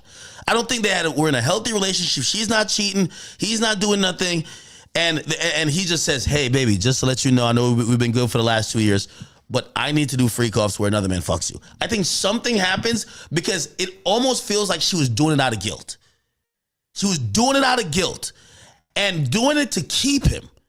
If it's a healthy relationship, I think she'll be like, nigga, what are you talking about right now? Like, we've been doing this for like 2 years, doing regular shit. What are you talking about? Also, keep in mind that she wanted him so bad in 2009 that she was willing to do anything. She was begging for his attention with the BBM too, if you remember. She was writing cringe ass poems. I was taking my notes like, what the fuck is this? But let me say this. So he met Cass, the personal assistant guy, James, met Cass at the house in Miami. When she came down for the weekend to be with Diddy. Diddy rented the yacht. Diddy was trying to impress Cass. This was 2007. Had 2 combos with Cass. First one, Starlin, 2007. Her friend Carrie and them smoking cigarettes. And then Cassie says, man, this lifestyle is crazy. And then he says, if it's crazy, why don't you leave? And she says, no, Diddy pays for all my stuff, gives me an allowance and my career. Then at the second conversation, Sundance Music Festival, he looked at her. She was so excited about her track list and happy about it. And this was this was like 08 or some shit like that. But the album never came out.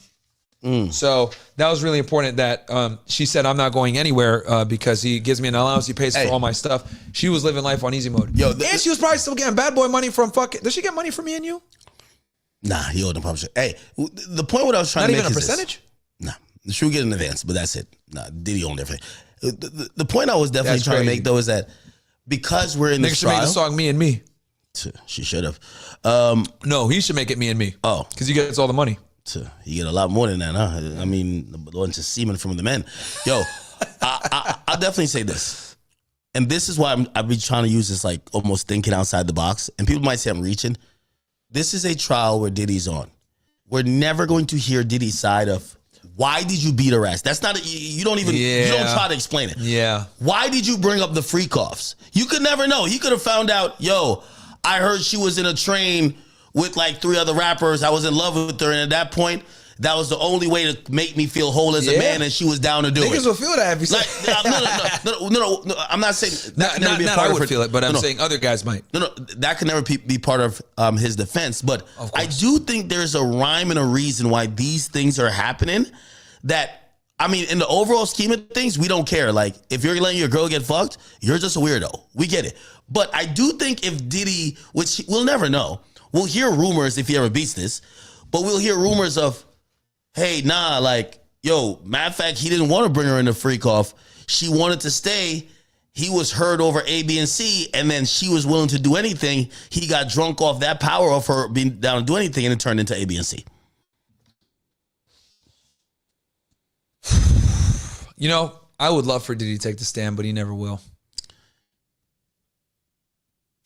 You know what he'll do? I'll tell you this. If he ever beats this shit and he does an interview. Nah, he ain't talking about. Huh? It'll never look good. It's like Chris Brown. Chris Brown did a documentary, tried to explain that, yeah, Rihanna was beating me. They're like, nigga, but what about the pictures? Like, it's just, again, it's one of those things he'll tell his homies. Like, he'll tell his homies, it'll be an industry thing. Yeah. And maybe people, you know, who once I hear it, I'm telling everybody. But he could never say that because once you see that video, nobody wants to hear nothing else. It's over. Like, we want to hear you say sorry, you're getting help, and you're wrong. That's it. Anything else is not taking accountability, is gaslighting or whatever else. Yeah, especially in this woman-first society. I'll tell you this. Is the industry waking up that Tory's innocent finally, or no? Bro, I've been saying forever that fucking chick shot her friend, bro. I don't know if the industry believes, the majority of the industry believes he's innocent. I think they believe he got railroaded, which it might be 2 different things. They believe that this was an aggressive prosecution, that we still didn't get the full truth, and him being found guilty. And again, I think it's more of a court thing where it's like, yo, there was an agenda. Dare I say it? He should have taken a stand, man. Well, let's talk about Diddy though. Yeah. If this week was brutal. And Diddy can't take the stand. It would be great to hear a story, but he can't, bro. If it was an 80-20 and Cassie absolutely fucking annihilated with these very harrowing stories that painted it in where she's like this real deal slave that no one else can give the context. I think taking a stand at that point is a bigger L. But you have to explain it. You have to explain it. I think right now they're getting the explanations without him having to do it. If Cassie painted a crystal clear picture that the defense couldn't twist at all, they might be like, yo, hey, listen. And I think they carved out a way for him to take the stand with them saying that, hey, he could use the defense that he was incapacitated. All these years I was drunk. I wonder if they have any witnesses. Who? The defense. That's gonna be interesting. They might develop some later. Well, I would imagine they would have some. They were arguing over a clinical psychologist, which would be supporting the theory, and the government was saying they had one. They were trying to rule out the government's one because the government's one was like it was the same one that was used in Amber Heard's case, and they were like, "Yo, get this bitch out of here, get her out of here." Yeah, okay. yeah. They're like, so they're like, oh, because the psychologist that made Amber Heard look like shit, right? Yeah. They're like, nah, yeah. So, this is gonna be interesting. Nah, it will be.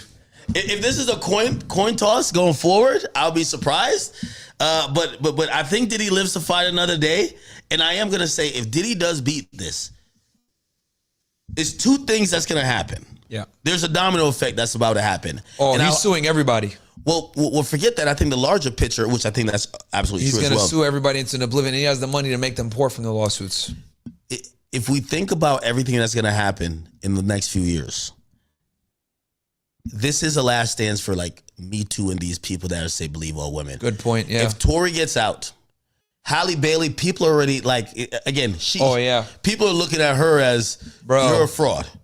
If I'm not even Diddy beats this, I'm gonna be honest with you, bro. Look, me and DDG don't even get along. We've had problems, but I'll be fucking damned if I'm gonna just like sit here and be like, I don't like this nigga, so I'm gonna side with the bitch. Hell no, bro. She lied. He didn't, bro. This nigga didn't beat his chick. Here's the thing: women are devious like that. She's mad that he has girls. She's mad that he streams with girls. She's mad that his son is on camera. Of course, a lot of women. She's mad about all this shit. A lot of women, when they have a child, think that you're the babysitter and it belongs to them. Yep, exactly. Right? You know, like they don't want to. You're the sperm donor, and you get no decisions. And here's the other thing too. She wrote in court documents, he wants to take my child and not tell me when I'm getting him back. And look, basically saying the child belongs with me. You get him sometimes. You could get him for a weekend, but make sure you bring him back on Monday at 8. And let me tell you this too. Let me put my clan on hood for a second. Bro, black women, they think, this is why niggas don't want to be with the kids. They think, it's my kid. I'm going to do what I want to do. And there's no respect for male authority, like in the black community, bro. And this is a perfect example of that. He's clearly a good father, clearly takes care of his kid. Hey, he loves his kid. He wants to be there. He's fighting to get his kid. This chick is over here. Nah, I don't want you to see your kid. And then the part that pissed me off the most. Leverage. Here's the other part that pissed me off the most. Again, me and DDG are enemies. But what she did is vile. She got a restraining order against him. That impedes his ability to get a gun and protect himself. This guy's a fucking celebrity rapper that walks around with jewelry. Now you're impeding this man's ability to defend himself in LA where the people are getting robbed all the fucking time. He can't even get a gun now? So what the fuck? So when he is with his son, he can't protect himself or his son. He's got to get security who is going to have the same stake. That's what pissed me off because I know as someone that has a restraining order on you, you can't get a gun, bro. That's true. That's when I was like, fuck this bitch. Like this is ridiculous. I got to say something. And by the way, and what's going to happen next, and some people have called me the Oracle, and I hate that I was right in this situation, but niggas are gonna call me a racist in the chat. We know what's happening next. If this ain't successful, let me tell you this: she only filed this shit because women love winning the public narrative. They love the ain't shit dad, the single mom who's doing whatever she got to do. When people start saying he's not that bad of a guy, you look like you're trying to leverage the kid because he's not complying, and you've seen with other women. So she put look. Think about this. She wants him to be a degenerate, like not want to be father so bad. She had pictures from January. She only chose to use them now. Why? She mentioned in the affidavit and the application for the domestic violence restraining order. She said, and it's a temporary restraining order. Now they're going to have to go to court for the permanent one. But still, she says, I filed this after he went on stream. Like when you're seeing shit like that in the restraining order, bro, and he weaponized his audience. She has exhibits of like 30 tweets. Oh, niggas just cooking her? Yes, and she said he sent them. And you know what she says? He's playing victim. When they play victim, it's cool when they do it. It's a problem when we do it. So here's the next step, and I hope I'm not right about this one. If this don't work, she can't make the argument. She's a celebrity, bro. Niggas gonna fry her anyway. Well, you gotta realize, here's the thing. What is she, the nigga maid? Bro, we don't want a black mermaid. Niggas been cooking her for years. Here's the problem, though. Said Ice Age. Here's the problem. DDG is like most men in America. my man Leaf know about this. A lot of men in America are good fathers. They love their kid, but they don't want to go to court. Yeah. DDG, or they don't got the money to fight it to go to court. That's another one. I said to DDG months ago, I said, DDG, you did. Don't come online and talk about it. Go to court. Yeah. She beat him to the punch. She got a domestic violence. She basically got temporary custody just off beating him to court. Yeah. Because he thought she would have been like, no, let's be amicable, blah, blah, blah. She couldn't win the public narrative, and she said, let me put the courts on you. And here's the thing. If she can't, the next thing she's going to use it for an arrest. And also, here's the thing, too. I think the DA might look into this because she said proudly in the thing, she says, I have the ring footage of him doing A, B, and C. She's trying to get the DA to look into it. The next thing, if that don't work, if all else fails, she's going to claim that he's abusive to the kid. I guarantee it. And I hope that don't happen. I hope that don't happen. No. Again, like I said. When a woman looks at a kid as, that's my property, and you're the babysitter, trust. All I got to say, Hallie, you know it's fucking bad when the op is defending him. You're a fucking piece of shit for that. The dude wants to see his kid. I hope he gets his kid back. Regardless of our differences, I hope the man gets his kid back because I can see that he's a good father. So yeah, bro, fucking ridiculous. And the fact that like the restraining order, that's the lowest blow. The guy is a fucking famous rapper. People try to rob him in LA. He can't even fucking defend himself because your dumb ass is mad over him streaming with some bitches on Twitch. Yeah. Incredible, bro. Incredible. So yeah, man, I hope he gets his kid back. Like I said, I still make fun of him every now and then, but bro, until he gets his kid back, I ain't gonna roast him, bro. I hope he gets his kid back. It's fucking ridiculous, bro. Yeah, we'll see how all these I just gotta come to his defense now, because this dumbass mermaid. We're gonna see how all these situations resolve themselves, man. Yeah. Listen, another day of court tomorrow. Yeah. Ready? Yeah, bro. Yeah, man. If you want to do something, let me know. We could do another breakdown. Shit, yeah. Well, if you're around tomorrow, we could do some shit. I'm running on empty, but shit, I got a little bit more. Go to sleep, get some rest. And we can make something happen. Because I think from what I heard, this guy's going to give some crazy testimony tomorrow. That's what they were telling me. Now you got me hyped. Somebody flew out from all the way from LA and told me that shit. Like, yeah, this is the dude that gets pegged or some shit. Oh, shit. Yeah. If that's the case, I'll pull up. We'll work it. The salacious details is really what like keeps us like, yo, this is better than TV, right? Yeah. We could do it late night or some shit, whatever. All right, let's do it. Yeah. All right, listen, man. Thank you guys for watching. Whether you were watching on Myron Gaines X or you were watching on Rumble on either of our channels, or you were watching on YouTube. Thank you to the guys on the King Academics and the Academy channel, and also my people, my loves, my people. Go subscribe to my Kick. And they're making fun of my boots the whole show and my clothes. Fuck y'all niggas. I go to the gym, all right? So I gotta be form fitting a little bit here, okay? I had some nigga shit here. They want to see you with the J's so bad, man. I you know, I used to be a Jordan collector. Really? Yeah. I got like 30 pairs. I just never wear them. Yeah. Also, and I got a pair of 4s at the house and a pair of 11s, but I just never wear them. They don't know that also like you're not the necessary like casual like yo I'm about to go to the club type of person like bro, I hate that shit. You used to be working, but I could become a nigga in 30 seconds if needed. Like I could get the waves back and wear the Jordans and you know. Well, they want you to do the Mr. Beast transformation. They want you, you know what I mean. You gotta look like a scammer real quick. You know what I mean? Like you gotta look like a scammer still. Yeah, nah. Because I was always a Jordan fan, so I always loved Michael Jordan. So and I played basketball, but like yeah, man, I got a bunch of like the rare shits. I got like Spiz Likes that you can't even find no more, motherfuckers. Wait, I got 11. Huh? Do you have it in Miami? I got them in Connecticut. Oh yeah, you gotta get people to shoot to, bro. They're dead stock. I got Flint 7s. I got fucking I got a bunch of different 8s. I got the playoffs. I got the Aquas. I got 6s, 7s, 5s, 4s, 3s, 2s, 15s. Shit. No, the 16s are ugly. Those are trash. Anything after 15 honestly is trash. So, but yeah, I'm an avid Jordan collector back in the day, bro. But other than that, man, yeah, no. Dunks are lame. All right, guys. We're going to sleep, man. Oh, by the way, Eddie, my man on Kick. Yo, everybody, if you're watching me, go over to kick.com/academics. Please go make an account. We're going to be doing a Kick exclusive stream. You know what I mean? I got to run some money and yeah, we be having a good time on this. And I get to just chill out and riff, especially after a long day of hearing about all the guys that Diddy has pegged, got skeeted on his chest. Like, this is crazy. So please make sure you guys go follow Kick Academics on Kick. Kick.com/academics. We're trying to get to 100,000. We just made it to 10, so appreciate all you guys. Boom. Yo, thank you for coming through, my brother. Yeah, of course, bro. And guys, sorry that I started late. I normally start at 5 or whatever, but I'll talk with Ak right now. We'll figure something out. If we do a stream for you guys tomorrow, awesome. If not, then, you know, it is what it is, depending on what time this guy goes to sleep or whatever. But yeah, we'll see if we can make something happen. I think the testimony tomorrow is going to be crazy. And I think tomorrow's going to be my last day, bro, to be honest. Yeah. Or at the latest, I'm out of here Thursday. I got to be out of here Thursday. I'm still at it, man. All right, man. See you guys. Peace. Later, guys. Thank you for watching.